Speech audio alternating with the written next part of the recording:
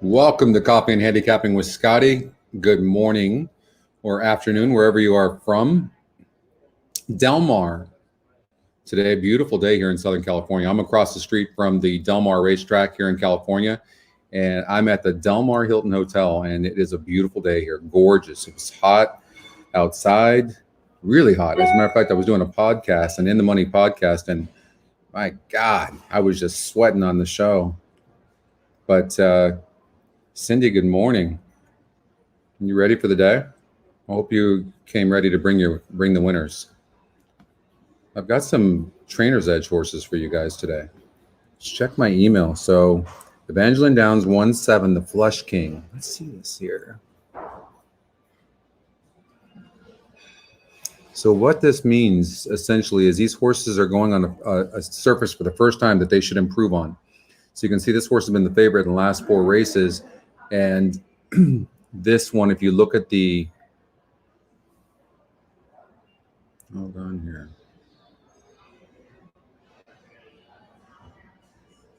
Wow.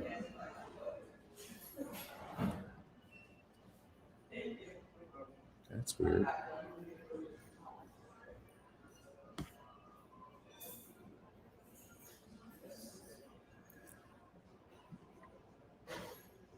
All right, there we go. You guys still with me? I don't know what I did. What's up, Bill? Daniel, James, Ronnie, Kent, good morning. Tyrese. You guys hear me okay, right? All right, we want to hear about that horse at Saratoga. Just tell me you guys see me right now.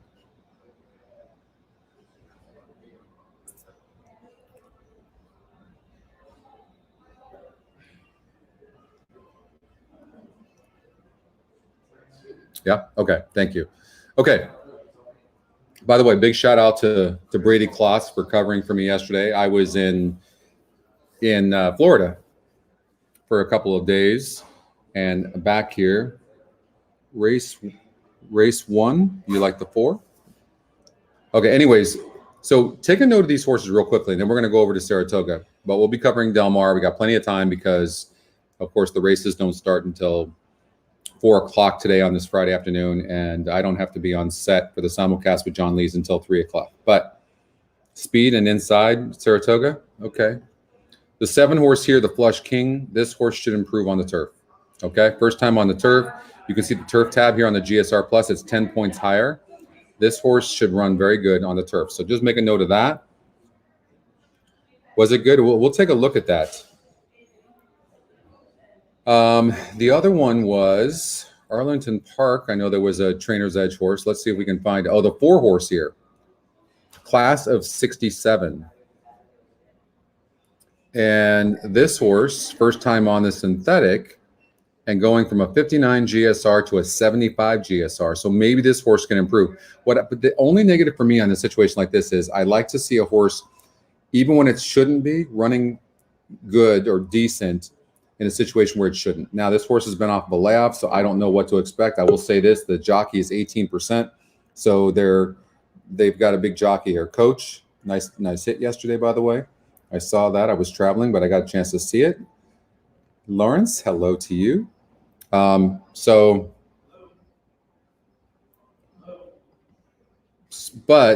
it's kind of too big of a GSR in comparison to the prior races to ignore.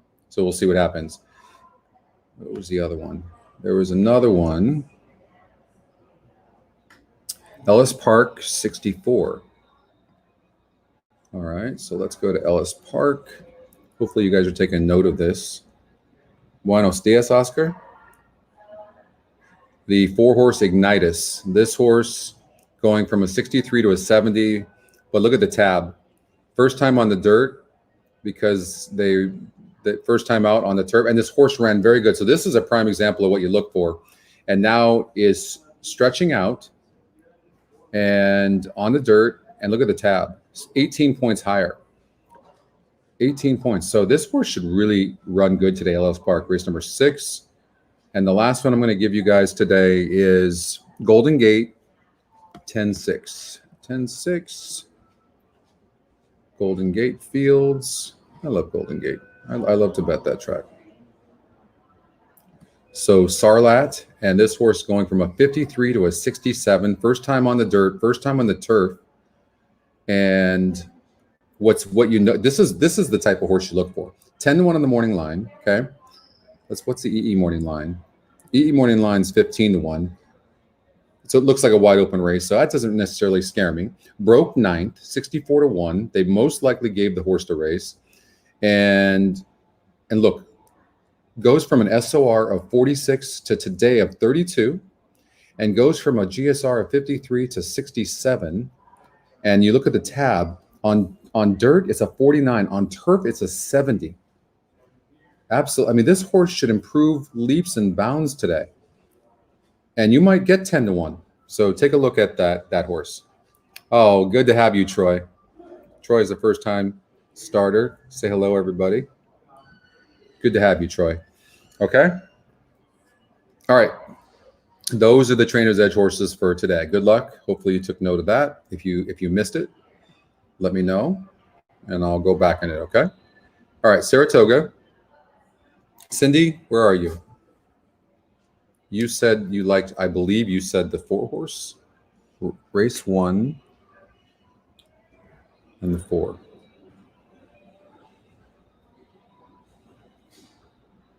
Okay. Kisses for Val. Do I have that right, Cindy? Joe Hernandez in the house. What's up, Joe? I might be a little bit rusty this morning. I don't know. We'll see. Race. Oh, is that race 4? I see a R exclamation point. Is that supposed to be a 1? I don't know. Okay, Cindy. So is it race 1 or race 4 we're going to? Good morning, Ken. Oh, good point, Ken. I'm glad you brought that up.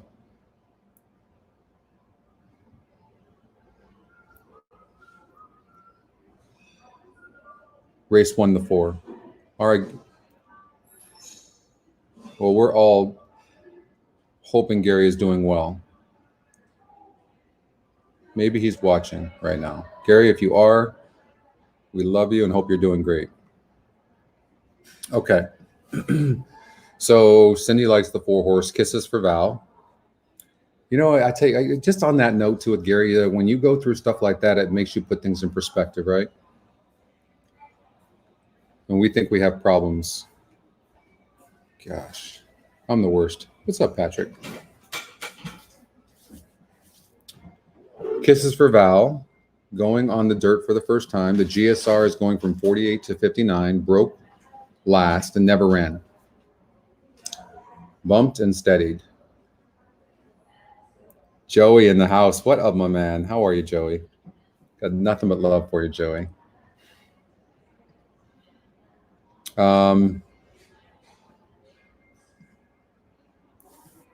Okay, so let's do, anyways. This show is not the same without Gary. That's for sure.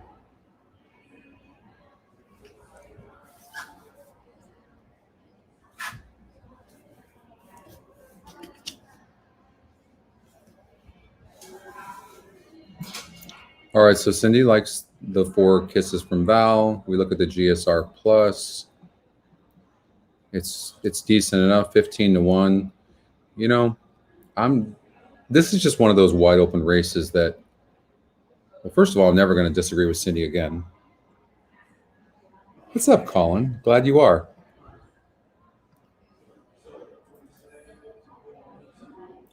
Four is a toss. Mm-hmm. Yeah. Nothing Cindy gives out as a toss. Come on. There's honestly, when you can't say that in this case, you can't, because you just don't know. There's no way of knowing after that first start. I mean, trainers, they give horses races, the first races all the time. You see it. They might have they said, listen, this is the only condition we want to go in. Let's just give this horse, a good experience around the track. And now they're in for the money run. Now they're dropping in class. You're going from a 44 SOR to a 38 SOR, right? So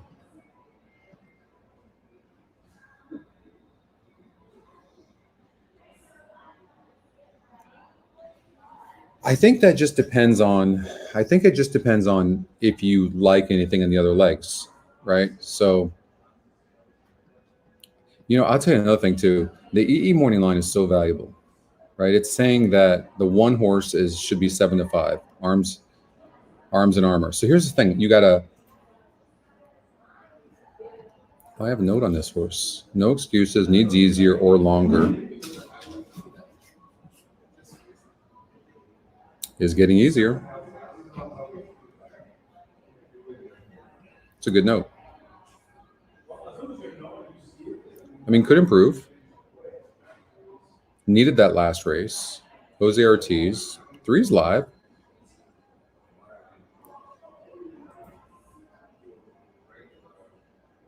No, that's true. That's very true, Joe. No on the 6. I think we want to eliminate wherever we can. I just think this is a wide open race.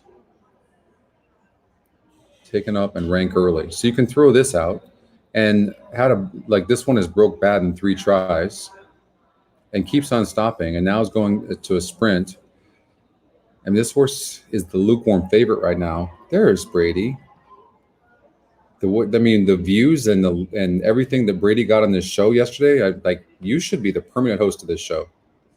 You crushed it yesterday. Thanks a lot, man. I was traveling. I didn't get a chance to see it, but I just heard all good things.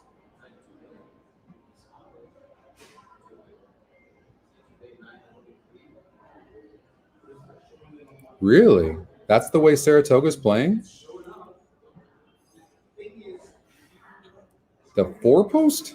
Got to be kidding me. Really? Inside speed? That's what's been holding? Wow. You guys want me to run the mock race? I heard that. I saw that on Twitter too. Speed bias been holding. Okay, so I'm gonna run the mock race. So I'm gonna stop this screen sharing for a moment. All right, I have to do it. 20 minutes away.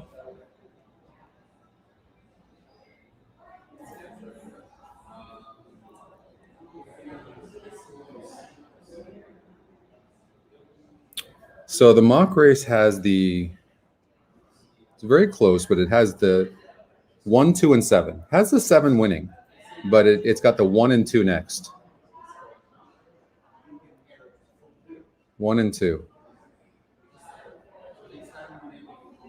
So flipping fun.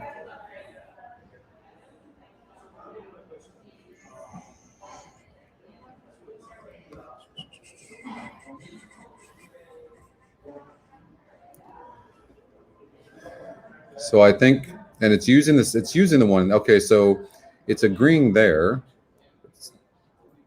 And I can't say that the 3-horse can't run in this race. That's a big drop from maiden special weight. Needed the last race, and now drops in class here for Ken McPeak. And you should always look at the changes as well. Look at this. Blinkers are added to the 3. I mean, there's just no way of knowing how this horse is going to run. New trainer for the 2. Blinkers are on the 1 horse. Jeez. Look at this. Every horse has got major changes.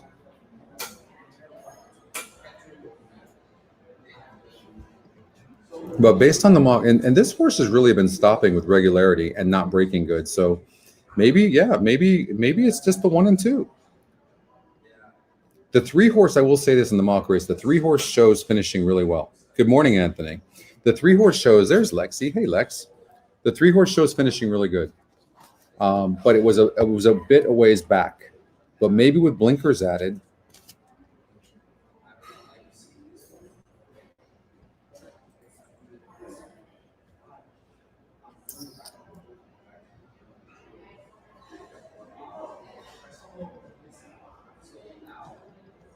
I've got a couple of notes on these horses. Summer to remember. Ran pretty good. Race finish. That's an average note.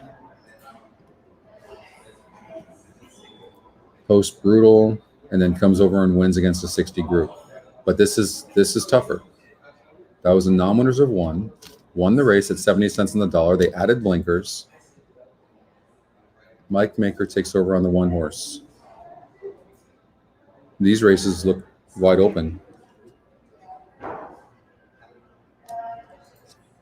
No, I don't think the 3 is fast enough, Lawrence, to get the lead, but Junior, I got your email, by the way. Thank you for that. Blue Boyle.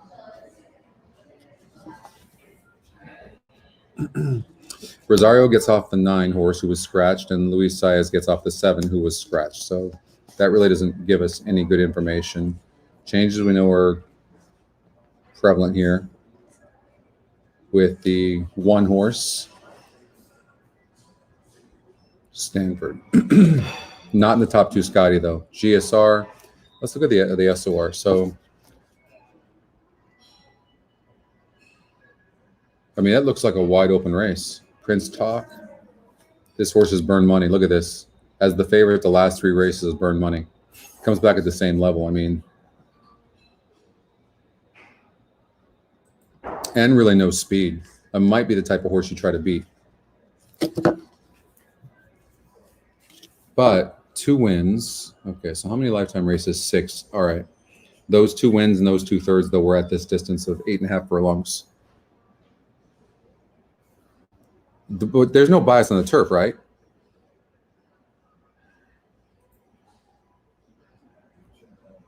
It does. It does.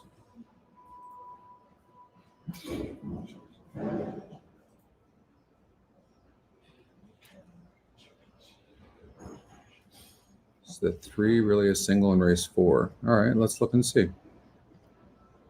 6-pack. Broke its maiden.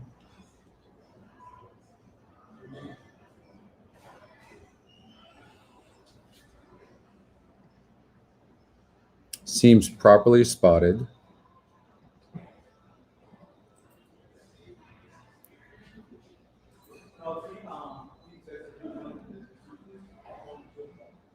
This horse does not seem the same for Todd Pletcher, but it doesn't mean the horse can't win. But these are the types of horses I try to play against.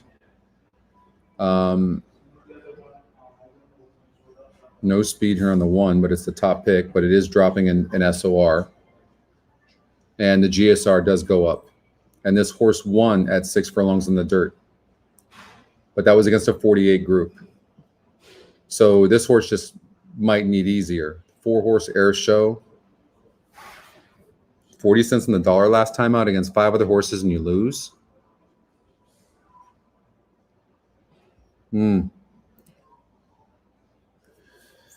Yeah, I could see why the system's singling the 3. I can. Because it's just a bunch of horses that are proven losers. This one's the favorite and gave up late and didn't want to win. And then doesn't run at all here. Supply and demand has no speed, breaking from the rail, cuts back in distance after showing no speed. That's never a good sign. And only a 5% win percentage, although it's Scotty's top pick. And you have a horse here that's 38% that's in good form right now that just won. Yeah. I mean, I'm not saying that I would single it. I'm just saying, like, I could see how so far with what we've seen, this would be the type of horse that would be a single. Wouldn't be a surprise.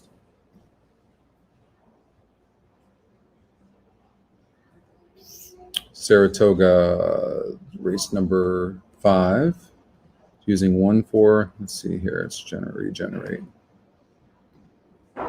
The thing about it is the system's only using the 1 and 10 here. Does that cover enough horses here? That we don't know.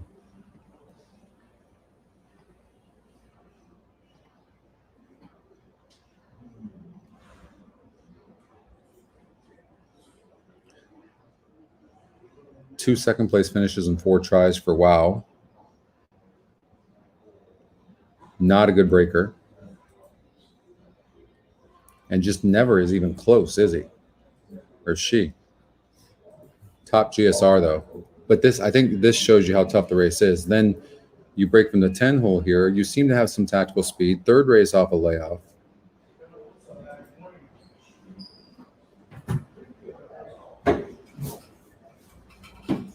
See the 10.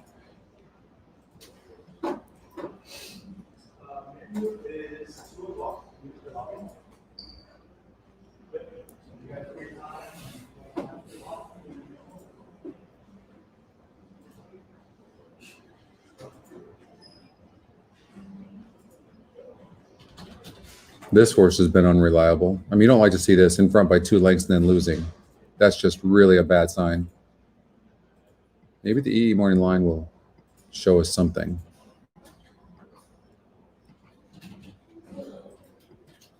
Saying the 5.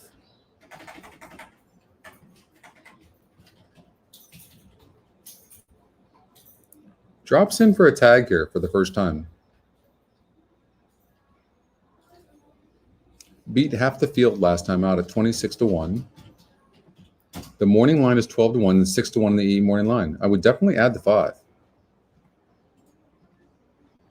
Absolutely would add the 5. And you got the top GSR here. You're not going to let the top GSR beat you. So I would probably add those horses there.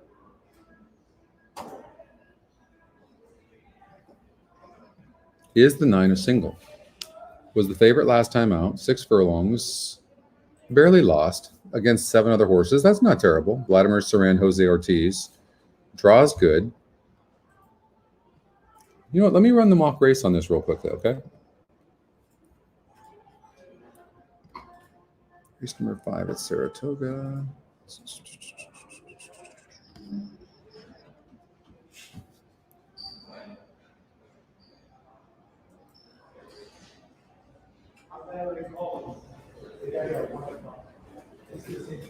One 7-9, then 310. 179 and then 310.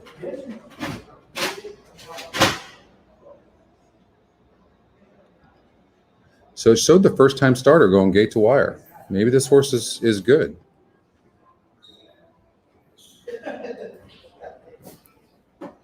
And it showed this horse running really good too.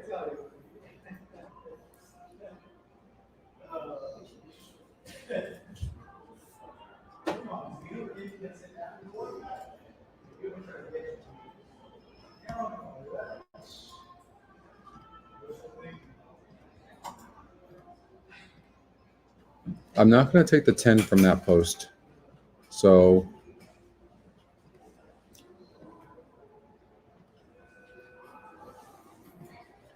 okay.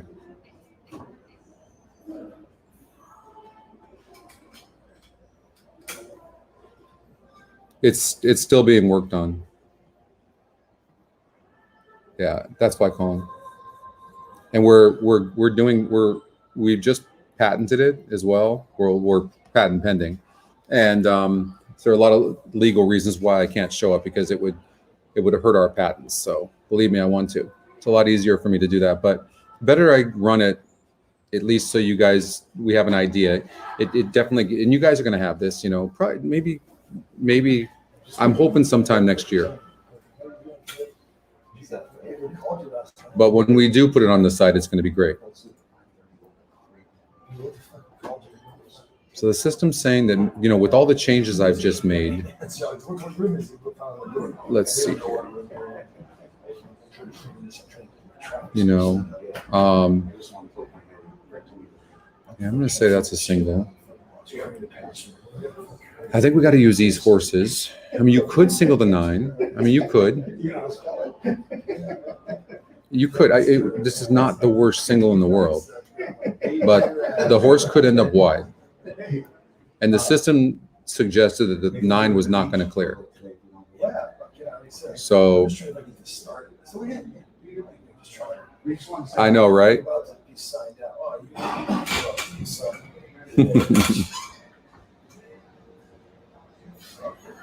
Anthony, I'm not sure. We've had other things. Hey, Tom. No, we're going to go back to it, Tom. We're going to go back to it. You still have about 8 minutes. Okay. I'm just trying to look now because I've made changes, but I think I'm going to do 2 horses in this race. Okay. So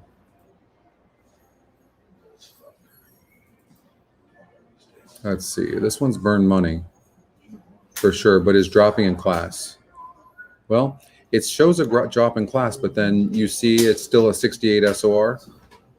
So, but I don't.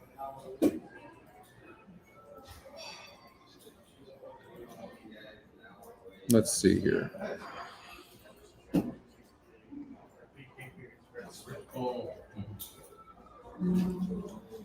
I get it. I totally get that you have to use a horse like this probably, and it's a wide open race, but this horse has burned so much money. How about the 5 horse? Someone to remember. This horse has been in the money in all 5 tries, but lost it against 5 other horses as a big favorite last time out. I mean, look at this horse. He's losing ground every time, right? Yeah, I agree with you, Ronnie. I agree.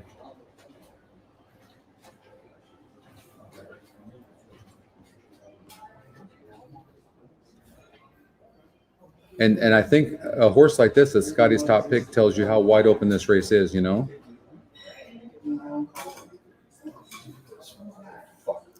it's. What's up, TJ? Yeah, you good? I don't do traffic stuff. I'll do the traffic until we start. I can't get fast enough. I'm fucking too slow. You know what I'm saying? I time me out. I just added time. Where do we go? Right here. The Scotty long shot is not a bad horse here. I mean, barely lost. They got a 4th place finish and was 6 wide. That's 7 furlongs, and then 2 back at the same. But these are tougher. If you look at that, oh man, this race is ugly. Really, really ugly.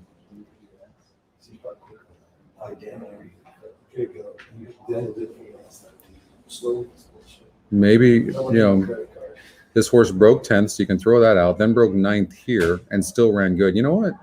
Maybe this horse is better than we realize. Lightly raced. Chad Brown, Tyler.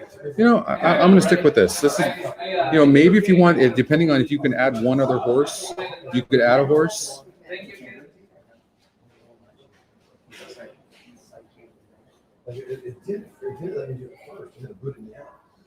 This one just burns money.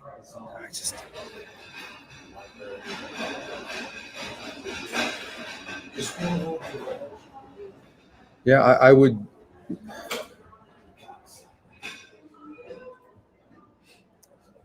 Maybe, for me, I would use the top 3 GSRs. For me, it'd be 2, 8, 4 if I had the money.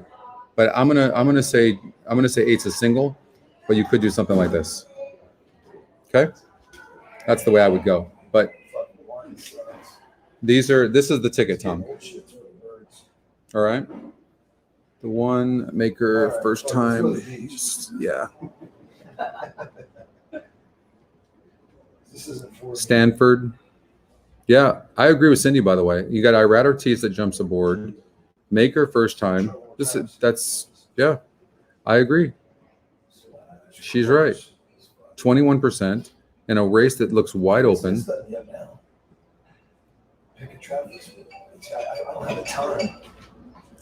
Did they keep blinkers on this horse in the 5? Yeah. Second time blinkers is a thing, by the way. Gosh darn it. The top Scotty pick wins we're going to be hating.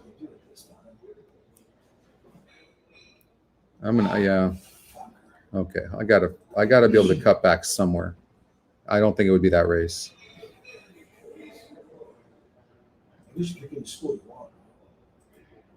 This guy's just burnt too much money. Drops in class. Chad Brown, Irad Ortiz.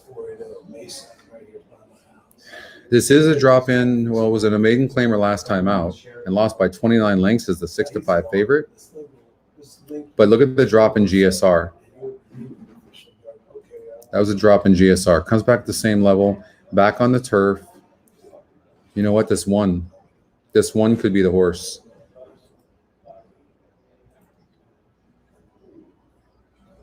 Okay, I'm going to say no on this 3. I'm not going to use the 3. How much? Yeah, the more I'm looking at it, I'm really liking the 1.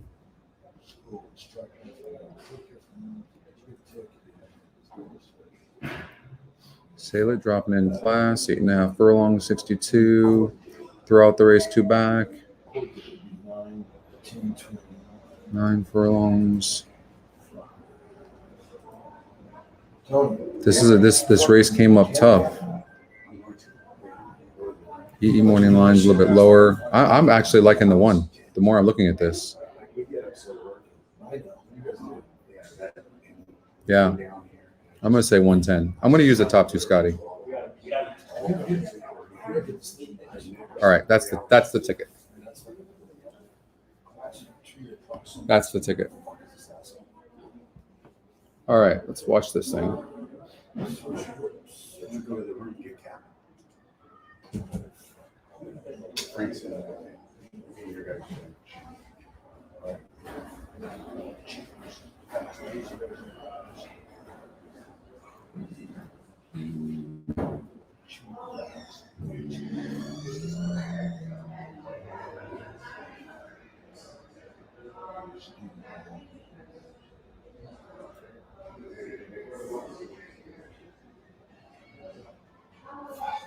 And 1 minute before the race. 1-2-4-7 to start. Hey, Jason.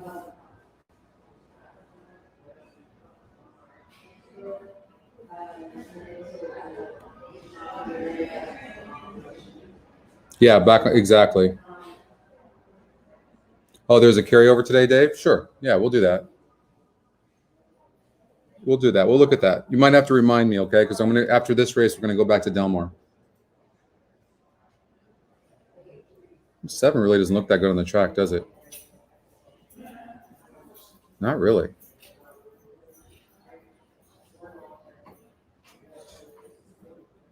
This horse stops all the time as well. God.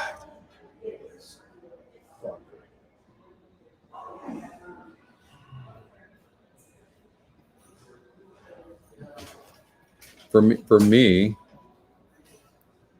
I might, if I was going to take out a horse because maybe $80 was too much, I would take out the 7. I don't like the way the 7 looks on the track. I thought the one horse looked tremendous. Arms and Armor. Look at that. Looks very, very good.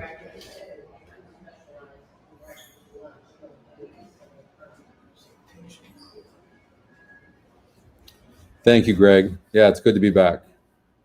Man, last week I wasn't feeling so hot. The entire week had oysters and I got food poisoning, and so tough through that one. And then had to fly back to Florida. Just got back. It's good to be back. Brady did an amazing job. Did like a ton of views on the show. I think there was like 400 concurrent people watching, maybe even more than that. It was just a great show. So thank you very much for all your support. Hopefully it's informative and entertaining as well, you know. I think what we're trying to do is just really be able to handicap, like more instead of just a show. It's about just handicapping and chatting and learning and at the same time being able to show how to handicap in a different way through EquinEdge. All right, so Cindy thought the 4-horse Kisses for Val had a good look. And that's just the type of, yeah, he hit the late pick 5. The 4-horse to me is just one of those horses you just don't know how it's going to do. They're opening the gate for the 4 right now. He does a really good job of explaining.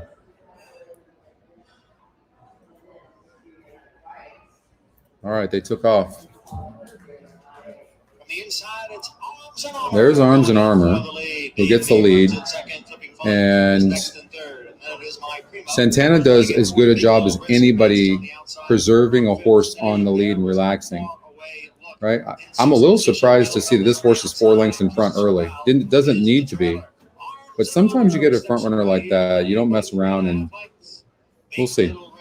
Giving chase and getting closer in second. The quarter went in 22 and 2/5 seconds. And the 7 has stopped at this point every single time. Arms and Armor. We'll see. They are right together. I think the 1 is running very easily right now from what I can see. I would take the 1 over the 7 all day. They are at the top of the stretch.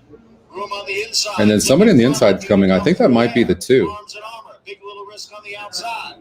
And then it is a far away look. Who's looking for a seam? Far away look at a steady. Now moves down to the So the 1 stopped. The 8th pole. It's flipping fun.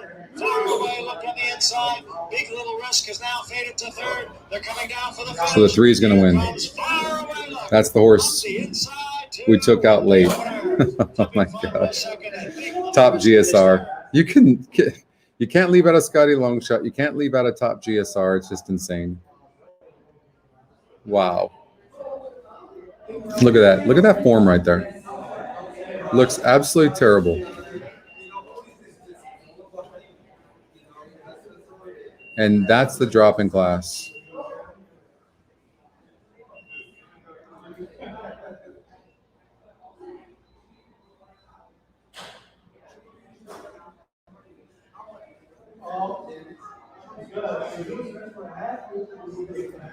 Five to 1.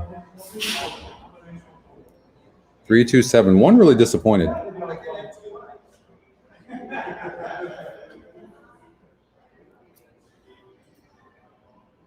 Three, 2, 7, 4. The 4 didn't run a bad race. Just needs to drop in class a little bit.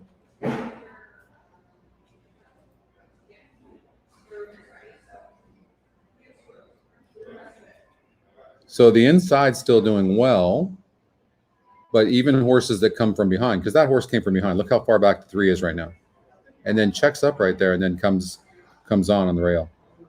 I mean, that drop in class was huge. Jose Ortiz, 5 to 1. And those were the top 2 GSRs as well.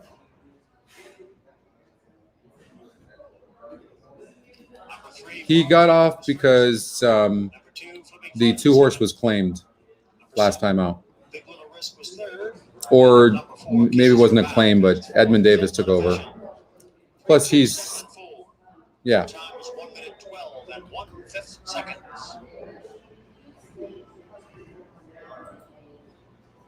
Plus, he's always going to... Number 3 is Faraway Look.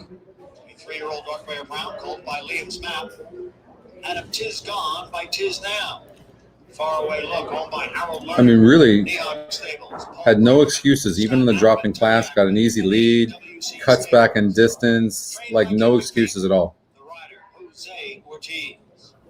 Faraway Look was bred in New York by Lewis Murray and Danzel Brent.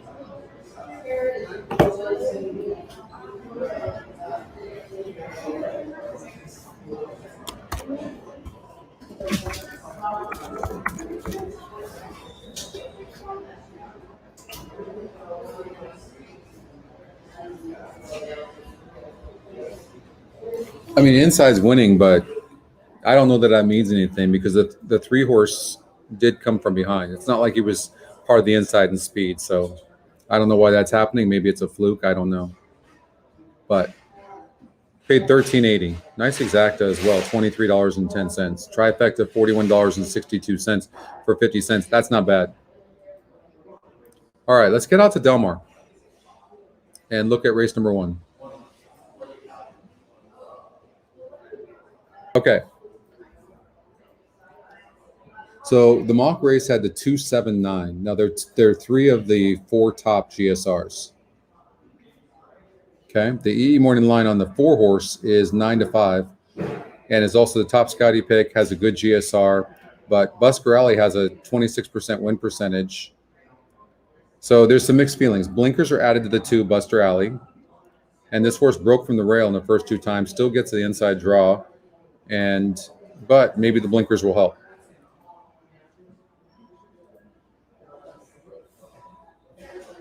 And Jessica, very good getting a horse out of a gate.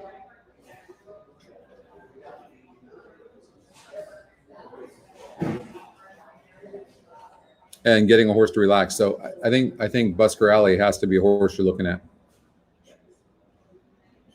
The 8 horse Mongolian Rim. This horse is 4 to 1 on the morning line, 10 to 1 on the EE morning line.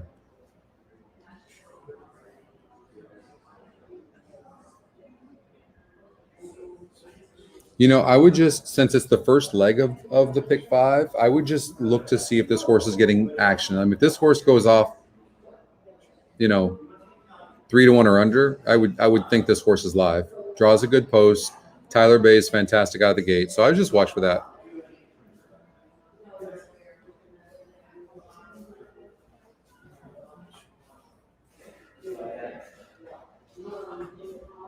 Okay. 8's a hard one to read. Empire's Fire. You know, the Scotty Longshot is 3%, hasn't really done anything, and has lost ground, seems to have good trips. I will say this too. I've noticed that the Scotty Longshot is amazing with first-time starters in maiden races. We know that. But I've also seen where in situations where horses run once or twice and is a Scotty Longshot, I don't remember seeing them win.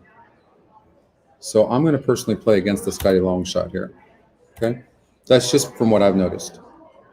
Low GSR as well, playing against. My main champ is Mike Maker, Umberto Rispoli, on the turf, first-time starter. Okay, so the connections are going to get this horse bet, but the GSR is really low. I mean, everything was going to be low on this horse because it's really not that well bred. That does not mean it can't win, okay? It's not in the top 2 Scotty, but it does have a 15% win, low GSR, EE morning line is 5-2, so it's decent. Just, you know,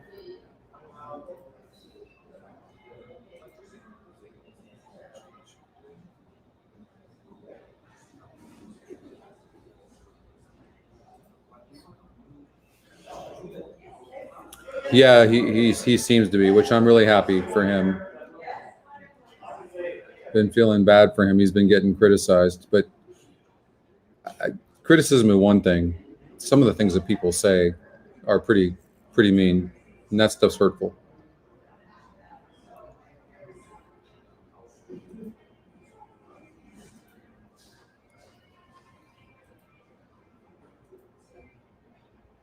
I thought this race was 279, and I might even take the 9 off, only because the EE morning line's 30-1. How many times have you guys seen it? Have you guys seen it yet? Have you seen a 30-1 morning line win yet?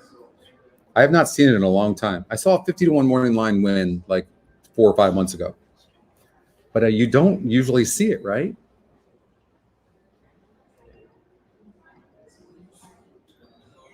But the mock race had the 9 running good.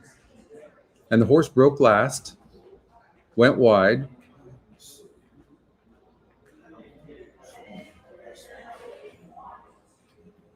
Second-time starter. There's just no way of knowing.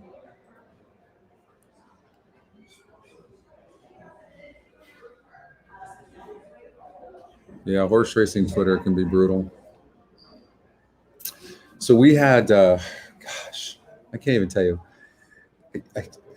So there's this, maybe a few of you experienced this, but we have 5,000 customers. So, but looks like we had about 11 people that we billed their credit card by accident, like I don't know, $150, something like that. And we credited immediately.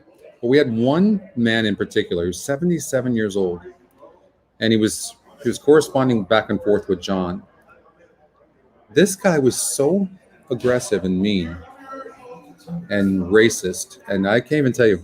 And then somehow he got my cell, and he left me a message, and he replied, "I'm going to call you every hour until you get back to me." I can't even tell you. And I'm sitting there going, if I answer this guy's call, I don't even know what might come out of my mouth. And so I'm thinking, and how would you handle that? Like, would you reply back and threaten back, or would you just try, kill him with? It's one thing when somebody's really angry and you kill them with kindness. It's another thing when you have somebody like really going off and just hitting below the belt and saying just these horrible things. That was happening to poor John. Anyways, the guy stopped calling me. I don't know why, and it's a good thing. I was luckily I was traveling, because I'm not sure how that would have gone. It might have gone pretty bad. Yeah, I know. I was thinking that same thing, JM, but he was absolutely not good thing. I mean, man, oh man. They sent me a text. See, I don't know about you guys. Like, I'm okay if somebody criticizes me. I actually can handle it. But when they criticize people you love or that work for you, go back to your country and, yeah. Hey, dumbass, where's the money? You have shitty parents. Do you and your loser family plan on returning my money?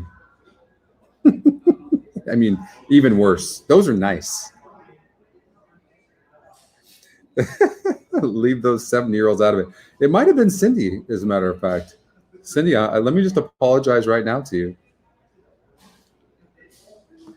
Oh my God, those were nice.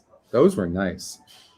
And I also want to be known for handling things in situations, because we're judged by how we handle things that are tough, not by when things are good, right? You know, so, but every time I kept running the conversation I would have with this guy, it was not good. I just got myself heated every time I even thought about it. Razor sharp picks in the house. What's going on? Oh, I doubt he's watching. This is how I played the conversation in my mind. I'm like, okay, I'm going to take a copy of all this. I'm going to ask him, do you know what social media is? I'm going to take pictures of everything you put. I'm going to give your address, your full first, last, middle name, your phone number, everything. And I'm going to send this out to Instagram, Facebook, Twitter. That's how far I took that in my mind. Oh, God. Man, oh, man. Luckily he stopped.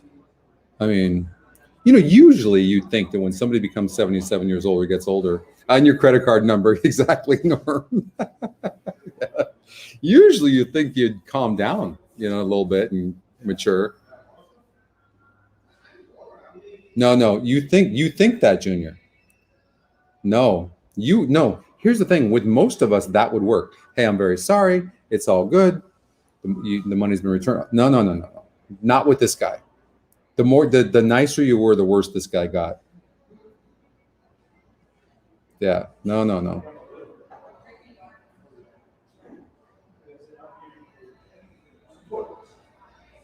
They are. Can you imagine? Like my team is so good. Can you imagine? No, he was out of control. But I don't know. I just thought I'd bring that up, but it's not relevant to this. But the subject came up, I guess. I forgot how it came up, but yeah.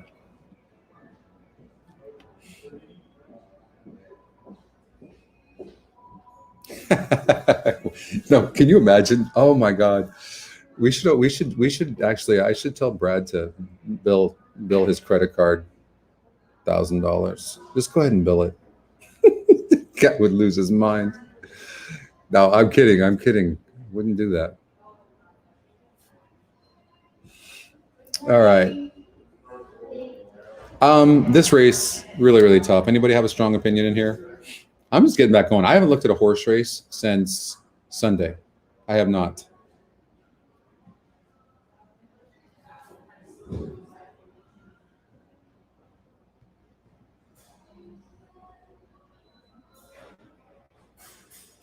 No, I thought that same thing too. You might not know what social media is. Oh, and not only that, when you deal with people like that too. Oh, and he was threatening a lawsuit. I'm like, okay, which attorney would take a lawsuit for billing your credit card $150 and then crediting you right back? I'm like laughing. I've been in multi-million-dollar lawsuits before. I'm like, this could be fun. $150 lawsuit.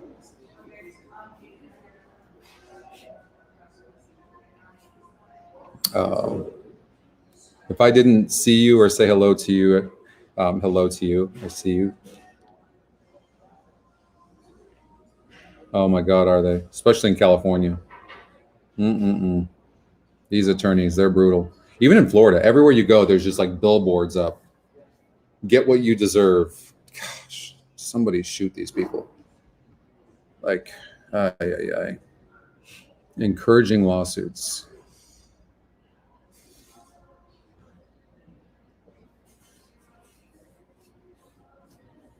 Oh, I got one for you guys. I'll tell you this story and then I'll get on to Del Mar too. So I had this employee, I won't mention her name, but I had this employee and she was giving her manager a really hard time for a while now. And this was like a really cool person. She was fun to be around. Like one of the guys is just really cool. And then all of a sudden, like for like 2 weeks straight, all of a sudden became a bear, like a total change in personality. I'm like, what the heck? It's really weird. And I'm like, so I thought, well, maybe she's going through something, you know? Everyone was not, and the nicer we were to her, the more mean she was. So I got a bunch of employees downstairs, and her manager comes up and says, I just don't know what to do with her. So I go down there and I'm like, you okay? And I go, I put my arm on her shoulder and I said, give me a hug. That cost me $200,000. I got sued for $1 million. And the insurance company wanted to settle for $200,000. True story. For putting my arm on her shoulders and say, give me a hug. In front of people. That's California. And you wonder why all these businesses are leaving California.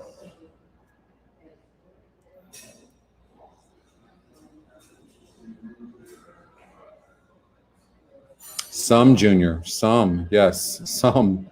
There are some that have an agenda or whatever it is, and they are unreasonable, and that does not work. I'll give you a hug, Bill.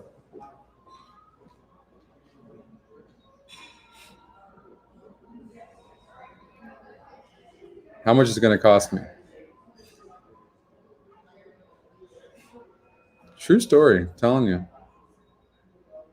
Business is no fun these days. No fun. I was just in San Francisco and literally homeless everywhere, which is another story.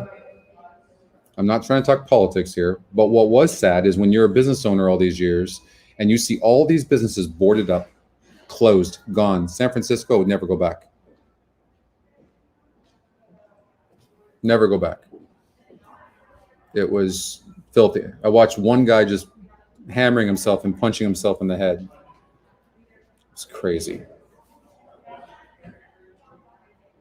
So it's just nuts. Again, I'm not talking politics at all. At all.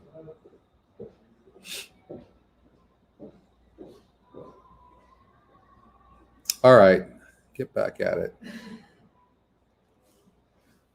So in this race, the mock race had the 279 pretty clear. The 9 horse is 30-1 the E morning line, so you have a decision to make. The 2 horse adding blinkers, 26%, second Scotty pick, and then the 4 is the top Scotty pick. So I don't know that you could leave this horse out. Stretching out, the GSR is fine. Kind of dead on the board right now. I believe in early wagering. You know, I believe in early wagering. And the 4 horse is dead on the board. Watch Juan Hernandez. Okay. Then you have this horse getting bet, this first time starter, who's the E morning line's 5-2. It was 6-1 on the morning line, 5-2 on our morning line. So watch for that horse. I hate that the GSR is so low, especially on the turf. I feel like we're so accurate on the turf. Plus, it's a first-time starter. But here's the thing. I don't think you put Umberto Rispoli or Flavian Pratt on a horse on the turf when they're the 2 best turf jockeys unless something's like, unless the horse is live. I don't think you do that. So, and a lot of times too, you got to remember this. It's not necessarily about the horse itself. It's about the competition it's facing. So this group might not be that tough. And now if you've got really well-bred turf horses and they're good horses, then a horse like this is not going to beat them. But in a situation like this, I don't think there's any world beaters in here. Do you?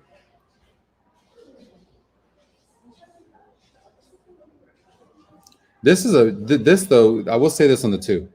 I'm probably going to make this horse my top pick because when you're talking about a 56 GSR, 2 races, sprinting, and then going 8 furlongs on the turf, and you go from a 56 GSR to a 71 GSR, you know, maybe the horse wasn't fit. Maybe, I'm sure that Phil knew this horse was bred for turf. I mean, clearly.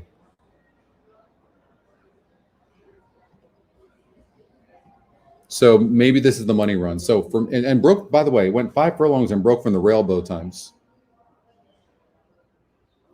It's not like the horse didn't run. You can clearly see with this horse's running style that this is a horse that wants 2 turns. Clearly, you can see that.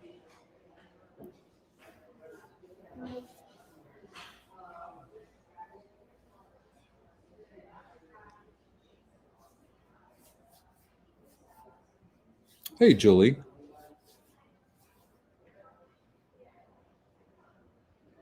You know, I didn't even realize that. Today is Friday the 13th. That's right.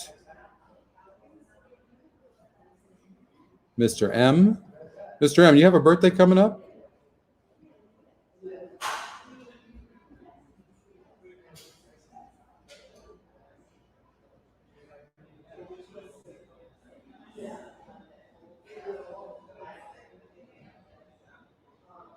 Thank you, Julie.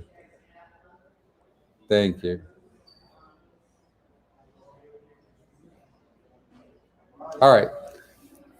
Let's keep it to let's just handicap. Let's enjoy the handicapping side of it. But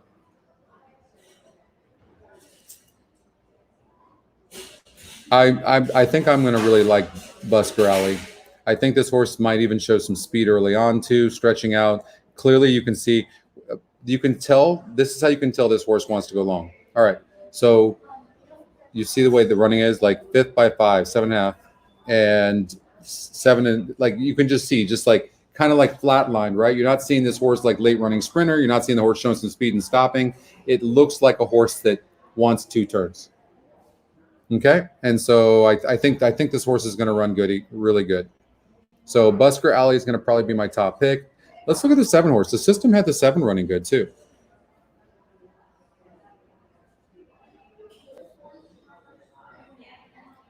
Look at the GSR here, 20 points difference. Like here's your long shot. Here's your long shot right here. You might get 20, 30 to 1 odds on this horse. Look at this. Goes from a 48 GSR to a, and look at this. Not only does this go from 48 to 68, 20 points, but it also goes from a 54 SOR down to a 48 SOR. This is exactly what you want to see. And oh yeah, that's a huge difference. Very interesting horse. And then the fact that this horse went from, or is going from a 54 SOR to a 48 SOR on top of this. Yeah, this is a 20-point difference. Oh, and the mock race like this horse too. So it's good. All right. Blinkers on the 2 as well. I like that. I think that's a good move. Going to show more speed. Yeah, I think this horse is going to run good. Jessica aboard, though. You know, I think Jessica needs some work on the turf still, but she probably already knows that. But it's interesting that Phil D'Amato rides her on here. Usually he'll put like a turf rider. I'm pretty sure Flavian Pratt's in town, so I'm not really sure why Flavian's not on. Does get 114 pounds. Good point, Jason. Yeah.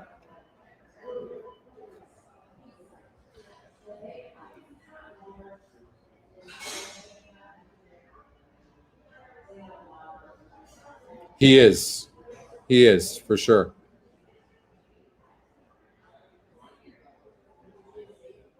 Okay. All right. Let's go to jockey trainer combination, 29% as well. Yeah, but that's not, I don't know what the number is, Pat, on the turf. That could be a lot lower. I don't know how many times he's even ridden her on the turf as well. This 4 is pretty dead on the board. Very interesting. And this horse might, well, no, I think the horse can do anything. But the top 3 distances are showing sprint pedigree. We'll see. I mean, the horse has really done nothing wrong. The horse went off at 24 to 1 last time out, and it got second.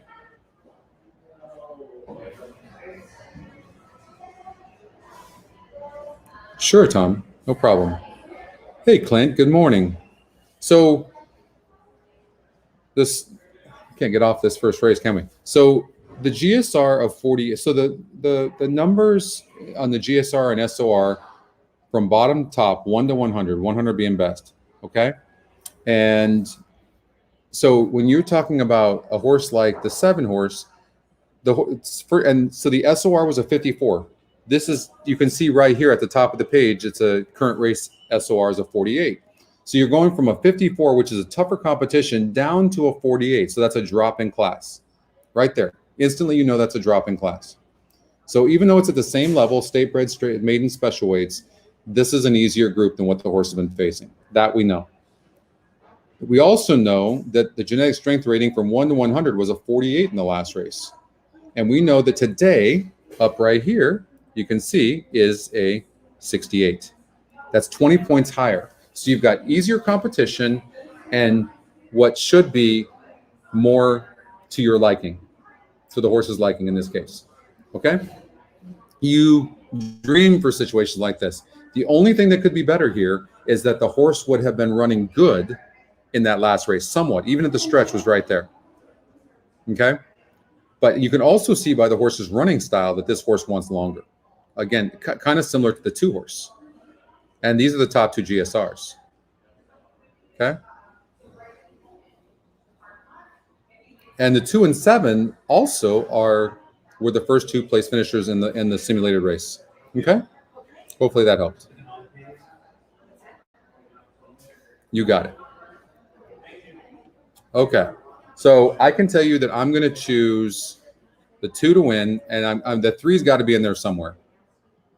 But I just don't think Rispoli's getting on this Mike Maker horse for no reason. They hit at 38%, so they've won 3 of 8 races. It is a low. I don't like the GSR, but I'm going to make the 2 my top pick. And the 4-horse, this is an easier group. He just got second. This 4 just got second against a 56 group, which is a very highly rated group. Yeah, the 4's got to be in there somewhere. I don't think Walter Solis is known. He's got some really nice 2-year-olds right now. I don't think he's known though for turf races, right? So, but he's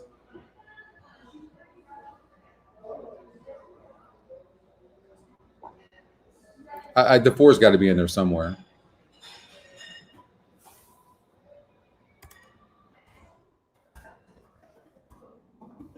I'm not sure what I'm going to do yet. But I think I would make the 2 my top pick. I'm definitely going to play away from the 8. It's a first-time starter. And the EE morning line is 10 to 1. That's a big negative for me. It's a first-time starter, the wide post. But let's see the workouts. And the GSR is really low, too. And this horse might do better on dirt. You know, I'm just going to look. I mean, you can see clearly going longer on dirt is where this horse is really going to excel. But obviously, Tim Yakteen knows this horse wants distance. So, you know, maybe he was looking for a maiden special weight state bred, and this was the only thing that came up. I'm going to play against this horse on the win, but I wouldn't be surprised if this horse ran good today. Thank you, David. Oh man, I've been having the best time over at Del Mar and then using the tools and discussing. I think we've done really well too. We've done really good. I think the shows have helped because we're more prepared for the Del Mar card. So okay, we spent a lot of time on this first race, haven't we? And we've learned. I think we've learned really who the players are, though. Velvet Ghost is a first-time starter with a low GSR and dead on the board. The EE morning line is 7 to 1 as well, so it's not really loving it. Connections aren't screaming that this horse is going to like win first time out. Okay, a horse like this wins. You just have to let it beat you. I don't know what else I would do in that situation. Again, the only reason that the 9 horse the system had running very good. But the horse is going from a 50,000 maiden claimer into this maiden special weight. Now, it is a state bred, no doubt about it, and didn't break good last time out. Dan Blacker's fantastic. I think this horse can run good, but I'm leaning towards playing against this horse on the win. But maybe a horse to look at in the exotics, okay? All right, let's get out to Saratoga for race number 2, see if we can find a vertical anywhere. This race was tough, wasn't it?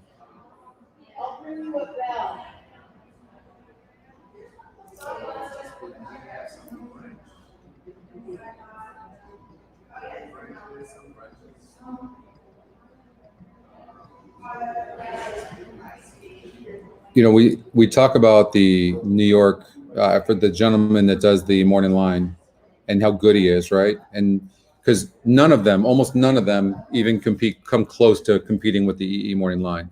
But if you look here, he's got 2-1. We have 3-1. It's 2-1. He's got 4-1. We have 3-1. It's 4-1.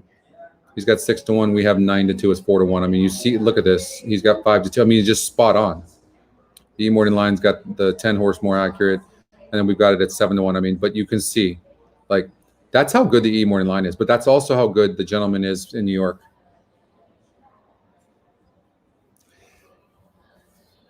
Yeah, I think I wish I could. Let's do a trifecta real quick and just see. But I don't have any idea at all in this race. I thought this race was wide open. Oh, I gotta clear the legs, please. First, let's see here. Maker, it is on the board, Cindy. You're absolutely right. I noticed that as well.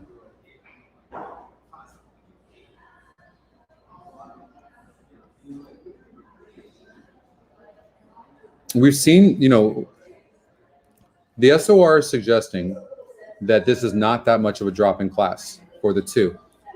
But people are looking at these allowance races and seeing this horse is in for the tag for the first time, and they're betting this horse. But it is a top GSR. It is. It is. But this horse has burned money as the favorite the last 3 races. It started its career really good, but it's getting worse. I'm playing against the two. I just don't see the momentum there. I really think the momentum is with the 8 horse Junkanu. I don't know. The 1 is dead on the board. Agree with Cindy.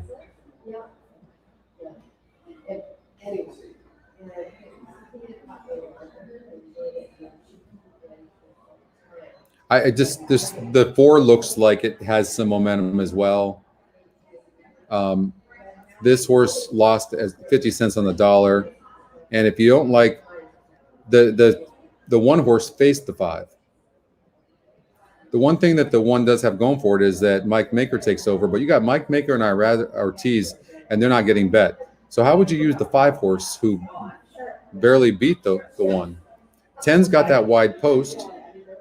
I kind of like the 10 in the money. For me, it really comes. I think it's the 8. I think it's the 8.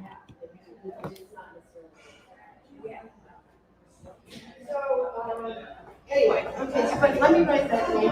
Talk is just in behind the front runners and racing in 4 in Junkadoo, and at the rail is Stanford. The 6 of them head for the backstretch, and it is summer to remember. Hey, Ross. Half length lead over Mount Fael, quarter winning 25-1. The front 2 have a length and a half on the duo. Taiwan, hello to you. And at the back, it is Junkadoo and Stanford. Jungadoo, 9-2 the 8 went off at. Summer to remember the 5 horse. Top Scotty pick on the lead. Sometimes a horse just gets the lead. I don't think that horse has ever had the lead, has it? Sometimes when that happens, they get brave. It is still summer to remember, and Mount Fael 1-2. 8's toast. On the outside in third. Here comes the 2. Here comes the 2. Price talk. Junkadoo is the trailer. Off the turn and into the stretch. And it is summer to remember. Challenge now on the outside. 8's in dead last, so I was definitely off there. Inside the 8 pole. 2 horse race. 5-2. The 10 is running good. Game late, we're going to be 3rd. It's going to be 2-5-10. Top GSR.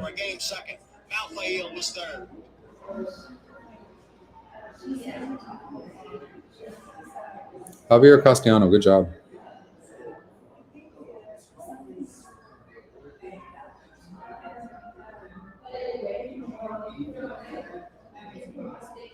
It does.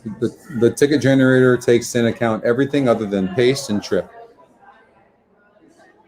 Pace and trip. So there's been some tough races, and you can tell. I mean, top of the stretch, there was 5 of them right there. It was just a really tough race, and you can see also by the betting. The longest shot on the board was the 1 horse who didn't run good.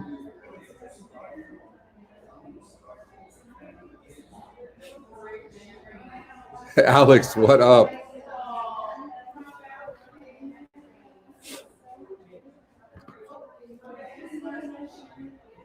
All right, we're just getting warmed up.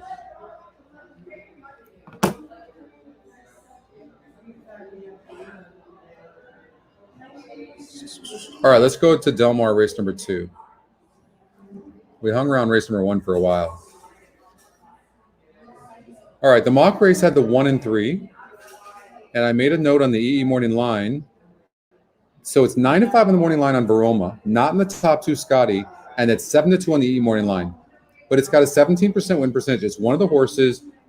Something I've noticed, these horses don't usually win.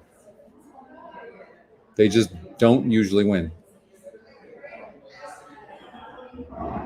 William Spar, Bill Spar takes over. Claim the horse for $50K.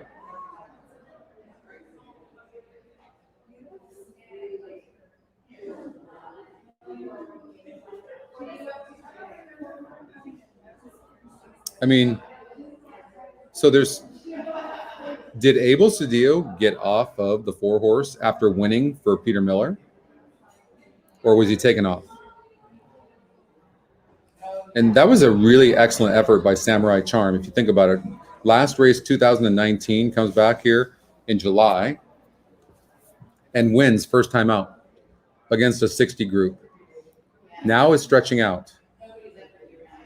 So what happens in a situation like this, Peter Miller opted to go, okay, I think this horse is probably a sprinter, but to get the condition I want, let's see if we can get this horse 8 furlongs. I understand. I can't see where this horse can't get 8 furlongs. No, we just started with the first race. You haven't missed it. We'll re-look at that, Alex, so you're fine. We're just getting going.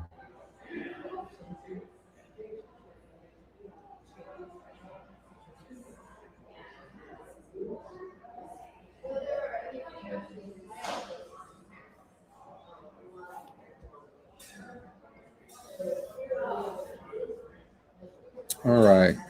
So the mock race had the 1 and 3, the E morning line on the 5. This horse was even money last time out at the same level and barely lost. Now stretches out.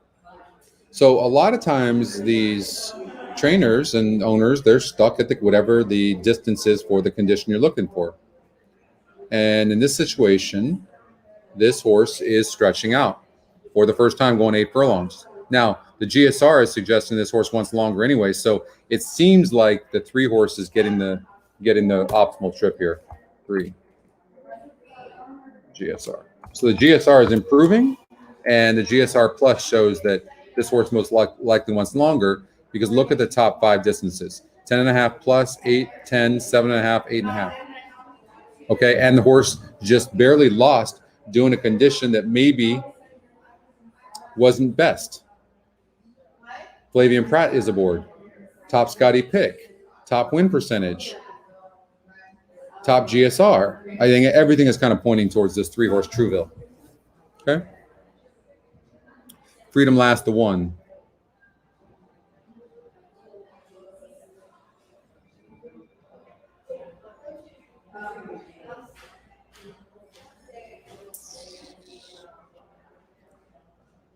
So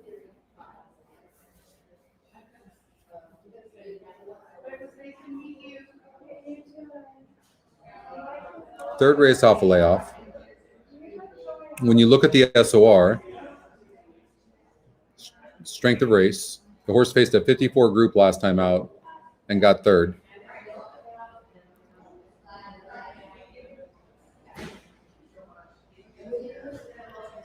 This is a 60 group. By the way, look at Trouville. This horse is such a trier. Okay, I've been in the race in the money 13 of 16 times, arguably doing stuff that maybe she didn't love to do. I think she's Today is her best. She's getting the best conditions right now for her of what she wants. I think I might single this 3. 3 will be my top pick for sure.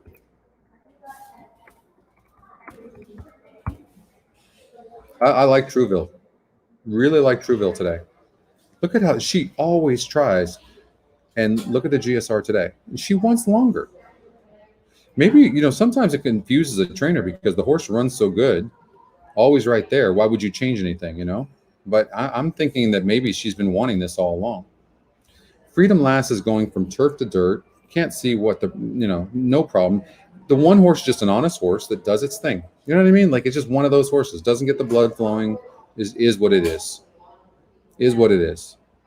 First time on the dirt. Should run good. Should run good.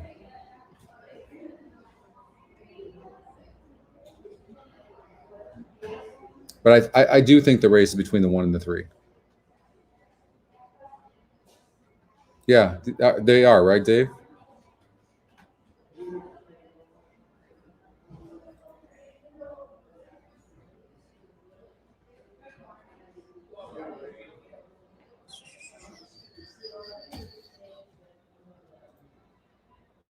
Yeah, sometimes you can't even overthink it. Sometimes just play the metrics and call it a day. I mean, look, top SOR, top GSR, top win percentage. Not in the top 2 Scotty, though.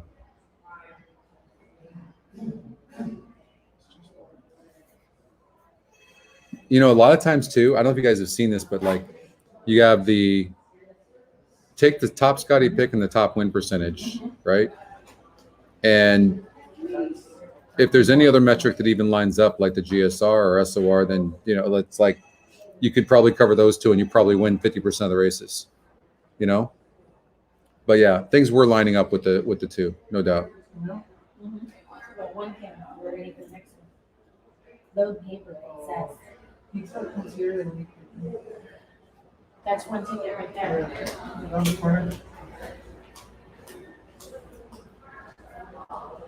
Ellis Park, there's a 53% horse who's also the top GSR, top Scotty pick, EE morning line at 3 to 5. Let's run the race real quickly and see what happens. Oh, it took off, didn't it? Already took off.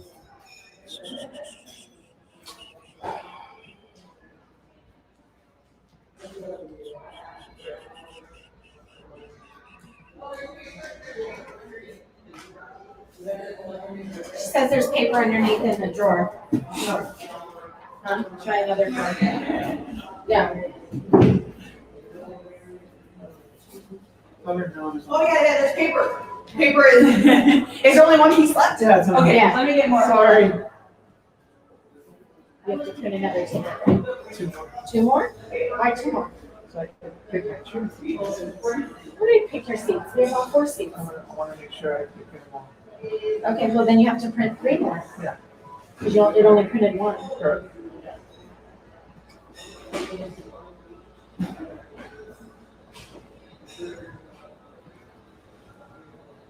So Codrington People have been printing a lot. is my friend John Guarneri's horse. Scotty Longshot as well. So I'm definitely rooting for this horse. Yeah. 6 to 1 right now.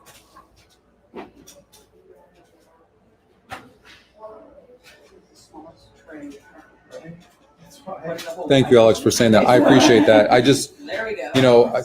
lately we've had some people unsubscribe in the last couple of weeks, and it's all been I'll be back, but I'm not going to play for a while, and I know exactly what that means. I can't stress enough not to be a downer. I don't drink in the mornings, but I might actually have a shot because it's like first time I've played in a while. I need to loosen up a little bit. I can tell, but I cannot stress enough. And it's coming from the bottom of my heart. How you manage your money in playing, like you make sure it's a huge part of what you focus on. Okay, we're in a very, very tough game, and you're going to win your fair share. But if you don't bet properly and spread your money out, don't put it in one race. Don't do that. Don't rely on one thing. If you use the system properly, you're going to be able to handicap faster, not have to spend hours handicapping, no doubt about it, but you also have to do your part and you have to bet properly. Okay? Oh, thanks, Lawrence, very much. Well, you guys make it all. Believe me. The passion that you guys have for this platform is just incredible. We feel it. I don't think any horse racing site has ever felt anything like the likes of this. So thank you for that. But it just kills me when I'm seeing people, that are really losing their butts, and it affects their entire lives and their families' lives. So we got to work on that. It might be a while, Norm. Thank you so much. Good to see you. Yeah, you're very disciplined, Bill. It's going to be a while, Norm. We're so hammered right now with projects at EquinEdge. I'm just trying to get the ticket book out.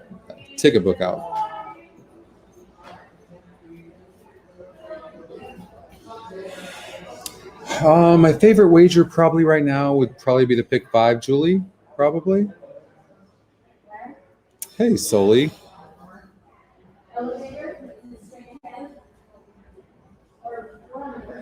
Probably the pick 5. I think you can bet little money to make a lot. Me too, Lawrence. That's the thing. The international race is coming. Agreed. I'm going to run the mock race really quick. Okay? Bear with me real quickly on Gulfstream. Because I want to see. I'm hoping it's going to say the 7's going to win. I always root for John. John puts his money where his mouth is. The horse doesn't really have a lot of speed, but can really close.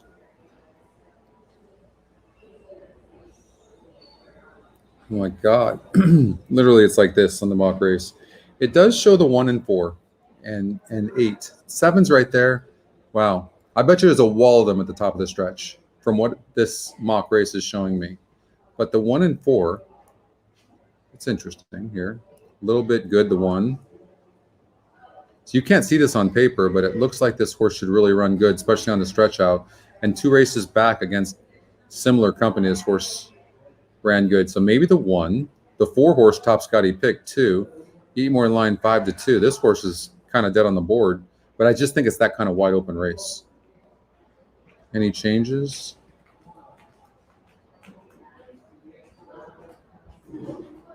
And then the 8 horse is another one. And this, okay, so good win percentage.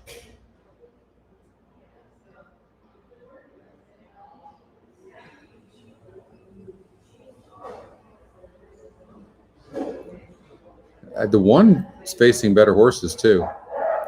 The 1 didn't run bad last time, going 7.5 against a tough group and only lost by 3 lengths. Going to get way easier here. It's had plenty of time off. A little bit good, the 1.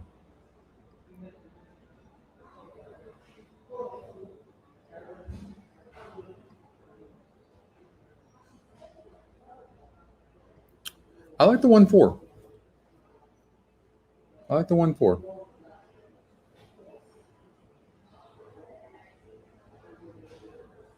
I am, Sully. I'm ready for a good weekend too. I am.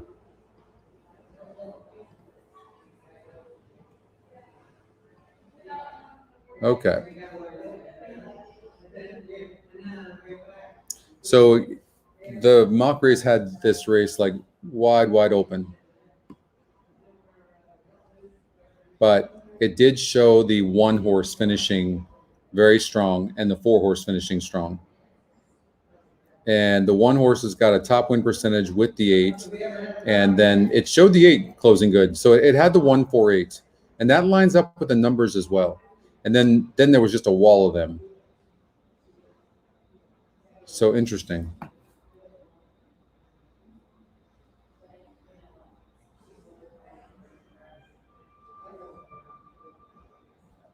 So we'll get out to Del Mar, and we'll cover race number 3 at Del Mar after this Gulfstream race. And then let's see if we do Let's see here.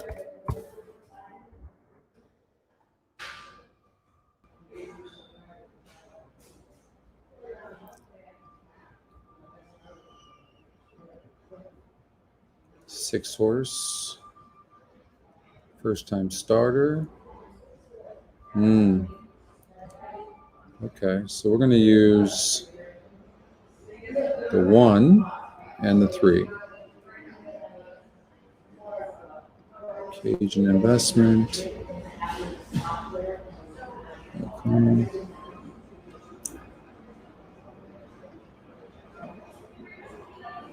I don't think you can leave this horse out.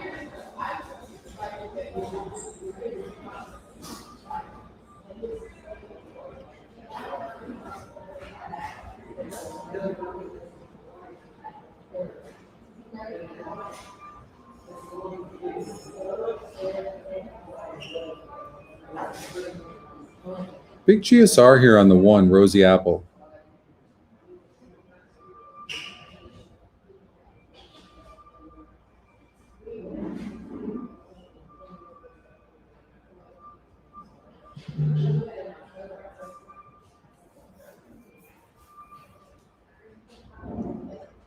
The system had them, Jay. The system had the 5 and the 9 right there. They're on the turf course. Is the 1 a single?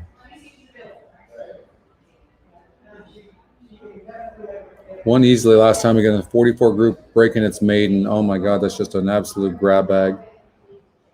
Uptown. These are old notes. Nothing wrong with this horse either, the 12, but I don't like the post.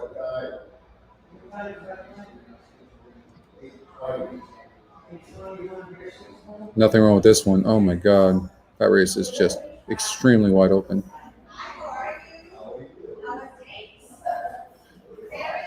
I mean, sometimes, don't play a big ticket and then you single a horse like this, right?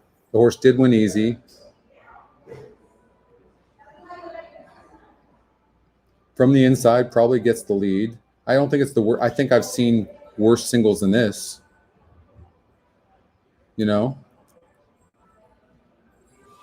Why not? It's not that much money.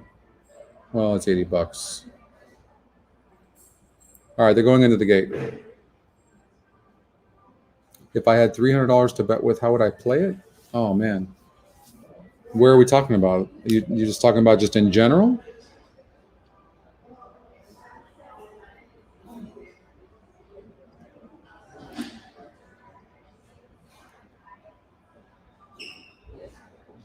So the system had the 4 and an 8. So here's the thing about the 4 and an 8.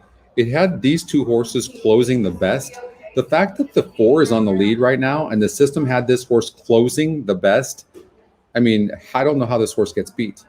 Unless it's a crazy fast pace and it's not. 25 and 1. Jeez. Right? Look at this. I mean, if you bet the 4 right now, you're just licking your chops. I'm sorry. It's just true. Aficionado. What's the half? I mean, 50 seconds or above, and you're just licking your chops. 50 and 2. Oh, bet size per race? Well, it depends on the types of wagers you're going to do and how many of them you want to play. So you have to ask yourself that. How many races do I actually want to play? So the 8's been putting a lot of pressure on the 4, and the 8 can do that. And it's just going to be these two horses to the finish for sure. And they set slow paces. So for anybody to come from behind, you should put a note on that because a horse shouldn't be able to come from behind, especially when these two horses are two of the favorites. So I would imagine the 4 is going to be tough, though, because of that slow pace.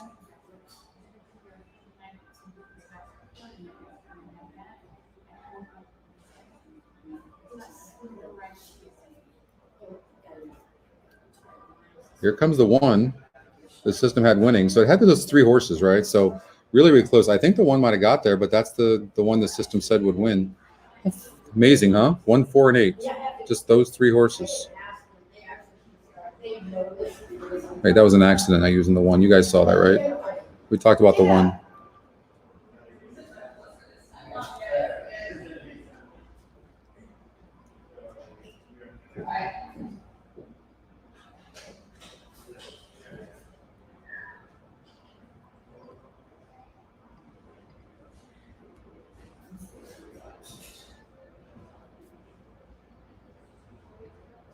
I clicked on 3 on accident, but yeah.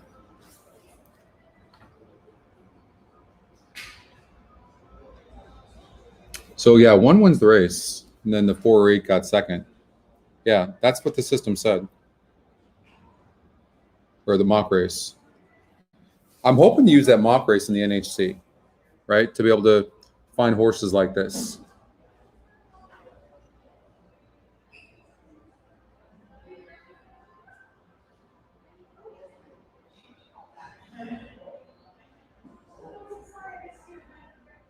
We had, hopefully, if you guys played this, the 3 didn't throw you off, because we talked about the system having the 1 winning and it being 29%. So I hope that didn't. I didn't see that, but.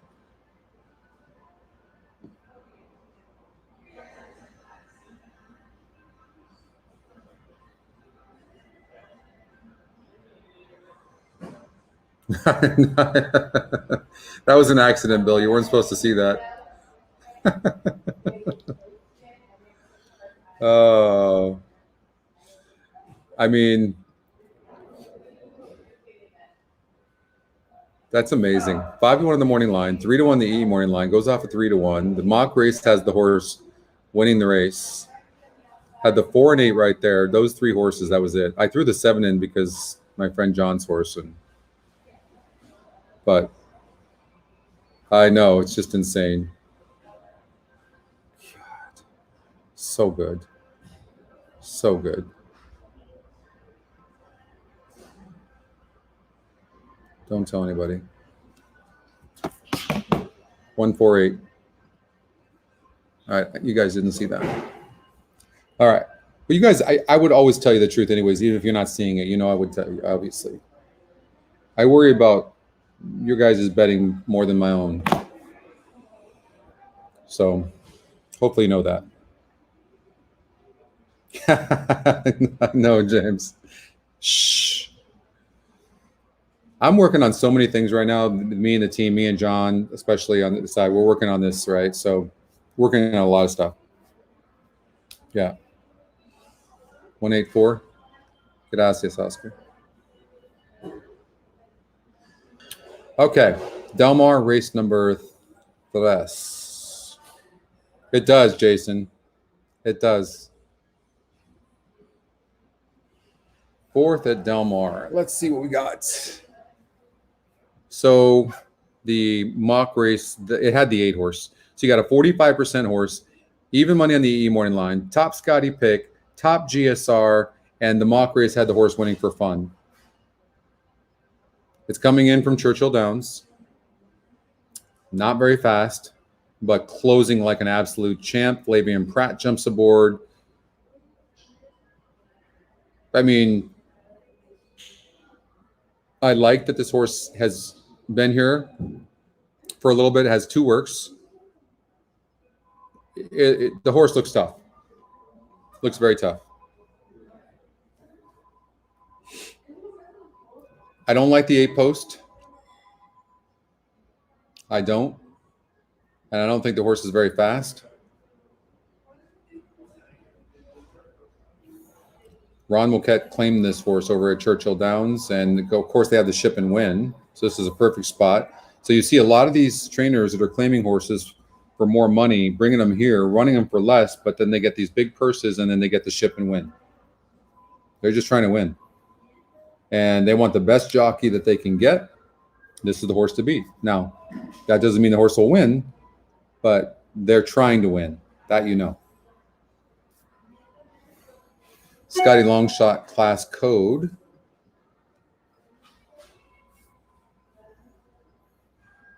So obviously had a really rough trip last time out. Comes back at the same level. Been training here since mid-July. Workouts seem very good.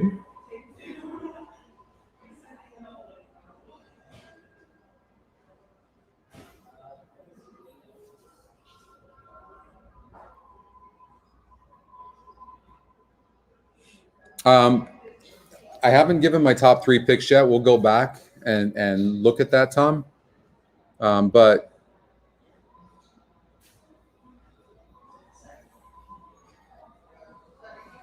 the mock race had the 1 and an 8. I made mention. Okay, it looks like the 9 is scratched. Looks like the 3, which I'm glad about, is going to be scratched. Okay. The reason I know this is because there's no EE morning line. We're working on this. If you see no EE morning line, it means the horse is going to be scratched. And the scratches should come through in the next 5-10 minutes. And we're working on faster updates. But the EE morning line algorithm is catching these scratches faster. That's all that's happening here, okay?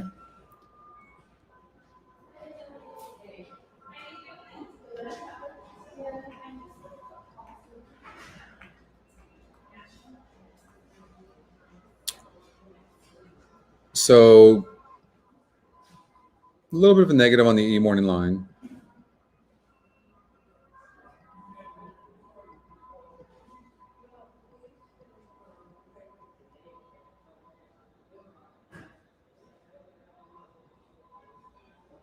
Horse is scratched.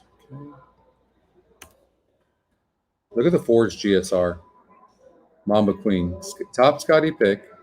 Has a lot of speed. Has been off since August for Jeff Bondi, Abel Cedillo. Let me run. What's up? What's up, Linda? Let me run the mock race real quick, okay?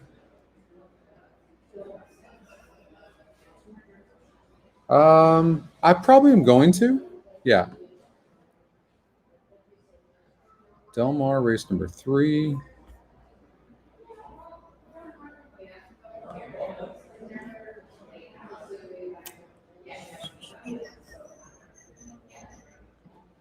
I want to see if the 4 clears. Wow. The system does not have the 4 clearing.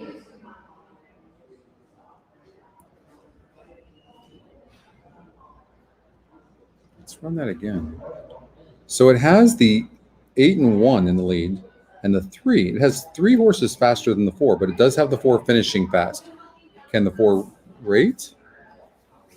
Lukewarm 23% win percentage. And the horse seems to need a lead. And when the horse doesn't clear, it doesn't run good. The 1 on the rail might end up showing more speed. That's really interesting. 8 and 3. 8 and Anne Elizabeth is, wow. Could this be true? And this first-time starter is saying is going to be, and this horse looks fast. Brian Corner. Maybe the 4 is not going to clear like you think. This horse is going to take all the action. Watch, this will be your favorite. Maybe worth a horse trying to, maybe try to beat the 4 just based on the mock race. Maybe. Just maybe. Maybe. Okay. The GSR is unbelievable, though. But the horse does need the lead. And maybe, I don't know, maybe the horse can rate. It doesn't look like it, though.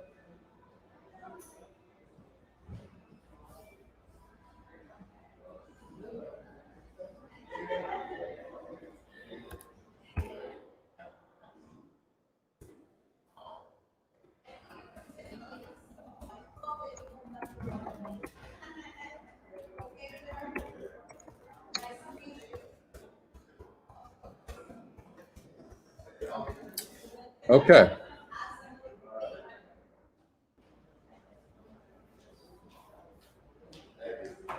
So if you don't single this 8 horse, I don't know who you would single. But again, when you are looking at a horse that you think might be a single, now look at the competition. So look at this horse. Look at the amount of money this horse has burned. And now draws the 9 hole going 8 furlongs. And look where the starting point is, okay? So this horse is going to have a perfect trip to win this race. Already, even if the horse was drawn perfectly, has no speed, draws the 9 hole. Will the horse be finishing? Absolutely.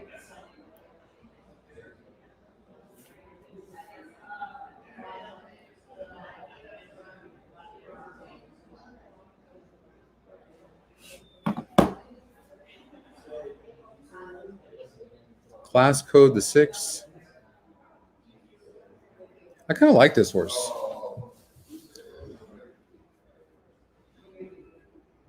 You guys see Carla Gaines' first-time starter run last weekend? I pegged that horse. I think it was the first race last Saturday or Sunday. What's up, Keith? I think the 6 is interesting, the Scotty long shot. I think and I also like the 8 horses average SOR is 50 and got a second place finish. Where you look at the 9, the average SOR is 44 and got a third place finish. So, I mean, everything really is pointing towards the 8. And there really doesn't seem like that much speed in the race, which means the 8 could be closer. 8 could be closer.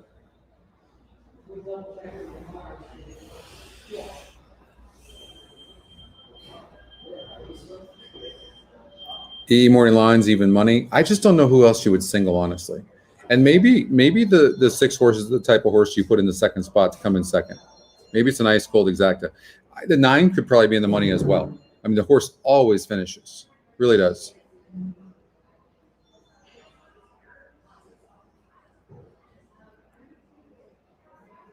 Four is the speed. You know what? Let me run this again.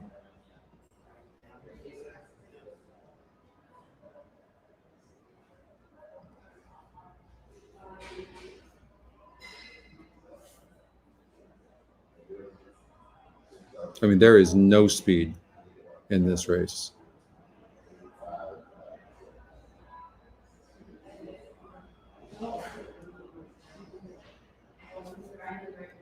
No, it couldn't be true.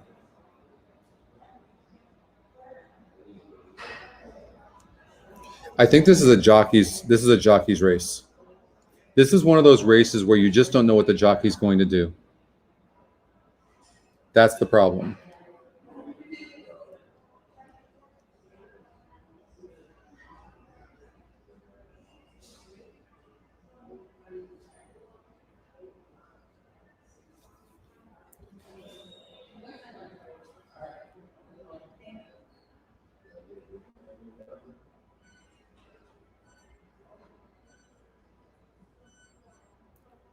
I think Tyler Bays might take the 3 horse to the lead. The system has the 3 horse right there. Stumbled last time out. Stumbled badly last time out against arguably better horses, going the same distance. 2 races before that, the horse was right on the pace, going 6.5 furlongs against even tougher 50,000 maiden claimers. So now drops to the bottom. Has been off since April. The workouts look very, very steady. Horse has been training here at Del Mar since mid-July. And the system says the 3's right there. And maybe this horse goes gate to wire. I think Tyler's going to take this horse to the lead, and Tyler's the best gate jockey out there.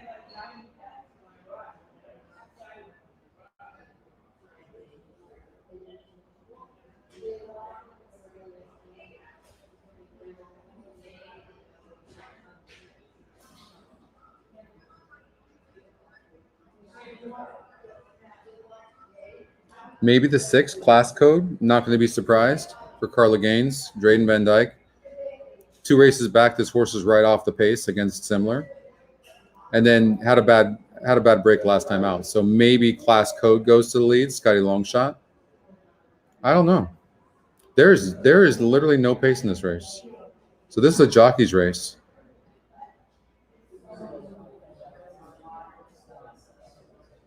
How about Jessica? Jessica's aggressive. Could Jessica try to take the 2 horse to the lead? Yeah, I can't even tell you who's gonna get the lead. I have no idea. No, that's okay, Sully. I honestly have no idea. I really don't. I'd be lying right now. We're trying to work on hiring more developers, and there's a lot going on right now that we're trying to figure out how to get stuff done faster. Foreign races, there's just so much to do. So we're trying to figure that out. Jeff Mullins is 0 for 14 when using Jessica. And I will say another thing about the 6-horse class codes, the Scotty Longshot. To have all that trouble at the same level last time out and only lose by 2 lengths is pretty significant. So you might see a better effort here by the 6. Okay, so I would watch for that. I don't love the 9 hole here for this for the 9, obviously, but I think that maybe that could be in trouble. I'm leaning towards 8-6-3.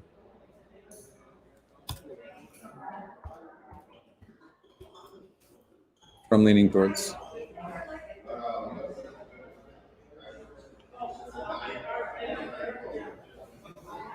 Oh, did Saratoga go off?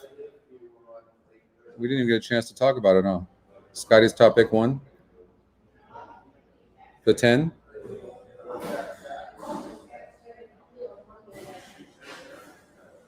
I think we said only the 1 and 10 in there, right?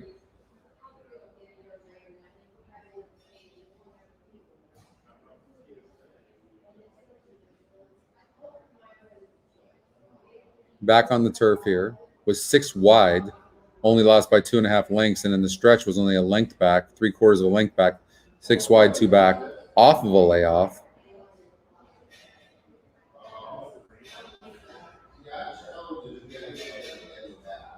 What's up, Tanner? I'm trying to figure that out as well. 10-5-1. Yeah, I liked that 5. You guys remember? I liked that 5. I mean, we said 1 and 10, but the 5 was the last horse we took out. So we did that race. We saw that race pretty clearly. Jason, I don't know yet. So you know how we do it. We're just going to do the preliminary handicapping for the moment, and then we'll make a call and we'll dial it in.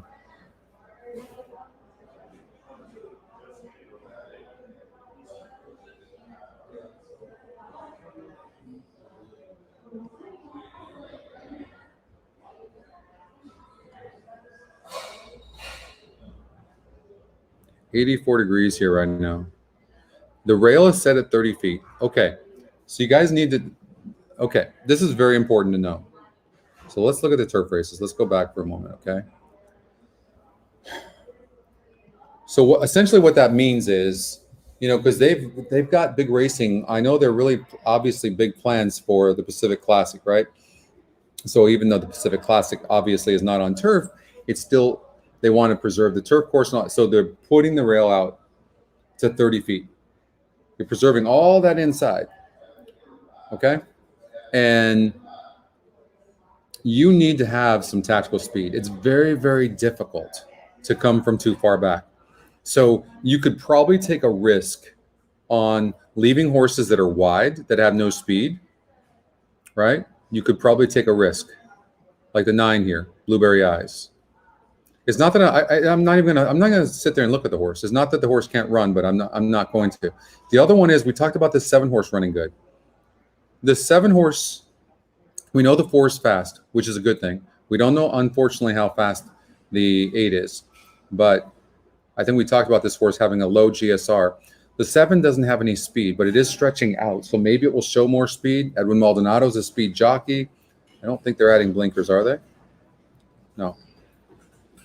But it makes me like this 2 even more. Adding blinkers, a very one-paced horse as well. I think this 2 is the horse to beat. But you definitely, wide posts on this turf course when the rail's 30 feet out. So just figure, let's just say you have, if you can see this, right? You have this much space, right? So just imagine this is a turf course in width. And all of a sudden they put the rail out to 30 feet. Now watch what happens. The rail's coming out from the inside to here. Now this is what you've got. So these horses that come from behind or whatever, like, where are they going to go? They have to drop back. Can you see that, right? They have to drop back, and then now they have to be that much better. And then let's just say there's 10, 12 horses in the race. Now what happens? How are they going to get through? They're going to have a wall of horses to get through. So you need to have tactical speed, and you need to be able to save ground.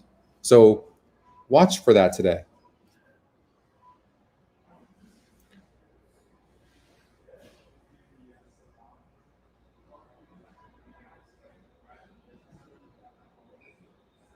Maybe one day that will happen for sure, Tanner.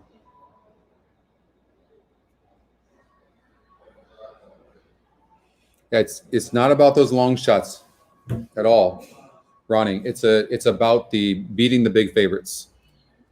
But you don't want to just force that. But if you really genuinely think that some horses are vulnerable, then that's good. Like when I hit the pick six for $1.2 million at Del Mar in 2011, I left out a 6-5 morning line favorite and a 7-5 morning line favorite in two different races, and they didn't run.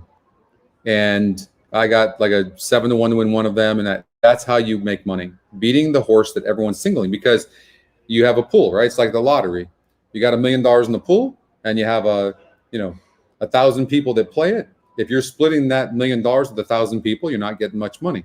But if you're eliminating people have to single. So they have to, and especially when they're playing smaller tickets, they have to single somewhere. So when they're singling, if their single doesn't win, you've eliminated them. So beating big favorites that you are the key to the cards is how you make big money. Okay? For sure. But I'm liking this Busker Alley even more and more. And I'm a big Jessica Pfeiffer fan. But the only negative for me right now would, if obviously I would love to see Flavian on this horse. That wouldn't even think twice about singling this horse. But this horse just might be too good for them. But Juan Hernandez aboard this 4-horse Distorted Diva, who's Scotty's top pick. And this horse is getting bet right now, 3-1. This horse can run, no question, and might be your front runner. This horse is right there off the lead going 5 furlongs. This is most likely going to be your front runner and needed that last race.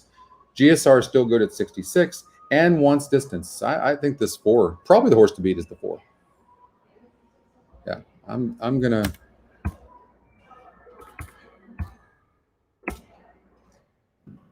Mock race doesn't matter at this point, but. And yeah.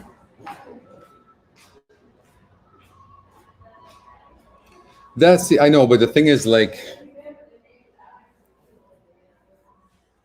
I don't know that you could leave this horse out, Cindy, because of Jessica. I mean, Jessica can ride. And I will say this, okay? There's only 8 horses lined up in this race, right? So it's not like there's 12 horses. We're hoping. I think Flavian's gonna win hit the daily double in the last 2 races, but we'll talk about that. Another race here. I mean, when you only have 8 horses lined up here, I don't know that a horse like this is an example. I mean, this horse would have to show speed. Being in the 8 hole, and the mock race liked the 8, by the way. So I'm just saying, but based on what we can see, you're being in the 8 hole and you have no speed, and the rail's 30 feet out, even in a sprint race.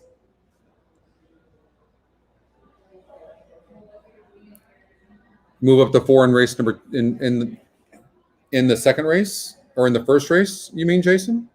I would move the 4 up. The fact that the rail's out. Yeah, Distorted Diva. I like the horse even more now. Top Scotty pick as well. Second top win percentage. EE morning line is 6-5.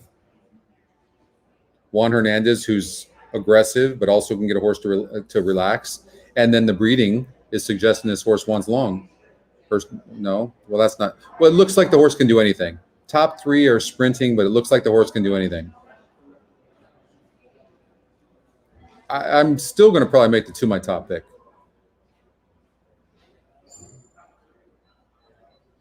Do you like the 8 in race 1?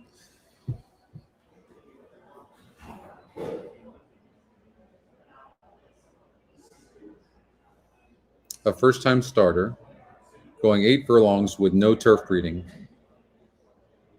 I don't know.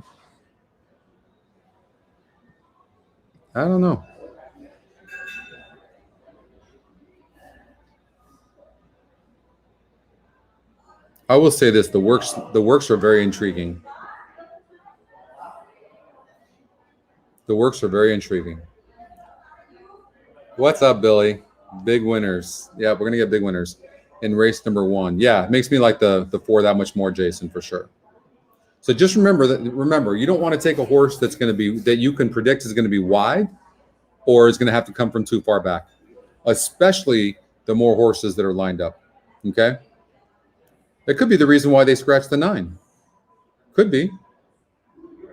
Strictly could have been because of that post. Possibly. I mean, I don't know for sure why Shelby did that, but I mean, why would you scratch a horse that was 9 to 5 on the morning line? I don't know. Right? Big Coop. Let's look at this horse, Flavian Pratt. First time Flavian? No, Flavian was on before. And the horse was a 2-1 favorite and lost, and now draws the 9 hole against arguably tougher horses. I don't like this horse. The system had this race wide open, but I think if you're going to beat Flavian Pratt on the turf, this would be the race to do it.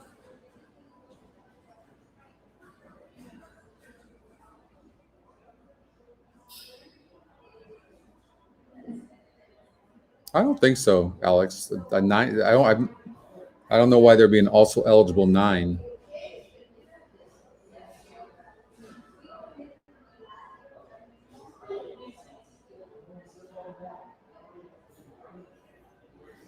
The 7-horse Club Mesquite, 30-1 on the E morning line. I will say this: the horse broke 10th, and it was only 3.5 lengths back in the stretch and ran good against a 56 group. And that's going. I mean, the horse did not run terrible. Am I going to pick it to win? It's 30-1 on the morning line, 9-1 on the E morning line. I don't know. The system had the 5, 6, 7, 8, 9, 11, but the 11 scratched. So 5, 6, 7, 8, 9 had these 5 horses is what it had. And I'm leaning against the 9. Matter of fact, I'm not even going to overthink this, just because Flavian's aboard. Because look at this is the way we can handicap this. There's a lot of different ways to handicap a horse. But the horse broke perfectly under Flavian last time out against an easier group, 48 SOR. The reason we know it's easier is because today is a 52 group. That was a 48. Now it draws the 9 hole.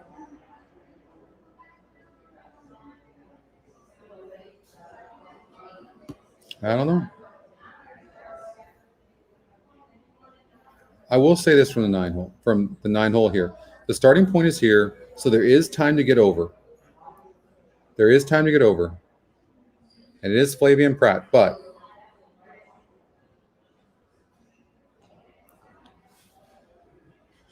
for race 5, rerun the mock race. Sure.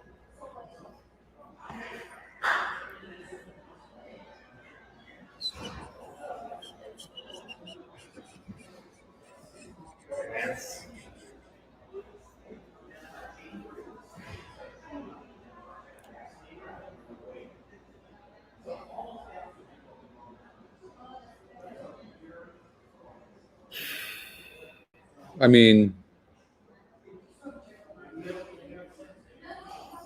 it's a wide open race.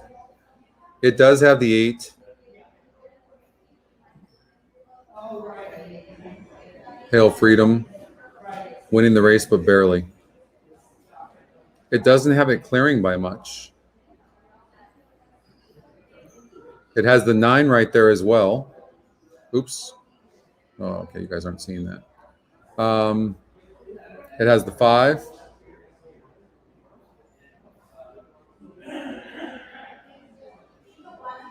That is a really, really tough maiden race, though. That was a 58 SOR. That's about as tough a maiden race as I've ever seen that the 8 Hail Freedom comes out of. Scotty's second pick, been off a layoff, Umberto for Doug O'Neill. But it's got Flavian, it's showing the 9 like right there. See, there's no speed in this race really. So it's showing the 9 right there as well. Let's see here. Yeah, then the 9 starts. 5's right there, 6's right there, and those 2 horses save ground. The only one the system doesn't like is the 7 on the mock race, Club Mesquite. But the horse also broke 10th. Off slow, brief, steady, right?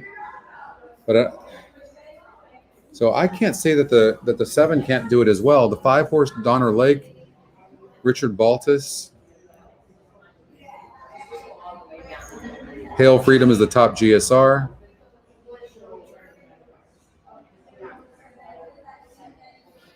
I don't like how Donner Lake was in the stretch in the lead and then lost. I don't like that. But it doesn't mean the horse can't win. It's the top win percentage, top Scotty pick, EE morning line 2-1 from a 7-2 morning line, which is interesting. I personally think there's no way you're getting 7-2 on the 5. I highly doubt that. It shows that the 9 can be a lot closer to the pace here. And it is Flavian. Hard to throw anything he's on out, isn't it? And it shows that see, there's no speed in here, and it shows that the 6 horse is going to be closer to the pace as well. Edwin Maldonado as well.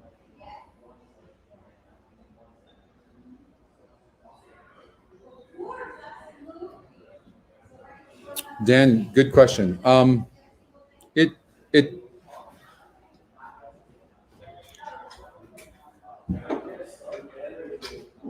I think the jockey, a lot of these races where there's no speed, the jockey plays a big role, right? That's the thing. And so what if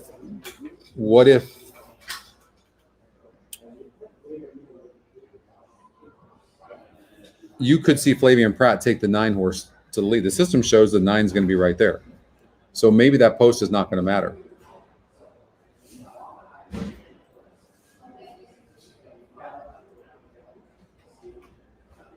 Yeah, I have no idea in this race. Not yet.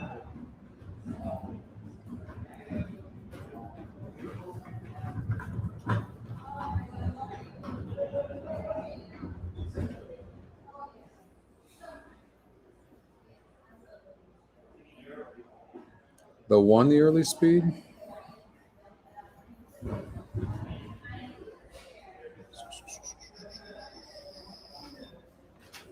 Oops, what did I do?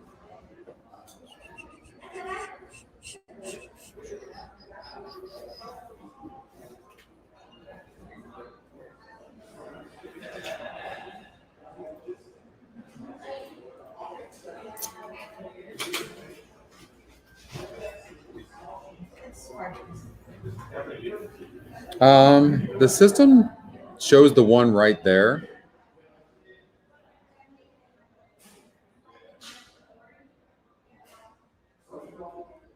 But they let that horse get away with a slower pace. I don't think that's going to happen here because I think the 8's very fast. If I had to guess, the 8's going to be on the lead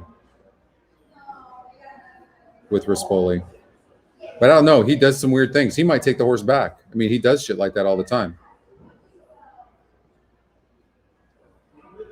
You know, he's going to be looking for Flavian Pratt the entire time. Guarantee you. That's what Rispoli does whenever Pratt's in the race. Pratt's going to win 2 or 3 races today.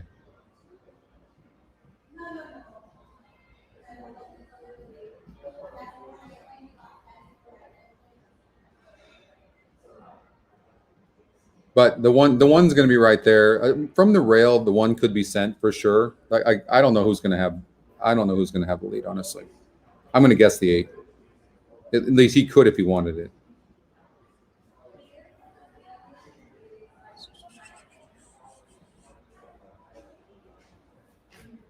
So, is anybody alive in the pick 5 over at Saratoga?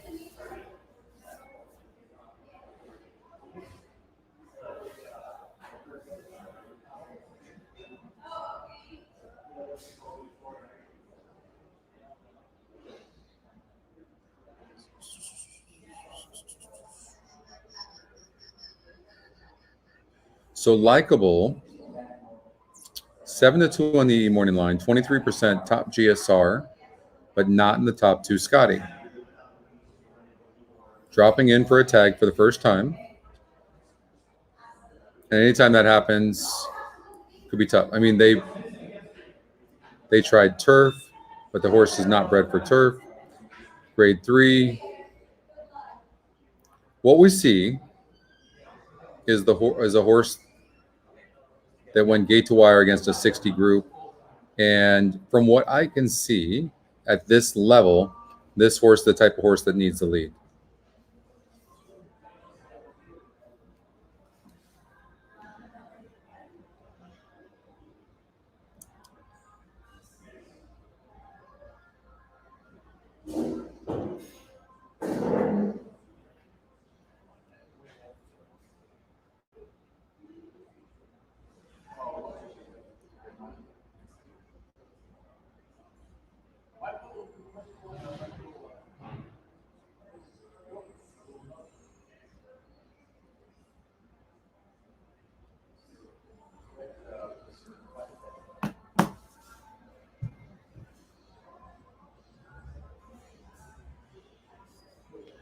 So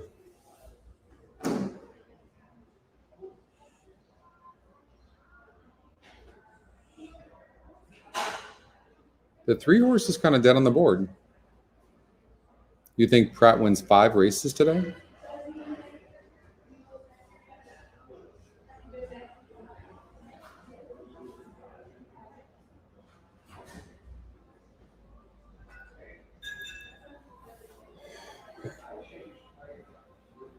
Yeah, I was just trying to, we threw that 3 horse out last minute. I was trying to fit that 3 horse in, and it was a top GSR.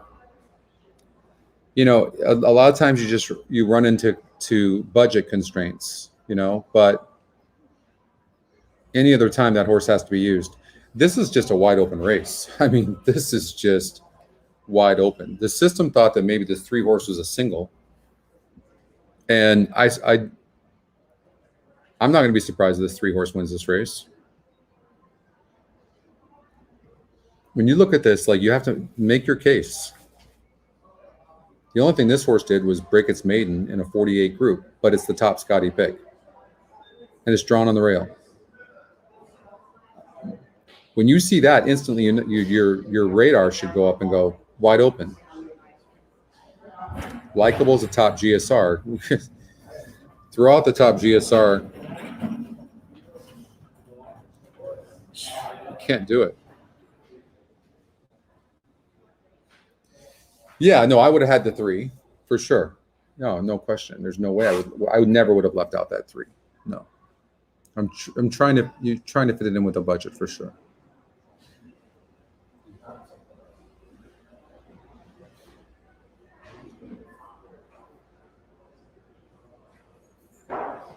Trifecta. Oh no, I gotta clear all positions. 1-4. Jeez. So look at this. I run the trifecta and it doesn't even use the 3. So crazy. Look at the E morning line. The E morning line had this 3 horse at 9-2. It's 9-2 right now. Is that insane? From a 2-1 morning line. So this 3 horse is definitely dead on the board.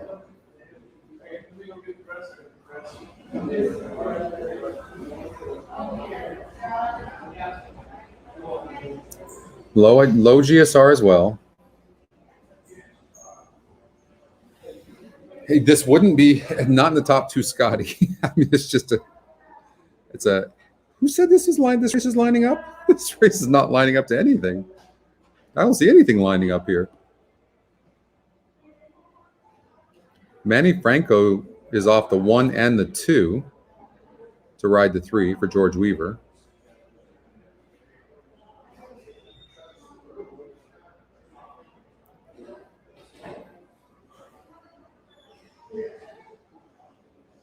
So what I try to do when I have no clue, like in a race like this, which I have no clue.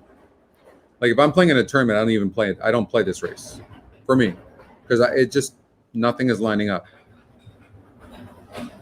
But I would make one positive change. One positive change. This horse went off at 40 cents on the dollar over to Indiana Grand. Tom Amos, second top Scotty pick. And when I look at this horse, it just definitely looks like a horse that needs the lead. All right, so let me run the mock race. Hold on here.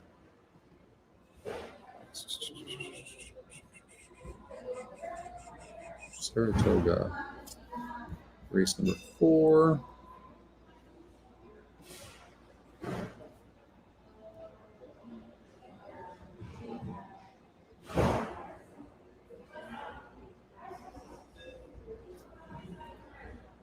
So the system shows 5-3. It actually shows the 5 getting the lead. Is that possible? Luis Saez, very aggressive. I think Luis Saez is going to try to take this. Oh, the horse was pinched at the start last time out. And then off the heels, had some trouble the time before that in a grade 3 race. I have a feeling this 5 horse is going to get the lead. It has the 1 finishing fast, but way back. The 1 seems a bit dead on the board as well. So the 1 wouldn't be. So I'm going to say that the 1 can't win. The 1 can't win. So this would be the positive change for me. I would go like this, and that would regenerate. And now I'm saying 4 and 5 to win over the 1 and 4, over the 1, 3, 4, 6. That's my 1 positive change. But what the system is doing here, though, is saying now that the 5 horse, who I think could go gate to wire, I think Luis Saez is going to take it to the 4. I think the 4 is going to be right there.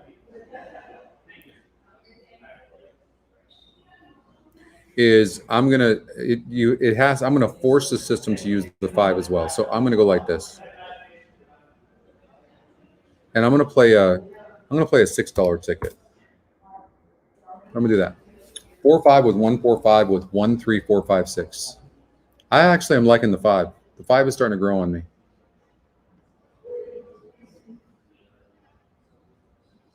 Yeah, no, the 1's not a good breaker.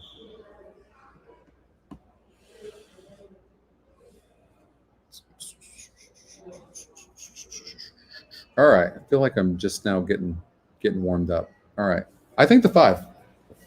Throughout the last 2 races, gets easier competition here. Luis Saez is very aggressive. Todd Pletcher, Luis Saez is a very good jockey-trainer combination of what? 26%. They used to be 35%. So they've gone down. But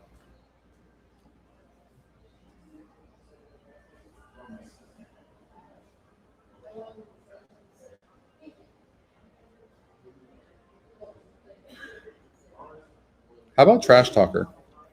Can this horse run good?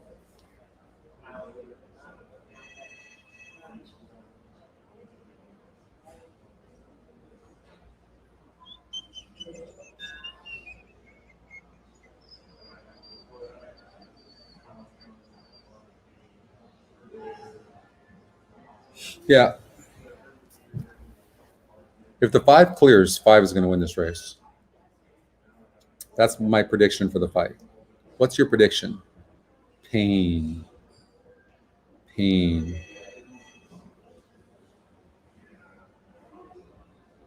Oh, shit. That wasn't supposed to happen. Sorry, Mike. All right. Saratoga.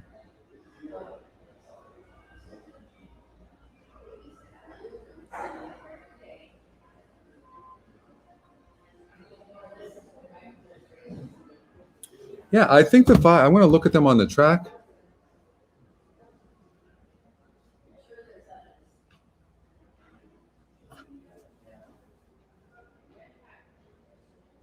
Let's see here.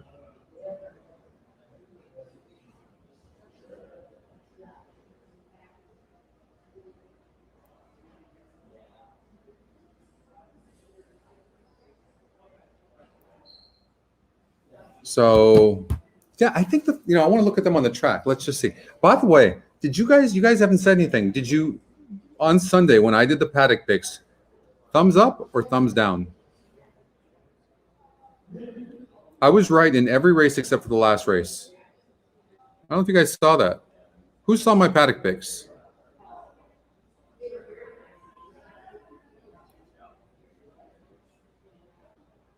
Winning percentage. Right here, winning percentage. You're talking about the 5% here? Yep, win percentage, if that's what you're talking about. Let's see the 5. The 4 looked very good on the track, by the way. Six-pack is getting bet a little bit late.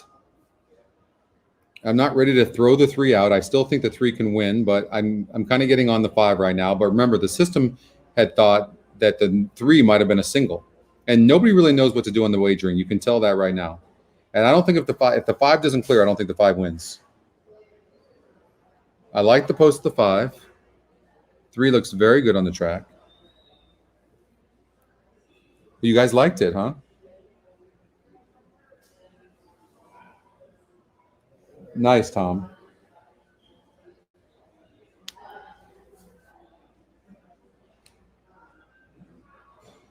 Five looks tremendous.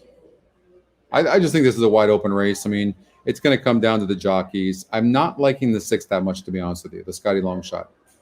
I think the horse needs a lead, and I don't see the horse clearing. At least that's not what the mock race showed. It showed the 5 maybe clearing here. The 4 and the 5 on the lead.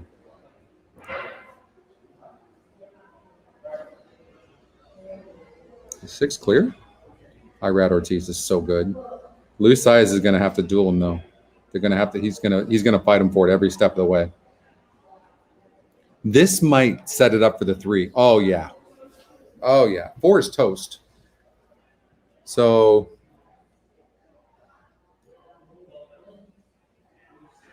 this could set it up for the 3. Believe it or not, at 7. I mean, this horse is just sitting in the garden spot as the 5 and the 6 were dueling the entire time, and the 5 didn't necessarily break that good. We'll see what happens here. Let's see if the 3 is good enough, but. Irad Ortiz is so good, though.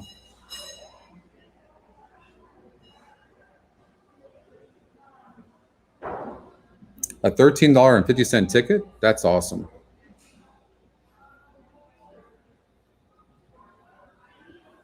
So Scotty long shot with Irad. Here comes the 4 who sat behind him. The 3 just was not good enough.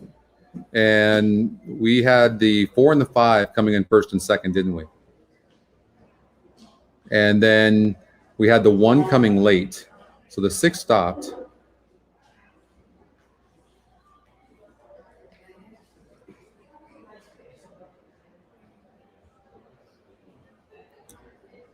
Did 1 get up?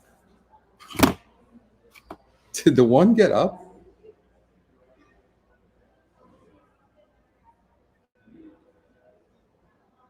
Frankie liked that, whatever it was. My thing stopped.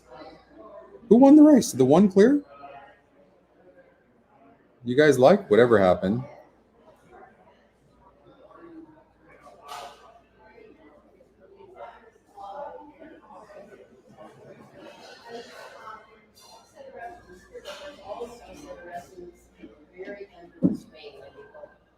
One got it by a nose.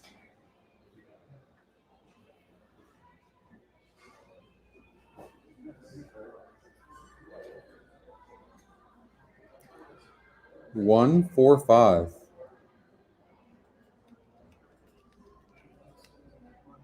Scotty picks 1, 4. From the rail, Jose Ortiz at 5-1 over the 4 horse. Look at that. The system had it before we took the 1 out of the first spot. So we talk about making a positive change. I did not make a positive change. Oh my God. You see how subjective this is? Look at this. So that's what the system gave.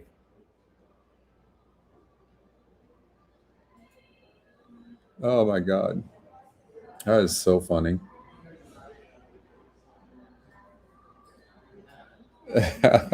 1, 4, 5. I mean, we had the horses, but you got to make the right call. 3 didn't run.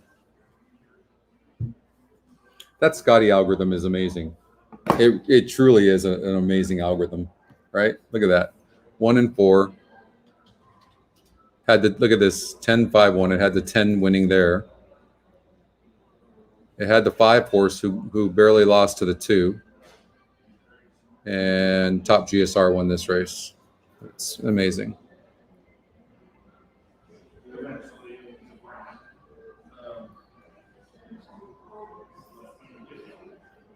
Pretty cool stuff. What I love about this group too, Small Boom J, I love that everyone's making their own decisions on what they're going to play, you know, and we're just all talking about what we like. That's the way it should be. That's the best, right? We're all handicappers. We're just talking it out. I try to lead you guys in a direction, and I'm trying to get better at not being like really opinionated. Like, you know what I mean? Because that can definitely steer people in a direction, because that's not what this tool is. So I'm trying to get better at that. This is a subjective tool that all of us need to use. My job should be more like just steering the show and also, helping and teaching people, how to use the metrics, or maybe a certain way of handicapping and looking at a horse, how to look at a horse.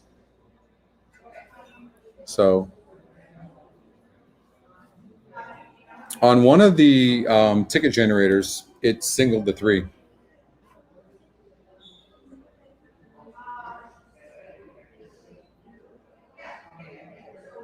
Yeah, the win percentage algorithm did not like it.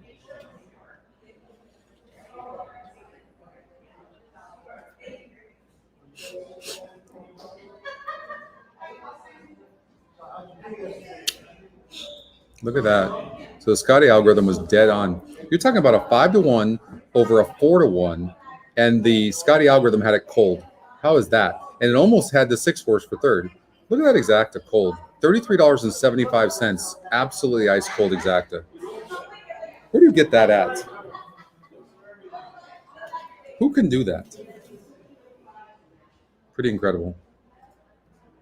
My handicapping said that this one is a slow breaker from the rail going 6 furlongs on the cutback, is not going to get there. That's all it was. The GSR was good, and the horse was 1 for 1 at the surface and distance. So that was just my handicapping. I don't even. First of all, this top Scotty pick wins 35.5% of the time. Like, I can't win 35.5% of the time. I don't even know why I'm even arguing with it. All right, so Dave, we'll do the pick 6 as that's coming up, but we're going to go back to Del Mar for race number. Absolutely better, right, Ronnie? I mean, can you win 35% of the time? You know what I mean? I mean, if we're being honest, that's just one thing that it gives you. Like, you don't even have to handicap. You can go from track to track to track and win 35.5% of the time if you wanted to, just with one thing. To me, that's worth it alone. I always say that. Like, I like to handicap, and so I start overthinking, but there's no way any of us are better than the system.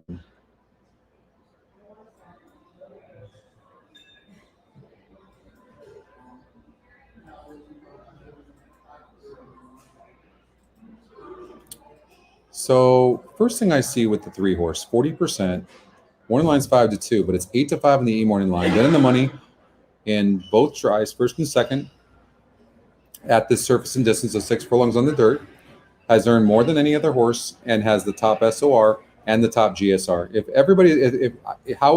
Everything is lining up towards the 3. You see that? Everything lines up towards this 3. Scabbard.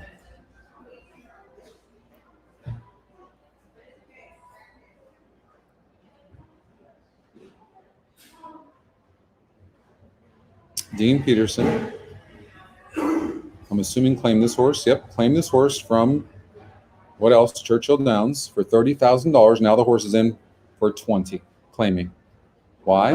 First of 28,000, the ship and win, which has been great. This is what you want. This is where Del Mar does such a good job of getting trainers to bring their horses here. It's fantastic.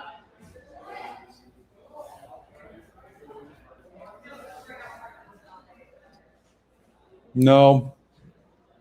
Remember, it's just a tool. You can't be influenced by everything. But if you eliminate the win percentages, they hit very good as well. So you don't want to eliminate them.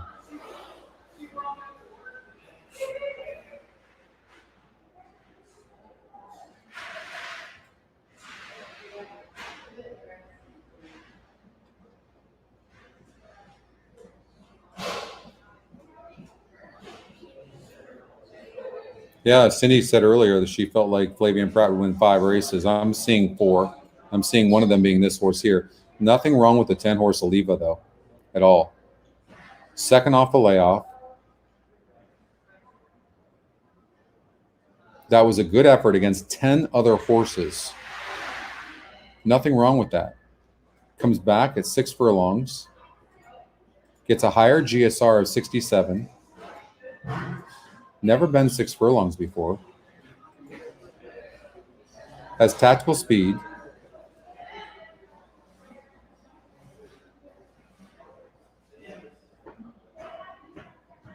I have a feeling the system might have a good day today. I'm going to have to make a call whether I want to fight with the system or I want to just go with it, because it's going to win its fair share of races. Instead of handicapping, I would probably do better just using what it gives, Probably. You know what you should also look for? Look for Scotty long shots that are the EE morning line is lower. I noticed that when we have a really low EE morning line and Scotty long shot, they do well. This horse did not have a great trip, is my note. Comes back to the same level, but seems to be facing tougher. Last time this horse ran good was over Los Alamitos against a 54 group against 5 other horses. Since then, has not run a lick. Can't like that.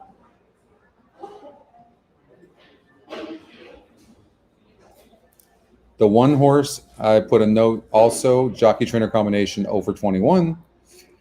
I mean, everything is lining up towards the 3. I think the 10 horse is going to get a good trip from that post. And it looks like the 3 is fast as well. So it's going to be the 3 and the 10 from the very beginning, it looks like. The problem is when I ran the mock race, it really had this race wide open.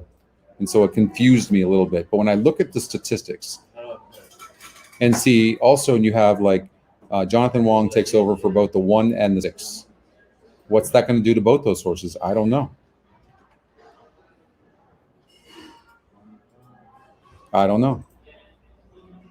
Jonathan Wong and Jose Valdivia Jr., he's been using Jose, and they've been right there. Does the 1 horse improve tremendously? Adds blinkers back on to the 6 horse, who's 2 for 36.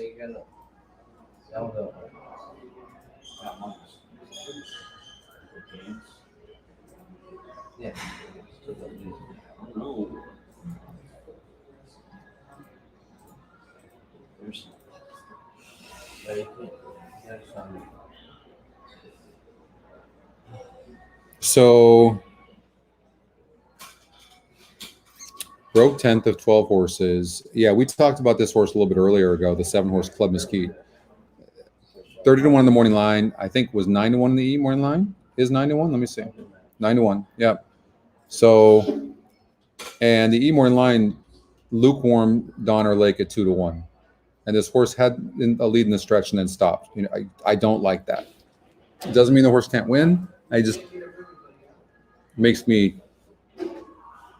just like the horse a little bit less. And then when I ran the mock race, it was absolutely wide open.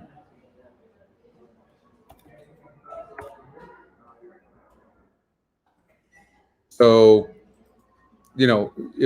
if I'm playing a pick 5, I'm probably using all 5 of these horses and just going, one of them is going to win. I'm not even going to think about it. That's me.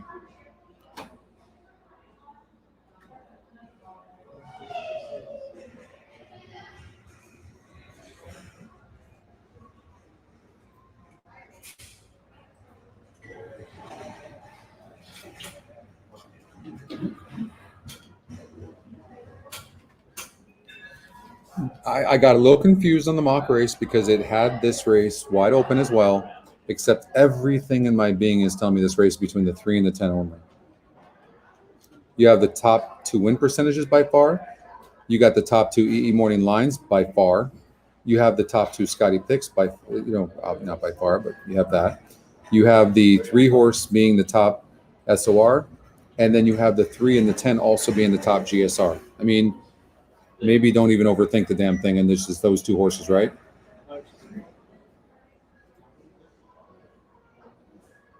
Yeah, Corky, we had talked about that. Hey, Michael.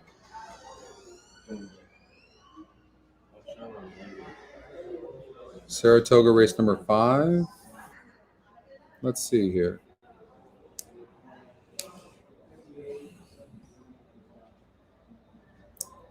When you say the Scotty pick.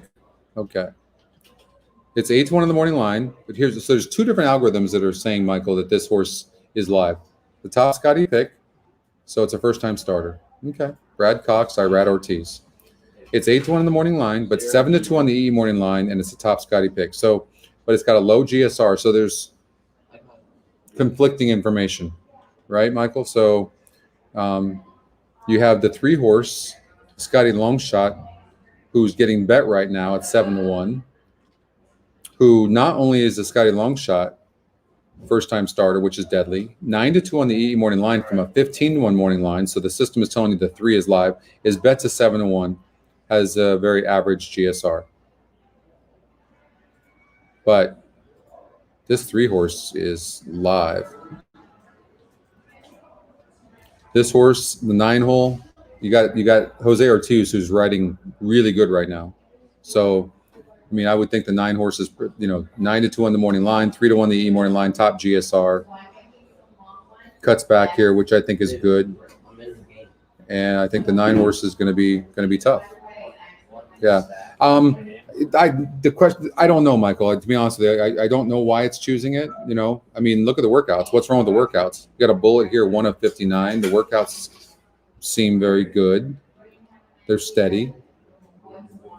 Brad Ortiz, Irad. I'm kind of surprised that the horse is dead on the board.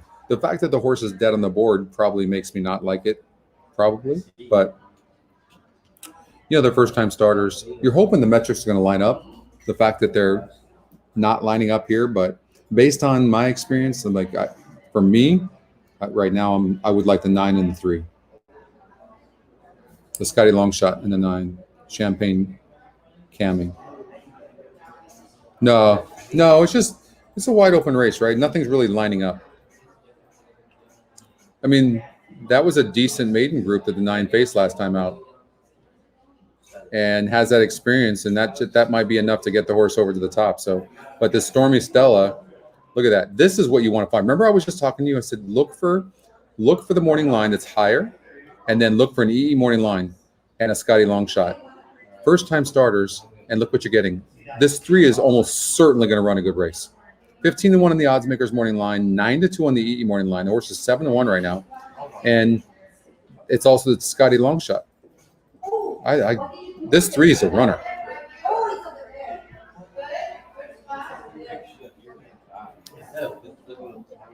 I can't wait to see this race, but I'm using that. So all right, let's do the pick 6 real quickly here. So we'll do it. It's a 20-cent play. We'll do it for $120.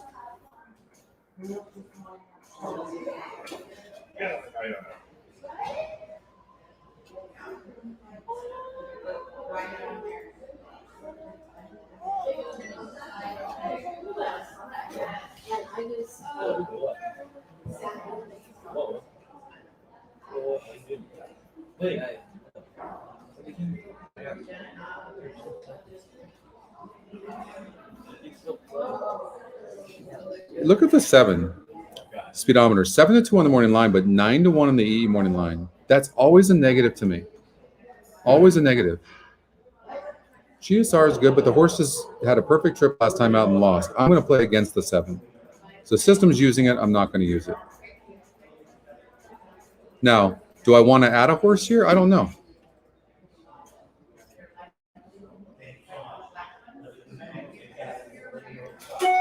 %61 on this horse. Better longer is my note. But it's dropping in SOR big time.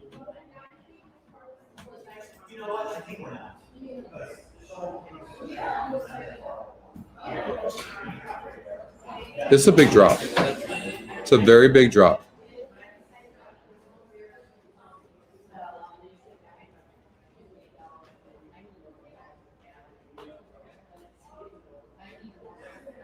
Look at the GSR here on the 3. Scotty's second pick, Manny Franco, big time. Jonathan Thomas, 26%. Look at this, goes from a 53 GSR. So look at this, had an 81 GSR and breaking its maiden, drops to a 53, doesn't run good. Could have bet against that horse all day long, and now gets back up to a 71 GSR. 8-1 in the morning line, top GSR. I mean, this 3 has to be used. And the Scotty Longshot's only 1%. No, I mean, the 6-horse Profusion.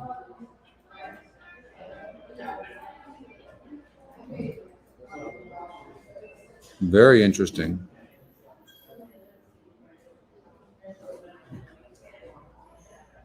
I mean, the 9 could be a single, but man, oh man. I mean, maybe.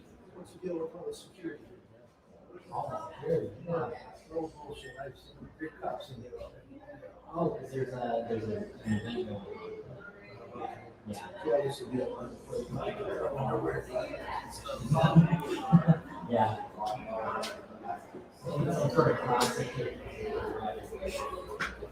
What's the story with the 5-horse litter box? Scotty Longshot, only 1% to win.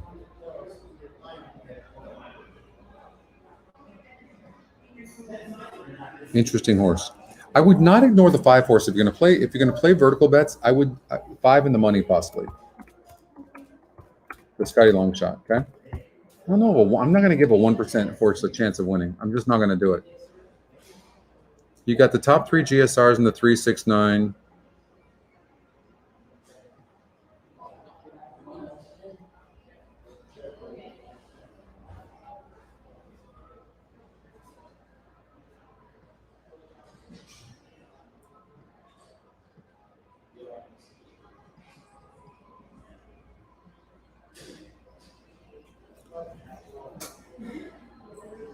The E morning line on the 1-horse is showing 10-1. But he's 4-1 right now. But and the E morning line is really good with first-time starters, no doubt about it. But it's a $1 pick 6 at Saratoga? Oh, okay. Thanks, you guys. Brad needs to change that.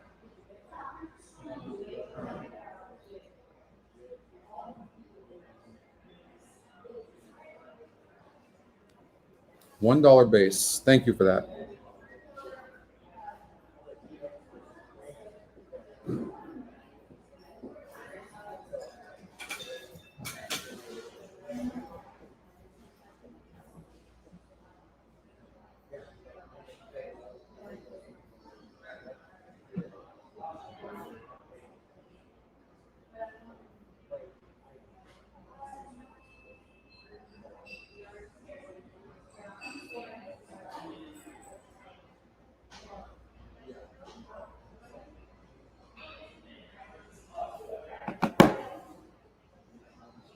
It's just wrong.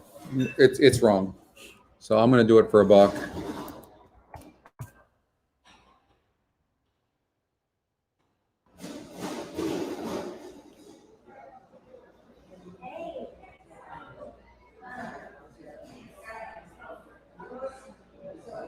Five horse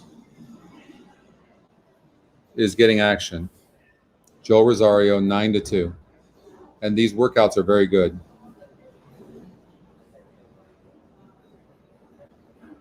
Okay.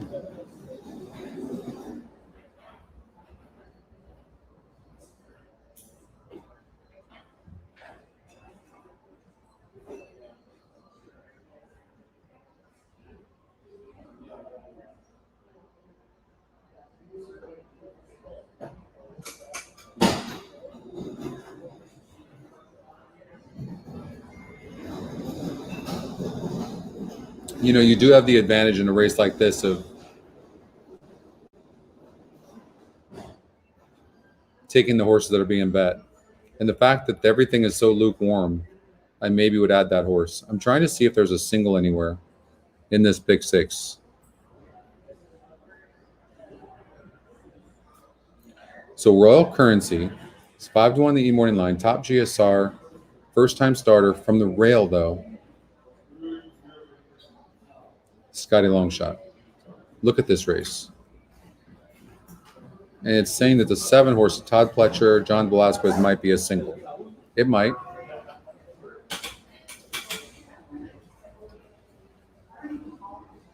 You're going to have to take some risks.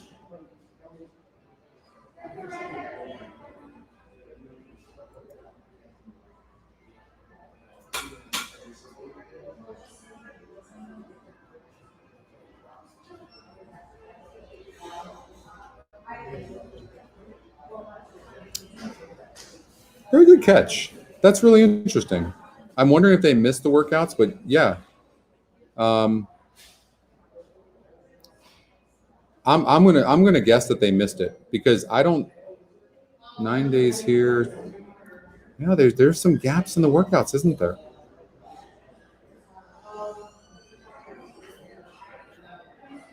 There are some gaps. Gonna have to take a chance here. This one horse is definitely getting some real play. But look at the GSR on this 9. It's 7 points better. This 9's gonna run, and then the top Scotty pick is the 4. I mean, it looks like this every single race. I'm just trying to find a single. How much time do we have? 7 minutes. The system is singling the 8 based on what I've done. Shiki Shabazz. And all this horse keeps doing is burning money. Oh my God. No, I couldn't single a horse like that for my life. 2 for 2 at the surface and distance. Noble Emotion, lightly raced, 4 wins. Tactical. Jose Ortiz is on fire. I'm going to single the 3.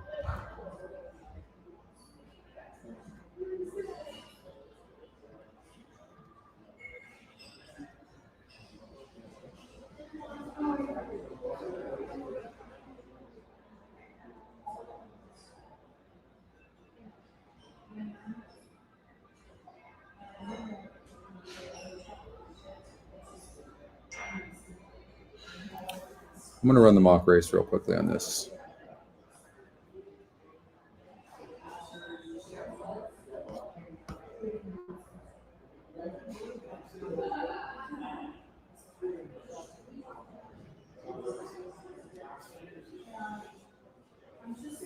Race number 9, I'm running the mock race, and it's showing the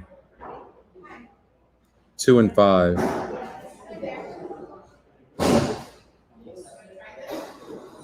It's very close, though. Nobody really has an advantage except the 5 does show pulling away late. Wonder where Craig's.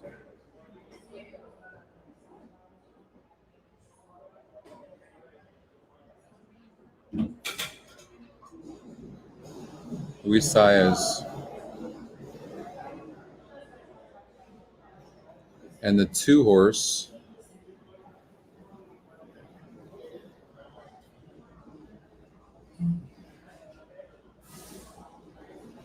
Sha Shake Me Up. Right there. Scotty Longshot.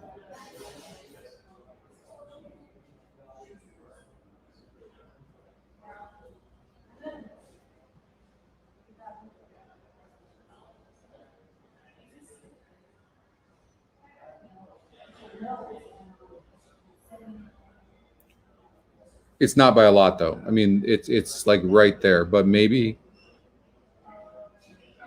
I don't like the morning line at 4-1 on this horse, though. I'm kind of leaning.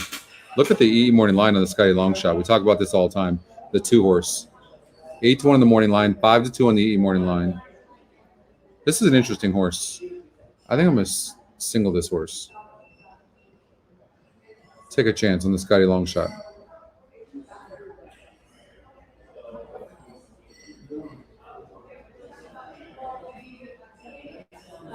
So Brad said he fixed this. So let's see what happens. Pick 6. Well, it does take a while to update. All right. So we're not going to see that yet.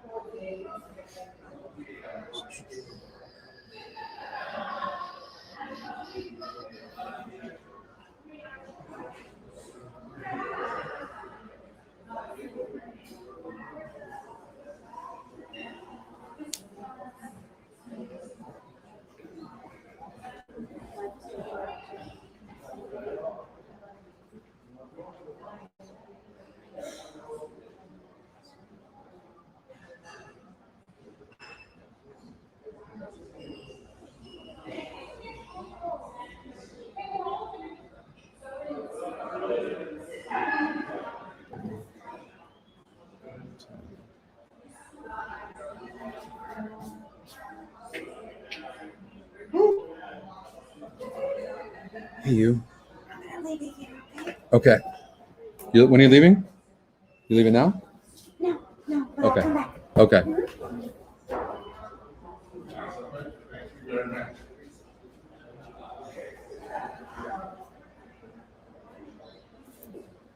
Okay. Race number 7. Okay, now I'm going to run race number 7, Saratoga mock race.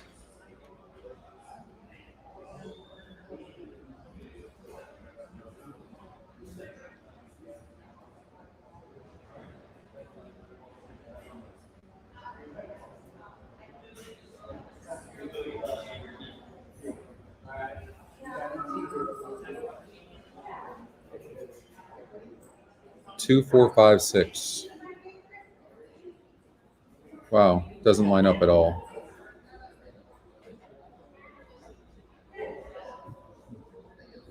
At all. Look at this race.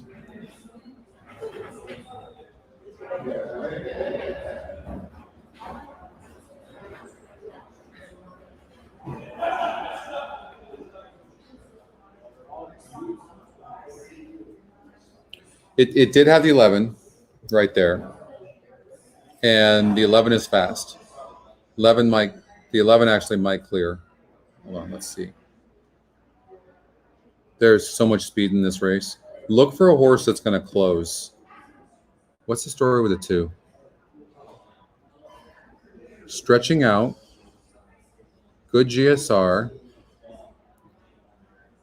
This horse can run. I'm just going to tell you that. Mike Maker takes over. Jose Ortiz again. Jose Ortiz could have a really good day. I would just make sure you use the 2. I'll tell you that. I'm going to play against the 11. Look for a horse that can maybe sit like this. Oh, this horse is really finishing. All right, I'm going to say 2 and 6. That's the ticket.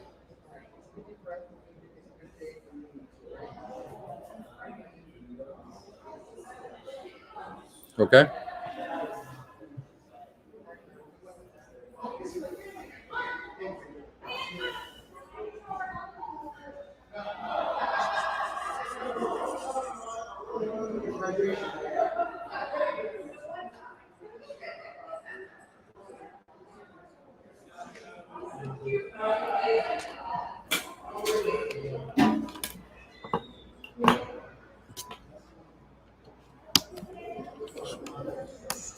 Down here, sir?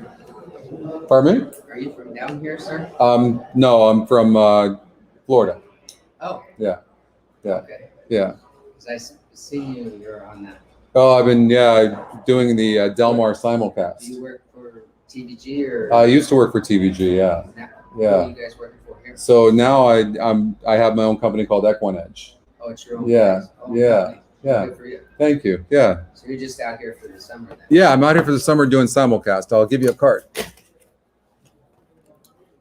You get a promo code on the back there, and it'll give you. You'll get that. I think it's free month. Thank you. You're welcome. I'm a trainer here. Oh, what train? Jeff Bondi. Oh, you're Jeff. Yes, I know you very well. I thought you looked familiar. How are you, Jeff? Scotty McKeever. Nice to meet you. You have anything I running see you today? here all the time. Jeff Bondi's here, you guys. You have anything running today? 2. You do? Which races? 3 and 8. 3 and 8. Okay, let's look here. What part of Florida are you from? From Fort Lauderdale. Oh, that's nice. Yeah. Yes. Very Oh, nice. I thought you looked familiar, Jeff. Okay, so you got Mamba Queen. So you can see it's our top pick. It's what? It's our top. So we have 26 algorithms, right? Oh. So your horse is our top pick. Oh, cool. And in this race, it's also our top win percentage, and it also has we have our own EE morning line. And then on top of that, you are by far our top GSR, which is our genetic strength rating. Oh, wow. So, and That's all good news. My owner will be happy. yeah, well, everything is pointing that way. You've been off since August. How's she doing? It's going very well. She's doing good? Yeah? I mean, you look great. The thing, does she need the lead, though? She seems like a front runner. She'll be right up there. She's Yeah. type horse. She's very quick. Yeah. She's type horse that likes to be in the mix. Yeah. Yeah, Doesn't no, but necessarily she, have to be in front, but she'll be in the battle. well, she's going to be in the battle. What's the other race? The 6th race? No, the 8th. The 8th race. All right, let's see. That horse is not picked so well. Let's see. So 8th race, and your first time with the horse. Yeah. State of the Union didn't run very good. Broke 8th from the rail over at Del Mar. And then let's see here. The genetic strength rating has the horse low. 15-1 on the EquinEdge morning line, same as the odds makers. And this looks like a little bit tougher race than what he faced last time. But it's hard to know because the second time starter, how's he doing? Yeah, it's okay. Yeah, I'm not gonna say yeah, anything. not bad. Yeah, okay. I'll be here today, so I'm Yeah, grateful for it. we're rooting for him. Yeah, rooting you for go. him. Well, rooting for him. Nice to meet you. Nice to meet you. Yeah. sir. Thank Good you luck for your- today. Thank you for your time. Oh, you got it. Nice to meet you. Jeff Bondy. So you never know what you're going to get. I thought he looked familiar.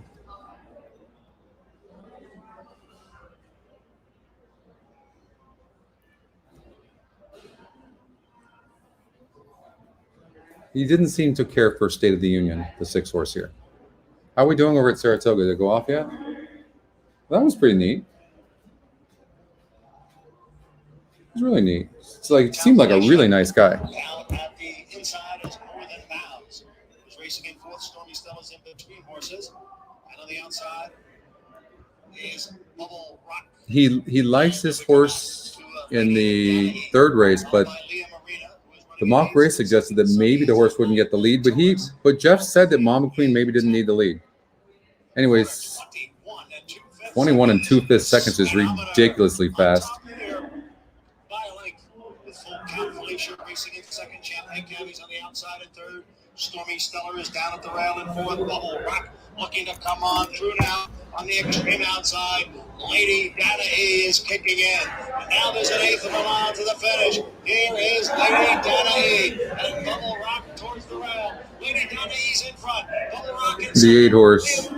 Top Scotty pick was the 4. Talked about an 8. So second top Scotty pick, first time starter. Luis Saez at 11-1. You just don't know. I mean, that race looked like that. Just wide open. Wow.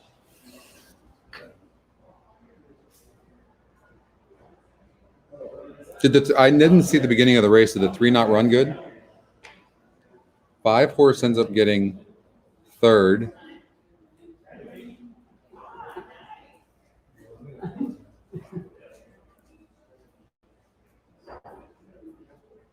Yeah. 4 horses there. You just don't you get a race there where things don't match up for you. Top Scotty pick and also a separate algorithm at 7-2 on the morning line. The horse goes off at 9-1.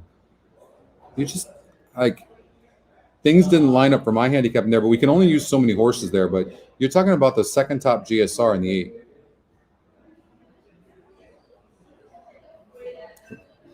I mean, and look at that. 11-1 over 9-1 over 5-1 over 13-1. I mean, that's what it looked like. Yeah, it's gonna pay. It's gonna be big. I mean, every race looks like this. You got that, Tony? Good. But every race looked like that. How cool was that? Jeff Bondy. Such a nice guy. I'd seen Jeff before. I'm like, God, he looks familiar.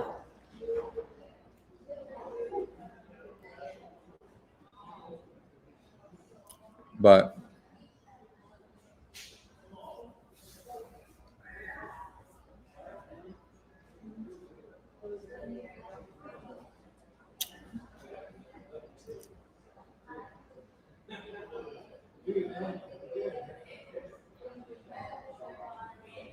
remember, there's 26 algorithms on the site, Ronnie. 26 of them, and they're all looking at different things. By the way, this 4 horse came up as a horse to watch on my trainer's edge. Okay, so watch for this 4 horse over at Arlington Park. Did they take off? I want to see how that horse does.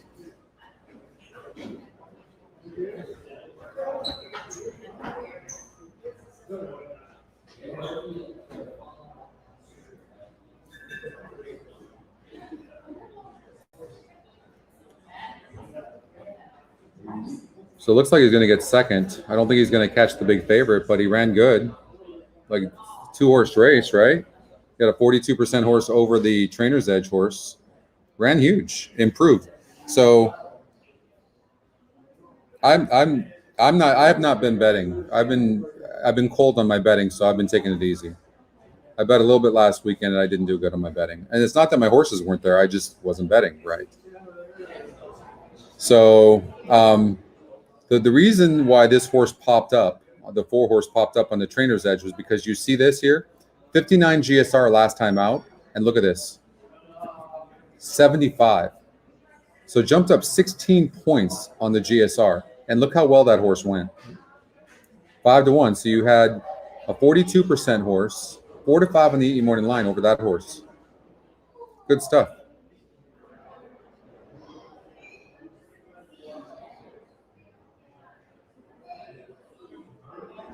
It does. The system accounts for layoffs. It does. I personally don't think it likes layoff horses. That's what I've seen.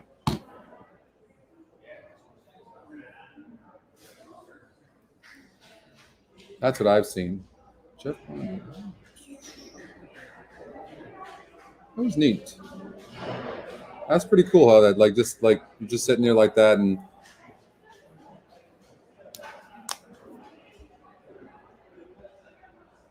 so really neat.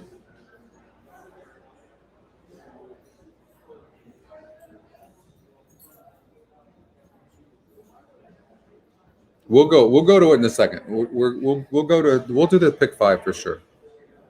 Okay, but you can take parts of the pick 6 that we just did and put that in the pick 5. What's up, Cheech? Thank you so much. Very nice of you. If you guys haven't liked the show yet, you can follow us on YouTube. I'm so bad about this stuff, but the more likes we get, the better it helps the channel. And then also you can follow us on YouTube and subscribe to our YouTube channel. Click on the bell. You'll get all the notifications. Our VIP Facebook group, you can join that. A lot of great people on there that will help you learn how to use the tool. Of course, we have plenty of tutorials as well to help you. Okay, so you can follow me at ScottyPick6 and then also at EquinEdge as well. Also, I'm going to be on this. I do the simulcast with John Lees every day, Thursday through Sunday, 1 hour before the first post time. Okay. So follow that. That's where I'll lock in my place. First post time today is at 4 o'clock. So me and John go on between 3 and 3:05. 12:30 already. So we've been on since 9:30. So 3 hours already.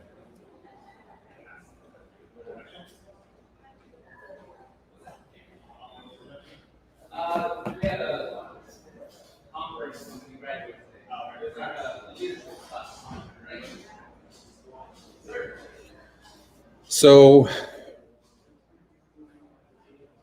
I ran the mock race and it showed the 8-horse Willie Boy going gate to wire. Okay. I'll first say that the horse is only 4% to win. EE morning line's not bad at 6-1.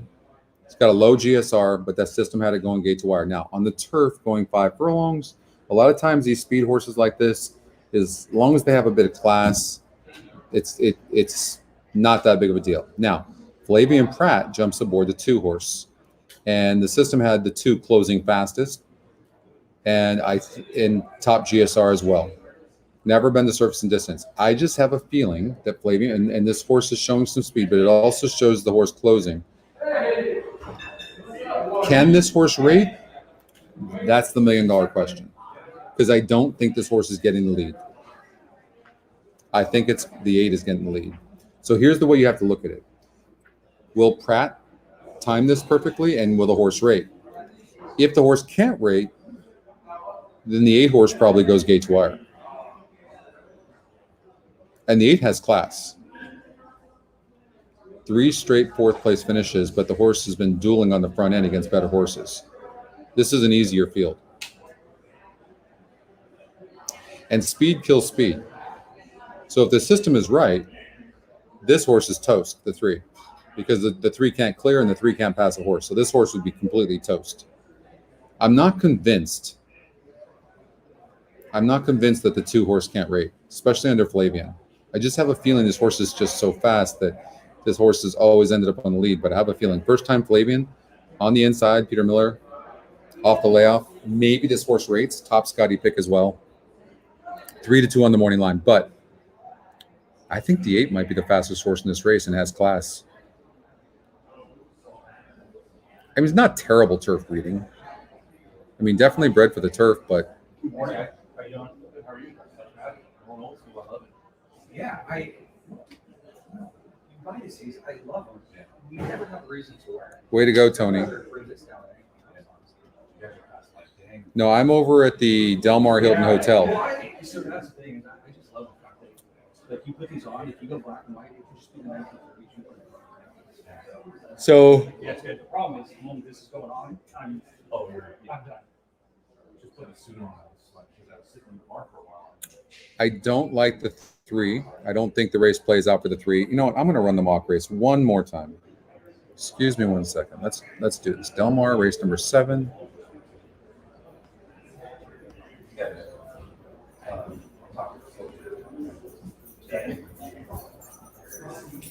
Sean.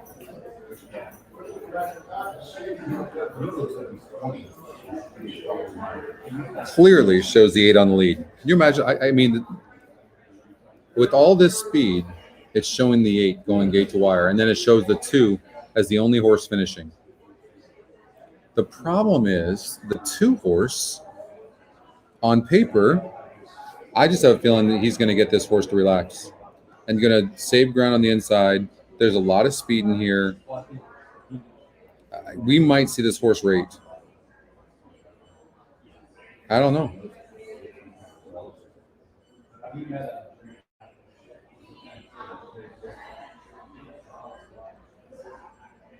Speed kills speed. Always remember that.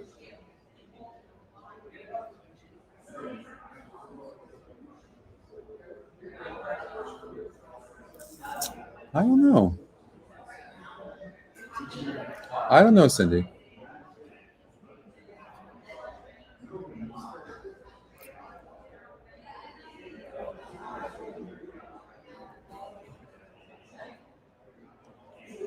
The 4 is fast as well, and the system says the 4 can't get the lead.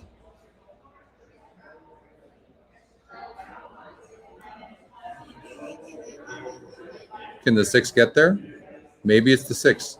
The only true closer in this race is the 5 and the 6. 4's not getting the lead. Is the 8 that fast?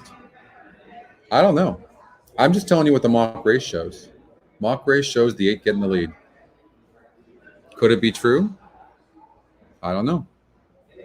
If it's true, speed kills speed.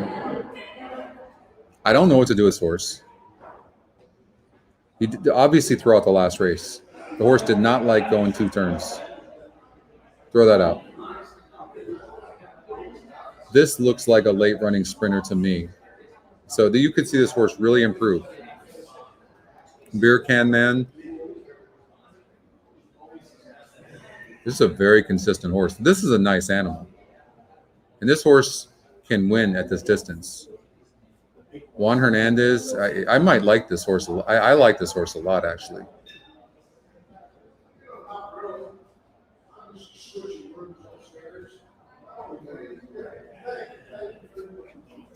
Okay, hold on. No, you're fine. No. What about the other ones? You didn't do the other ones.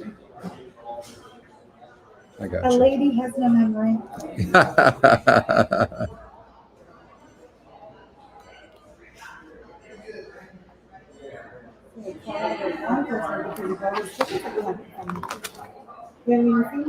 What?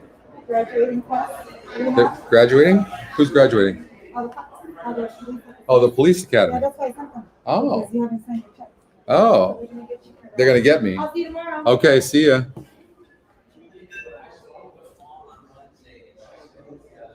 The mock race, I have no idea how it's based.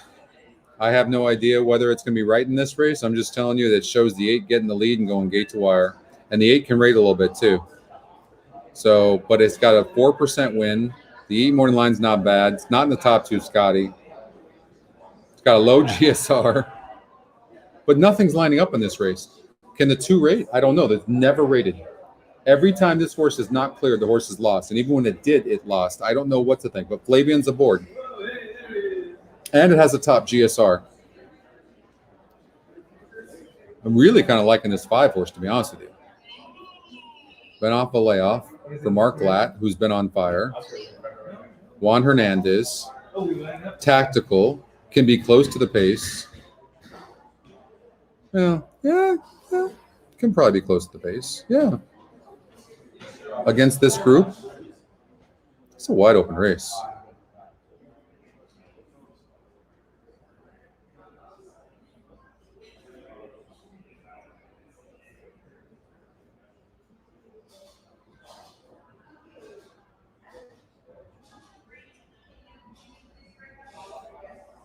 Don't kill the messenger.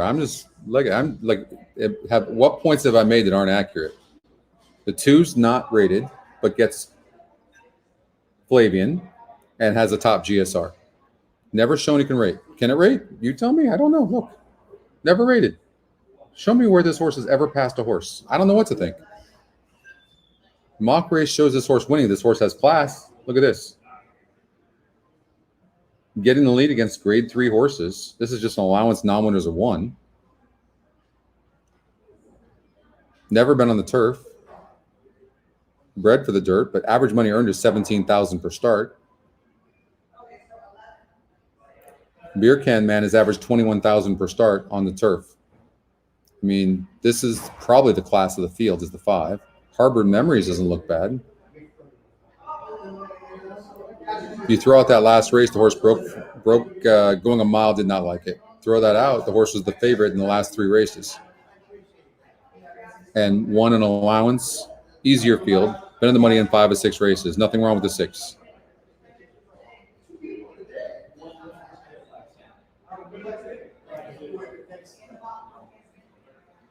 This horse seems a little light on class, the Scotty Longshot, and I don't think can clear.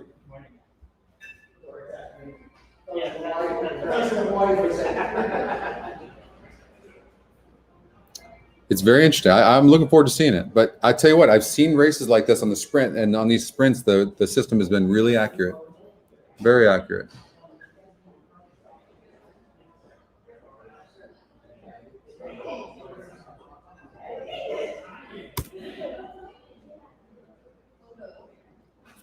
All right, race number 8. So the 1 horse, Peter Miller claim.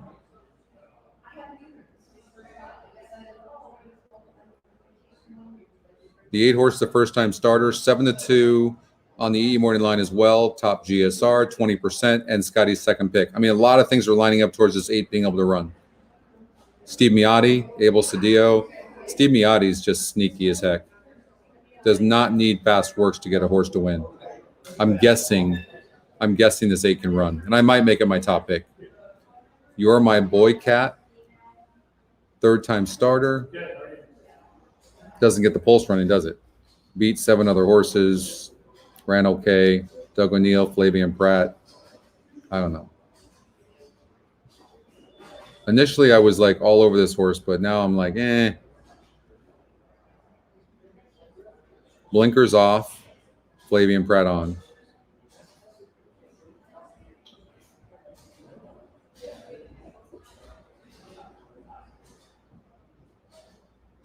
I'm kind of leaning more towards the 8.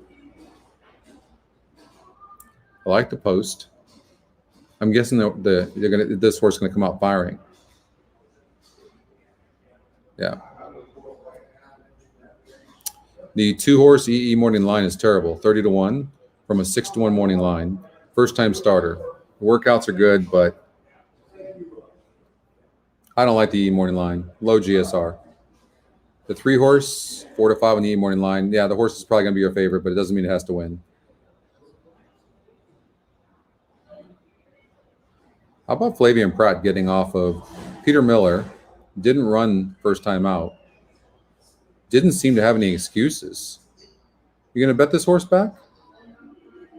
I think Peter Miller might not be happy with his claim. And Flavian Pratt gets off to ride the 3, who's going to be your favorite. I'm still thinking the 8's the horse to beat. 7 horse, Scotty Longshot was scratched.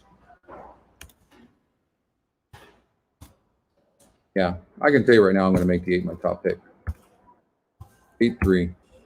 I'm going in that order. Scotty Longshot 9, Edwin Maldonado, first-time starter, Scotty Longshot. Yeah, I'm going to stick with the numbers here. I think the numbers have it. 839. Okay. Not sure what I'm doing race number 7. I know I'm changing my mind now. Right before your eyes, Mike. Ay, ay, ay.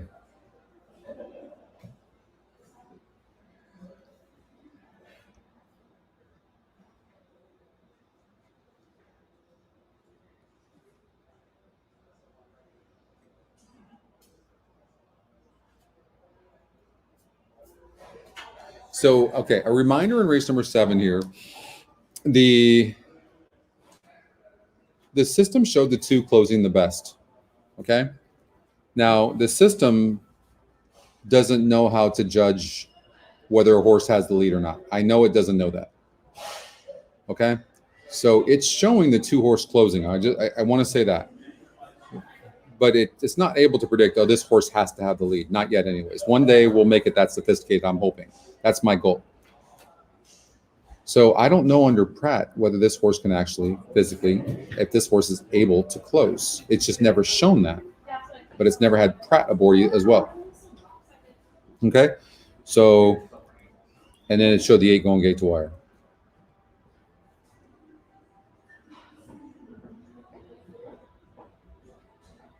The reason I removed the 3 is because the system showed the 8 getting the lead, and the 3 clearly has to have the lead. I don't see it. And I think this is a tougher group than what the horse faced last time out.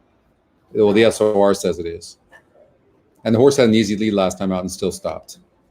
And there's a lot of speed in here, much more speed than what looked to be lined up then. So second race off a layoff, no doubt about it. Was clearing the stretch, and we're just losing ground. Yeah. And the 4 is very fast as well. So that's why I'm going against that speed. Speed kills speed. I think there's so much speed in here. If the 2 can't close and the 8's not good enough on the turf, then the 5 or 6 will win this race. Sometimes, though, speed just stays. That's true. And remember we were talking earlier about how the rail's out 30 feet, but there's only 6 horses in this race, right? 7 horses.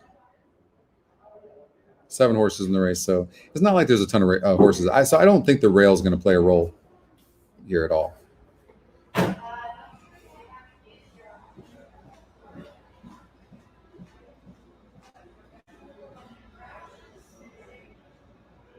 Yeah, I think the 8 could be a single. Again, you're gonna have every one of us is gonna have to make that decision, but I think the 8 absolutely could be a single. It's one of the ones I'm considering for sure. No doubt. I think the 3 horse Curious Ingy is interesting as well. I think it's a jockey's race completely. And whenever you have a jockey's race, it makes me a little bit nervous. And you usually like to spread out in jockey races. I think anybody could take the lead in that race. Honestly, I think whatever jockey decide to be really aggressive could take the lead in that race. I really believe that. Class-wise, no question the 8's the horse to beat. But I do think the 8 is up against it as far as pace in a race that's paceless. That's my concern. Of all the horses that are most likely to be in the money today, it's going to be this 8. Whether it can get the win or not, I don't know.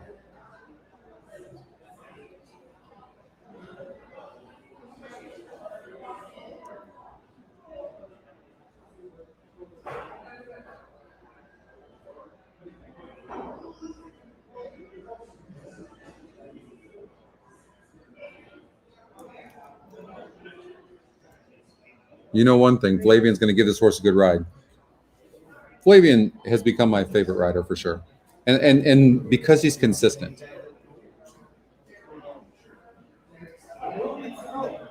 He just knows where to place a horse.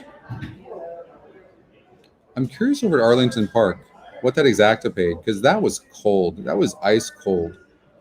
54710. That's a little bit low. Still, in a short 4 horses, that's actually really good. That was the Trainer's Edge. That's another product I'm testing. So it'll lead you, instead of you having to search for it, it'll lead you to the horses that are either dropping big time in SOR from like 55 down to 40 type of thing.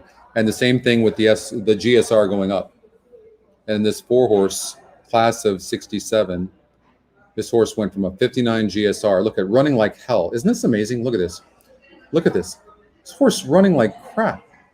12 lengths, 16 lengths, 34 lengths, right? And then all of a sudden sees a GSR go up to 75 and runs like that. That's how good the GSR is.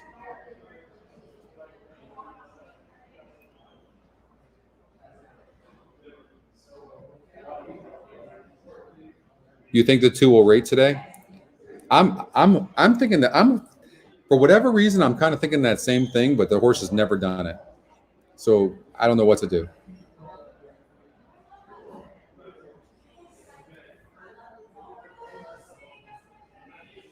I don't know that there's been a trend, Mike.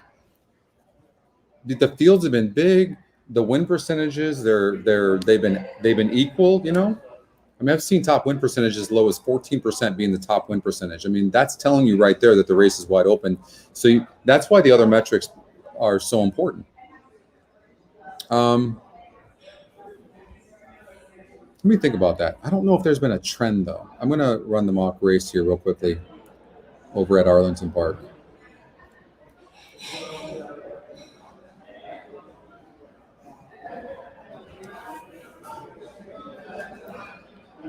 So 5 on the lead with the 4, but then it shows the 5 stopping. No, not stopping. No, it's pretty clear. 2, 4, 5. So no, 5, 4, 2, 1. Over to Arlington Park's race number 2. 5, 4, 2, 1. So who's the 5? Spitz. Back on the synthetic. Stretching out, first time 8 furlongs, and it shows the 5 winning.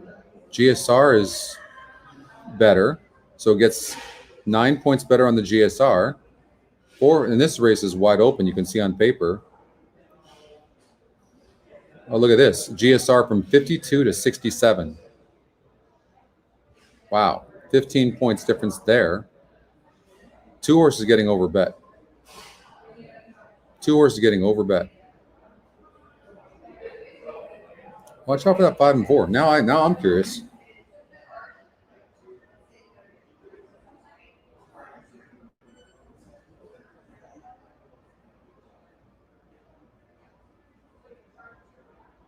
Five looks tremendous on the track. 5-1 right now.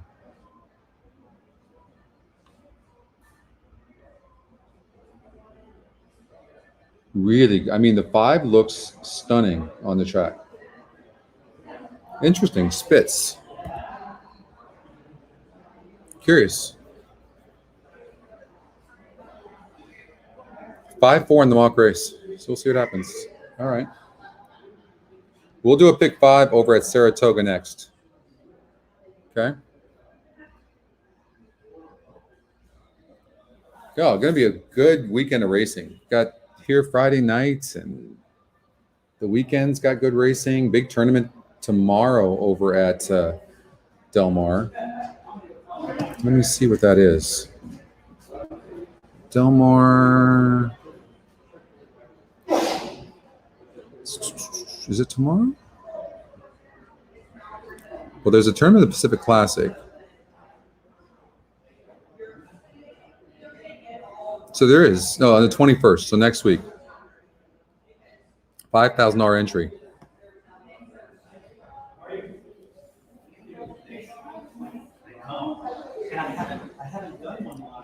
EE morning line on the 1 horse. Way to go. Not in the top 2, Scotty. 3-1 on the morning line and 8-1 on the EE morning line. That's a big negative for me. Can't like that horse. My Tommy Lee, burnt money. EE morning line says 6-5. Look how accurate that is. 5-2, but 6-5. Insane. So good. I'm just curious to see how this 5 is going to run, right?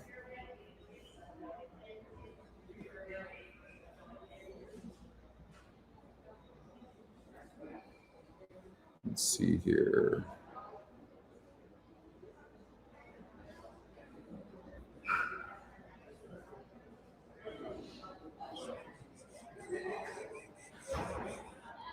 Vegas, 2 more weeks, baby.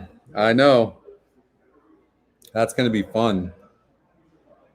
We've had some people stop by here, and Randy came. A few other people came and hung out over here at Del Mar, so that's been fun. They're at the gate over at Darlington Park. I'm just curious to see how this 5-horse runs, because I think the 2-horse is vulnerable.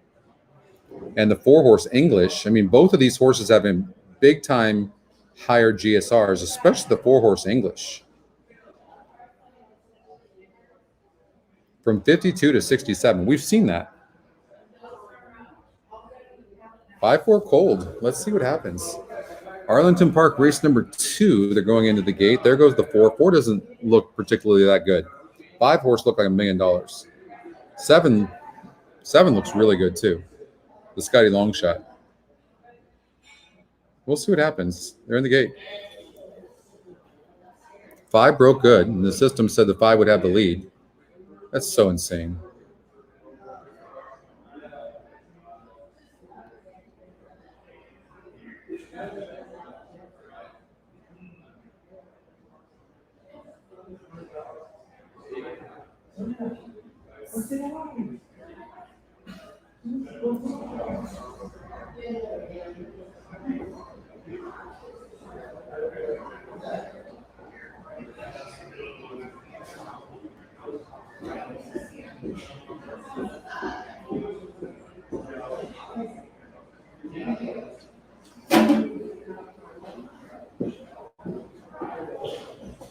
I mean, it's hard to tell.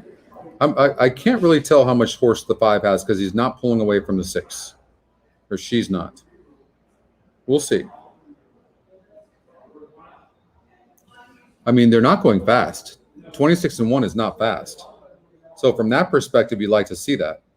Now the jockey's going to start asking right now, and you would hope that the jockey's got horse, but he's just all out. Yeah.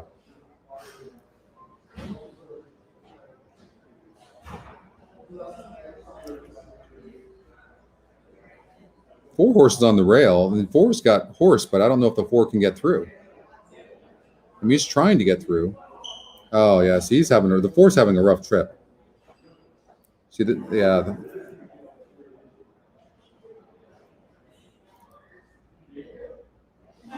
Look at the 4. 4 had a lot of horse. Going to end up getting second. 4 was the best horse in the race.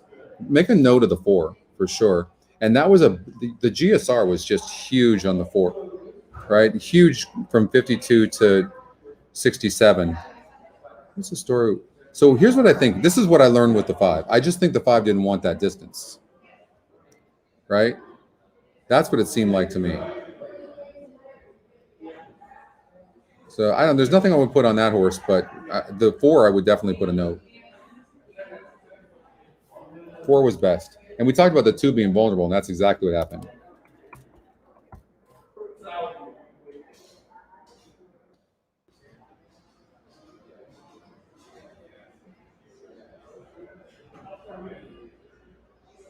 Four was $1 million. Look, watch that. So watch that GSR closely. When you get that,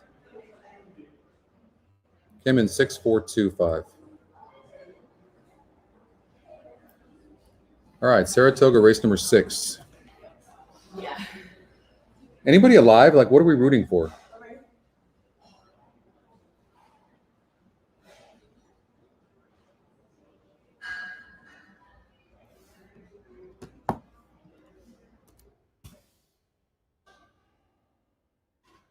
Was the GSR good on the 6, Jason? We missed that? So we had in this race, the top 3 GSR horses and then the 5 horse. So you got a bunch of first-time starters here. Scotty, long shot, algorithm has the 1. Oh, it took off already, huh? So the 5's going to win the race for fun. And the Scotty, look at the Scotty first-time starter, ran good.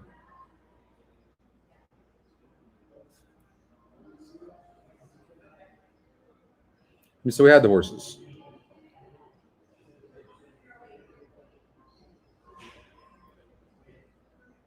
So first-time starters, Sue Ellen Mashkin, Luis Saez, man. You can't leave him out of anything.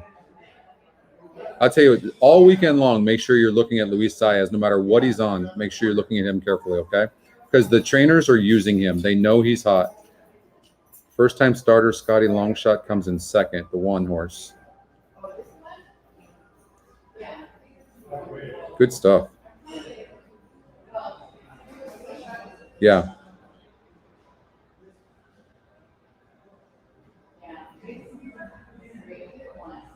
That horse won easy. That's what, 2 or 3 wins for Luis. He was on a 12-1 shot or 11-1 shot that won earlier.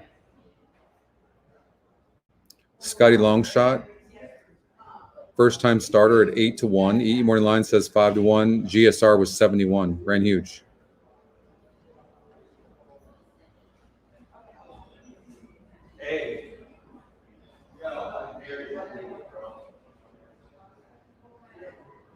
You gotta watch Saez. Watch him all weekend long. Even more than Irad, telling you. Watch Saez. Okay? All right, let's get to Del Mar. I'm gonna have to wrap this up soon.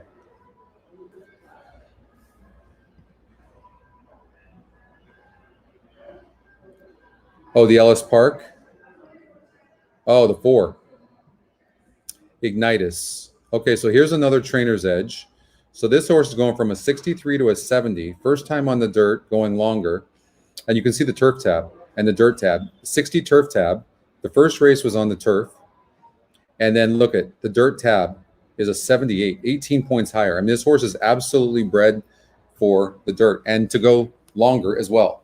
So I'm thinking this horse could run good. And the reason is second-time starters, you can make some money because people can't read it. They don't know what to do. They're like, this horse was on the turf last time out sprinting.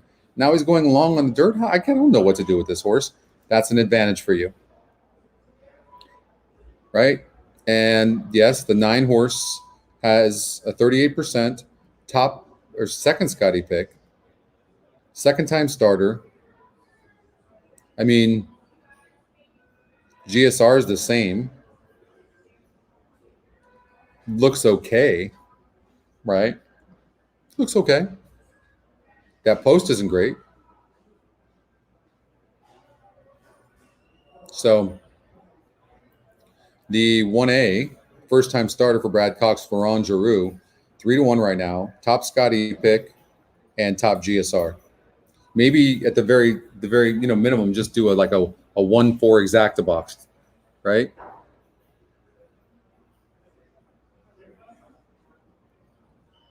Here's an interesting horse. The 8 horse has the top GSR as well, 70. Broke 10th, 17-1. Dale Romans, they might have given this horse the race. And now the horse is stretching out, goes from 60 to 70 GSR. Just an interesting horse. It's not like the horse, look at this. The horse broke 10th, didn't even run, and still only lost by 8 lengths in that race. Tells me that there's probably some talent here. Okay? So maybe take the top 3 GSRs, and the 8 horse is 23-1, for God's sake. You know what I mean?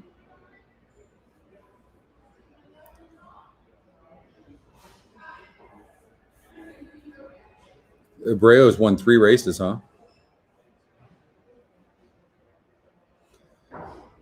But this horse came up on the trainer's edge this morning. Mitchell Morrell, Wayne Lucas. And you can, if you just look on the tabs alone, clearly this horse wants dirt. And he might have been given the race. Literally, he might have done this all on his own to get that 3rd place finish. And by the way, that was 12 horses from the inside dueling. So this horse dueled that entire time with 11 other horses and still hung on to be 3rd. Dueling. It says a lot. Doing something that maybe you don't prefer to do. Interesting horse. Ignitus. Okay. It's coming up in 9 minutes from now. Del Mar. So we're at the point now where it's just about really dialing it in. We've covered all the races at Del Mar. I'm leaning towards the 310 in here. Although the mock race had this particular race wide open.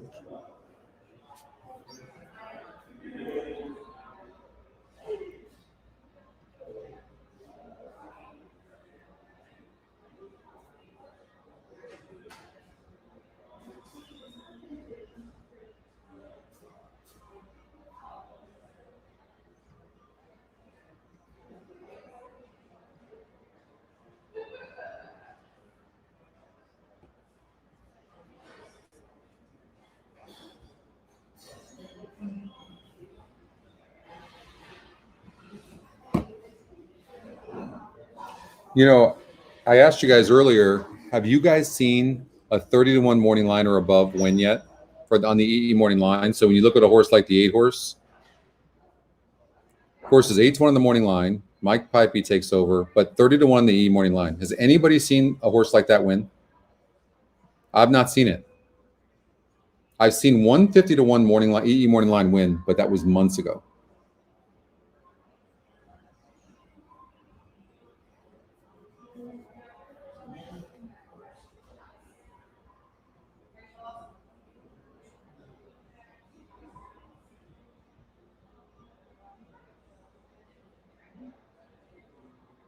You see my note here on the 5 horse. This horse is the best closer in the race. Comes back. That was an $8,000 open company claiming race. Okay, going 6 furlongs. Now is facing a $20,000 winners of 3 lifetime group. So it's very similar. 0 speed. Jesus Uranga was trained for me over at Los Alamitos, and he's a fantastic trainer and even a better guy. So I'm rooting for him. This horse will be closing. The problem is I don't think we've really seen too many horses closing from the clouds win over at Del Mar. So when you talk about like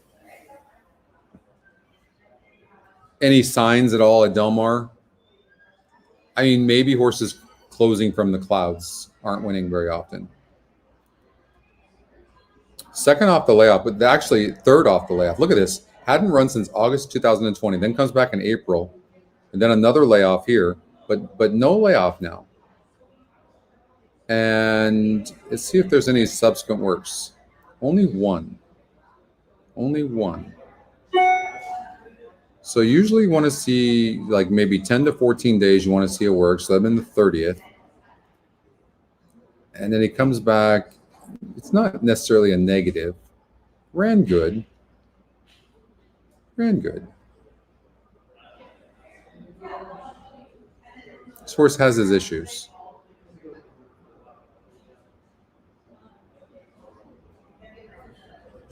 Yeah, closers just aren't really winning.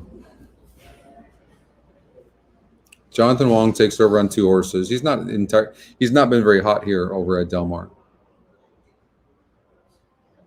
Got 30-1 in this morning line. I mean, all of it is really pointing towards this 3 horse with Flavian Pratt, right? I mean, this horse is proven. It can be the favorite and lose. It's proven it.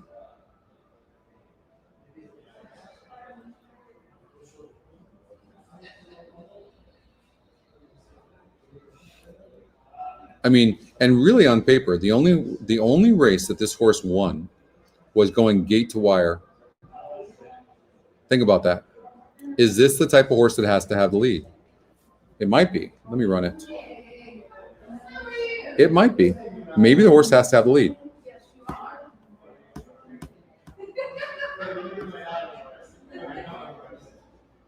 Let's see if it's able to clear.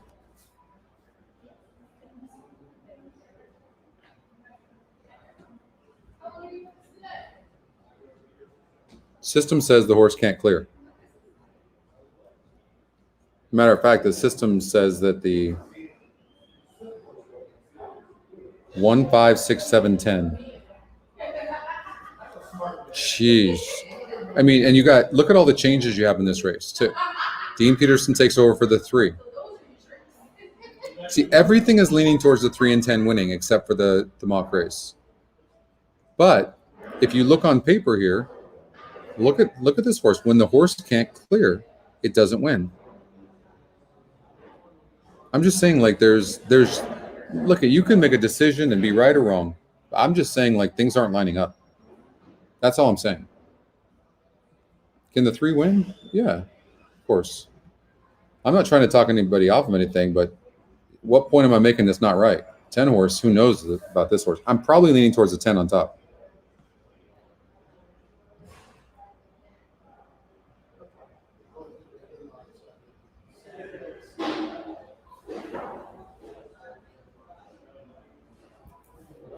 When's that Arlington Park race go off? I thought it was like going to be going off, and now it's saying 14 minutes. Is that true?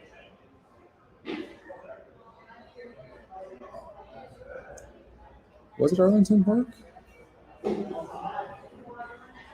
No, it wasn't Arlington. Where was that?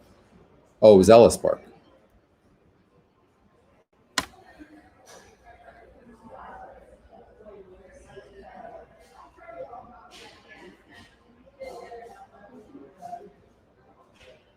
So would you guys like me to do the paddock picks today? I mean, do you guys like that or not? Because we averaged like 20 likes. I'm not going to say I was disappointed with that, but there was like usually 200 or 300 people that actually watched the video that I sent out, and only 20 likes. So I'm not going to lie, I was a little disappointed with that, but it wasn't terrible. But it depends on how you guys are in this chat.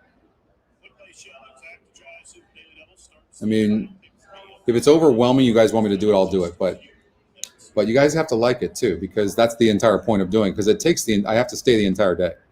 Normally, I won't stay the entire day at the track. I'll leave. So it's a commitment. So we'll see. If you guys are committed to it, then I'll be committed to it. But it goes both ways, because it's a lot of work. But I was spot on every race except the last race.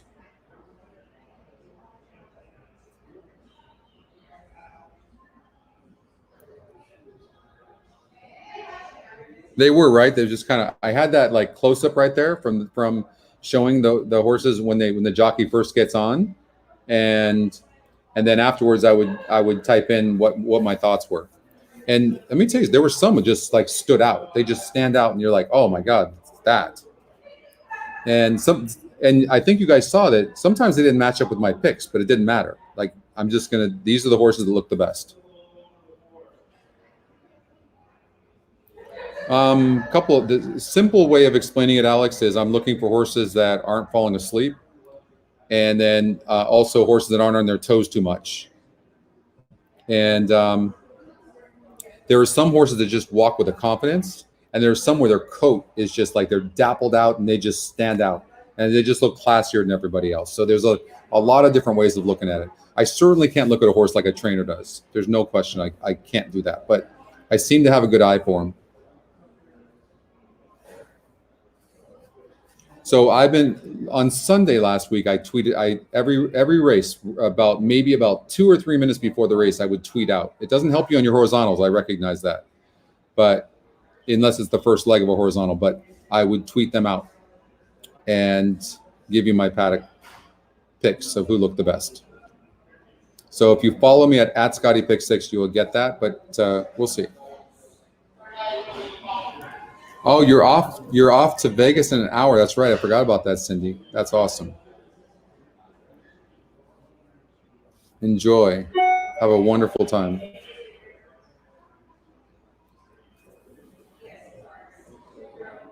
So the reason we're watching the Ellis Park race is because the system is saying the 4-horse should improve 18 points different from the turf tab to the dirt tab. Horse is 7-1 right now. The 9-horse is a bit lukewarm right now on the tote board. So maybe a horse worth beating. It's not Scotty's top pick. I do think this top GSR first-time starter, the 1A, Eagle Feather, might be the horse to beat. Florent Giroux, Brad Cox, getting bet. And we found a long shot possibly in the 8-horse Scatter Shack. And then remember I was saying that the second-time starter here, Scotty Longshot, I don't know what it is, but these horses don't really run very good. But this horse is 19% to win. Top Scotty Longshot, and is 4-1 right now getting bet. And the E More Line's 4-1. So, but it's got a low GSR, so I got mixed feelings on the 3.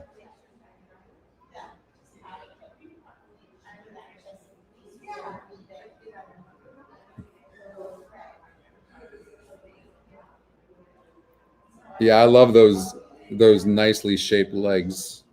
That's what I look for.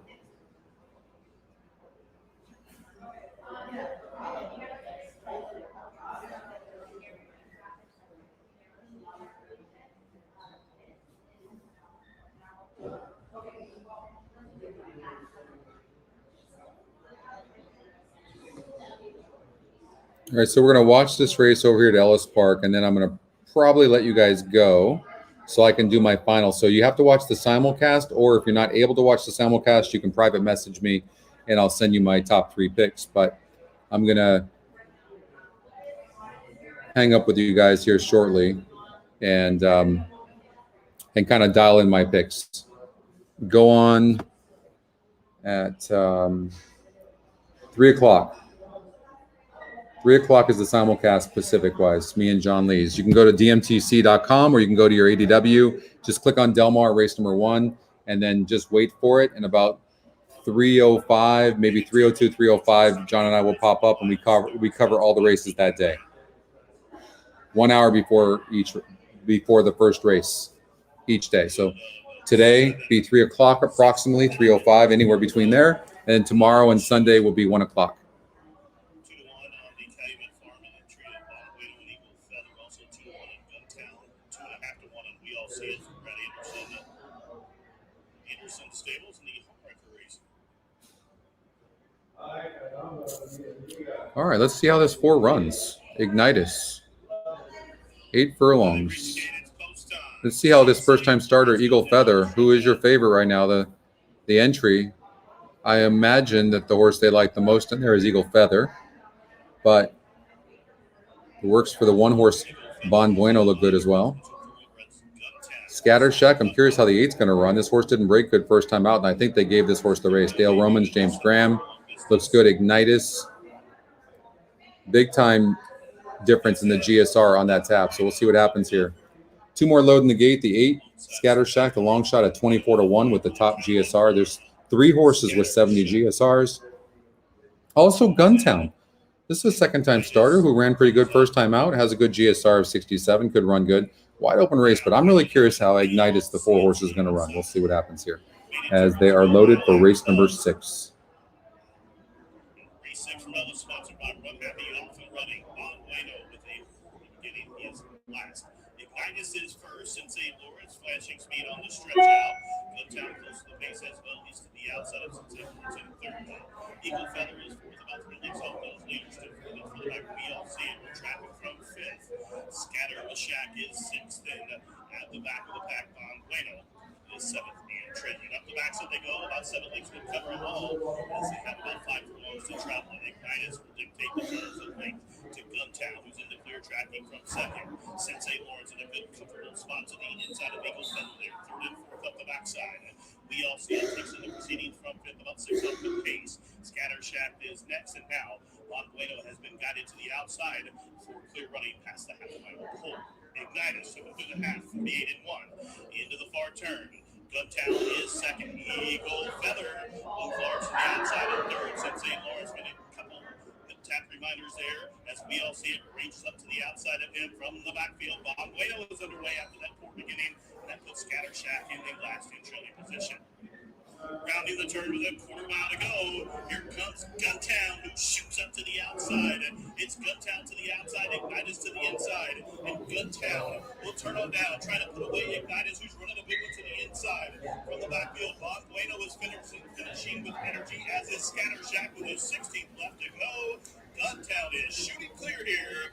Guntown, the son of Gunrunner, impressive breaking lead on the stretch. How about these gun runners are just off the chain, aren't they?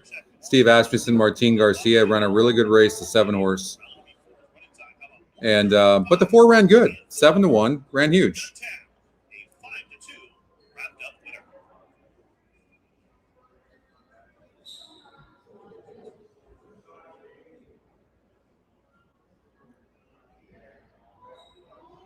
7-1. Hey, that 8-horse. Remember we talked about that 8-horse? Look at that.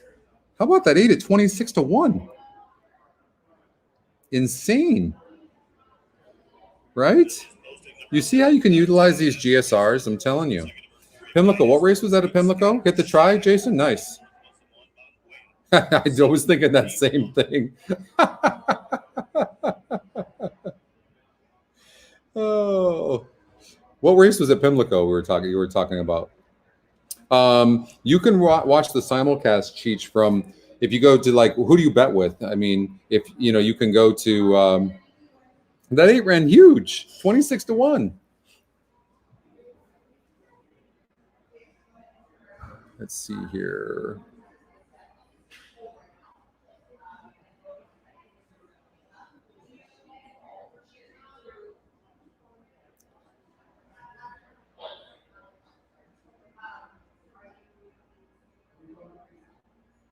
I don't know yet, Alex. You're gonna have to watch the simulcast.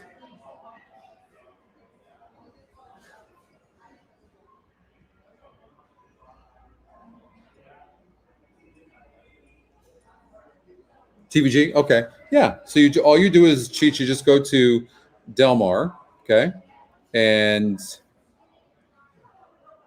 right, watch. So you just come over here.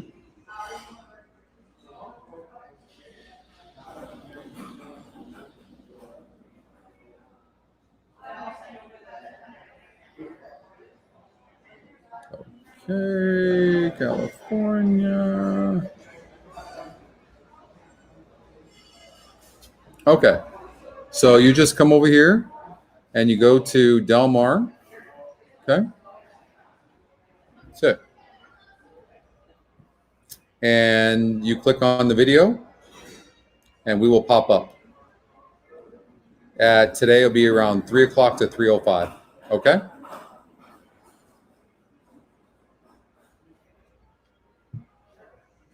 Nice exacta and try. You guys got that? $28 for an exacta. The trifecta had to be huge. Just all GSR there, right? How sick was that? Entering the winner's circle. We'll see Mark Skaggs and American Tillet number 4 in a quarter-length winner number 7 Gun Tap. The 8-year-old being pulled by Gun Runner.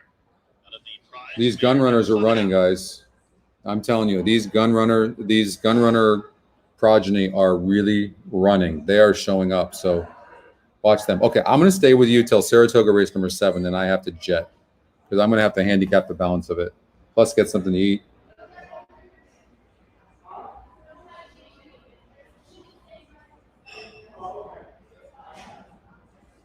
Four hours goes by fast, doesn't it?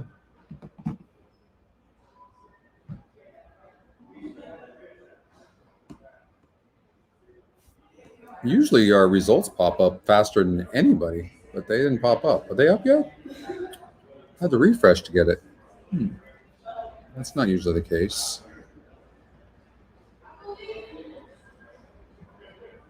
Huh. Haven't seen that in a long time.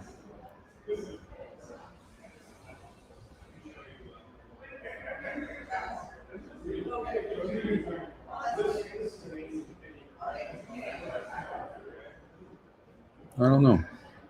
What did Trifecta pay? 175? Wow. 175 on that try. How's that? You see that? So that was all here, right? So we look at the GSR, it's a 60 and it goes to a 70. The tab doesn't necessarily show it, but it does have a top GSR. So you are comparing the horse against himself, but you also are comparing it against the field that is facing. Okay.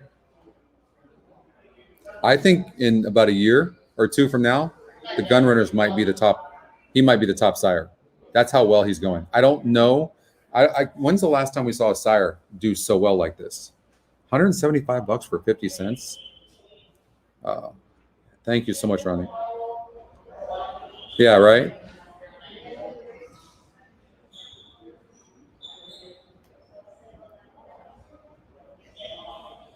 So good. So good. There they go. Look at that. 175.70 for the try.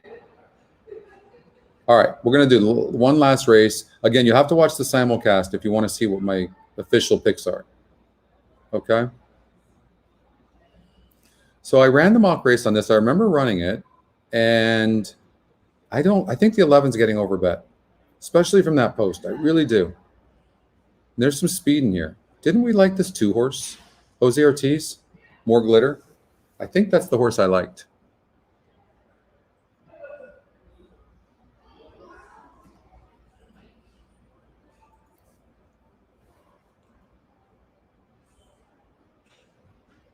Right? 80, oh, that's a good point too. $80 for a 10-cent superfecta? That's insane. Yeah, I'm getting better. Exactly.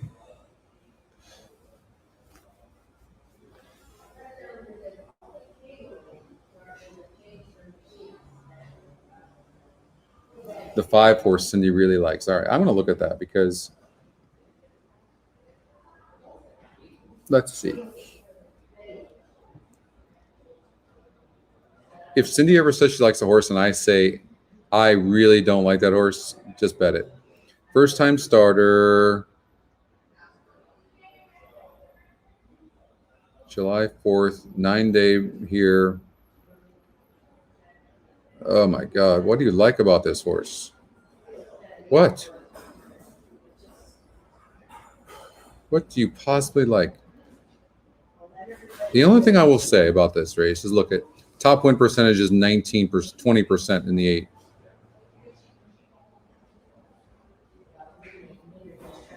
Ah.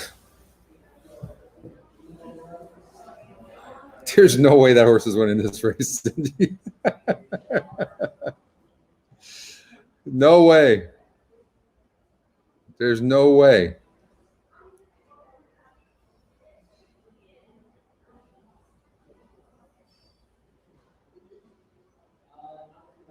I'll give you my watch if that horse wins the race. Yep.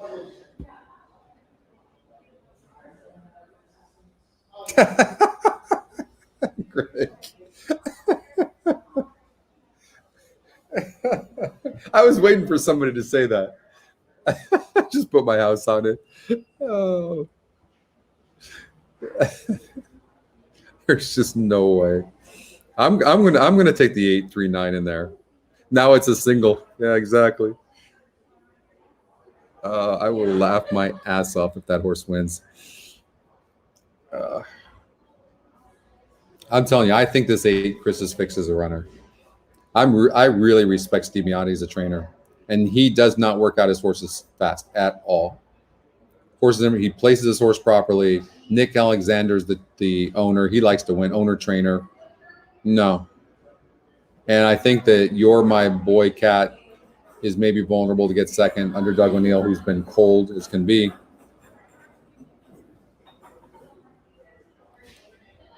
That's actually a good point, Ronnie. That's true. It's not a bad idea, actually.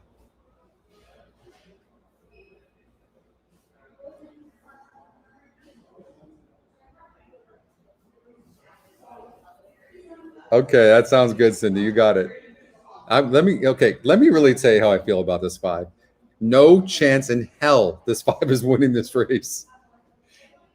I would not bet this with your money, Cindy. This 5 is not winning this race. Curling Secret. Let me just tell you right now. I will book your bet for you. Whoever wants to bet this 5, I will book the bet. I'll give you, if the horse goes off at 20-1, I'll give you 22-1. I'll give you 2 points higher.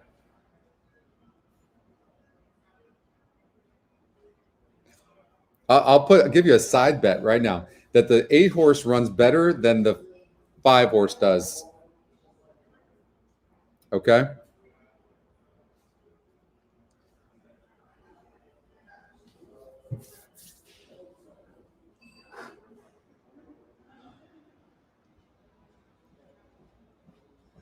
All right, race number 7 over at Saratoga. Before Cindy rudely interrupted the show and said, I like the 5 horse and the 8 that Del Mar when we're trying to cover Saratoga. Gosh, rookie.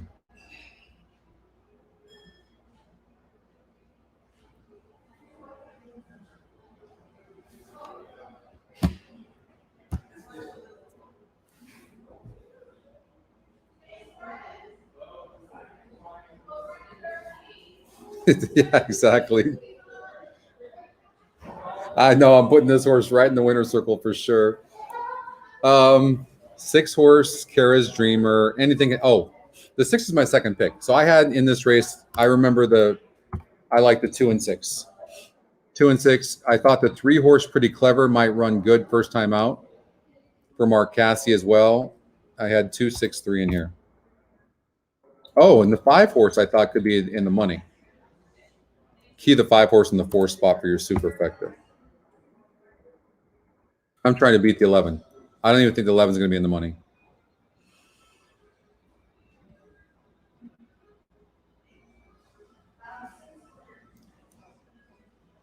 I think there's a ton of pace in here. I'm taking all the horses that are closing. That's what I'm taking. It's my birthday weekend. Thanks for remembering, Bill. Yep, my birthday is August 14th, 1985.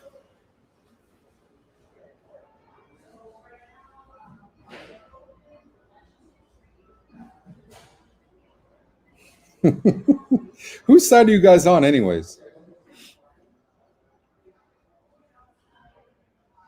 Are you allowed to go against the host? 11 looks terrible on the track. Oh, the 1 horse. Yeah, I think this one, I agree. The 1 horse can sit a really good trip. I think the 1 will run better. Second off the layoff as well. Jose Lezcano. Agreed. Here's the top 5 horses. Superfecta box 1, 2, 3, 5, 6. Don't be sucking up now, Anthony. Thank you very much. Oh, you're single to the 11? Oh, God, the 11 looks terrible on the track. Ton of speed in the race. Has that wide post. I mean, I'm calling it as I'm seeing it, but I don't necessarily need to be right, Cheech. I could be wrong, seriously. The mock race had the horse close. He just really amped up, and there's a lot of speed in here. And that's not the best post. So we'll have to be asked early, which could cost the horse late.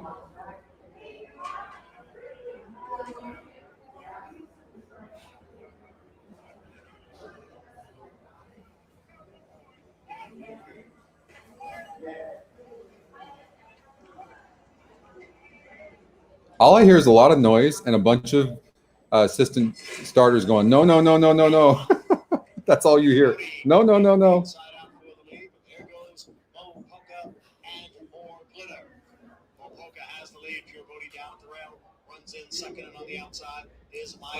I mean, I knew the 4 was fast, but I honestly didn't think that the 4 would clear like that so easily. Is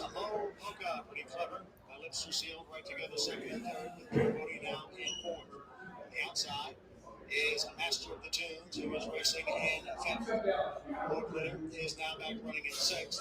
Now the 11 is pressing the 4. And I don't think the 4 can afford to let the 11 go by. So they're dueling. So it's exactly what we thought we would see. 24 flat. That's pretty fast. Racing in 3rd. And right alongside is Pretty Clever next in 4th. Followed by Master of the Tunes. 1 sitting on the rail easy and broke good. I like the 1 from here as well. 12 is pressing outside of the 3, which is never a good thing to be in the middle of horses, but the 3 seems to be in hand.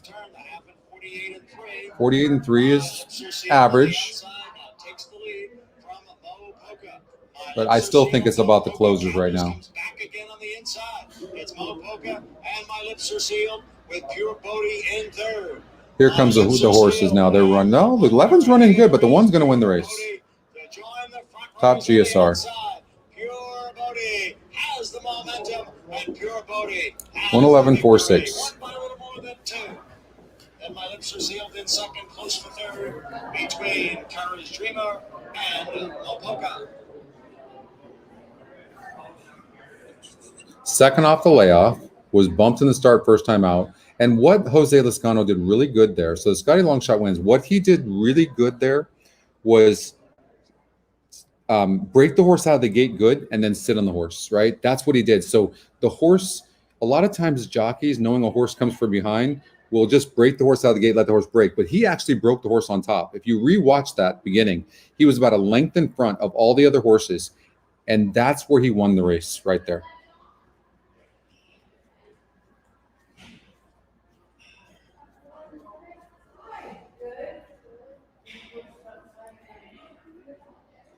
And he didn't strangle the horse. Yeah. Really good ride there by Jose Lezcano. Very good ride. And speed was holding there. They slowed him up at the half.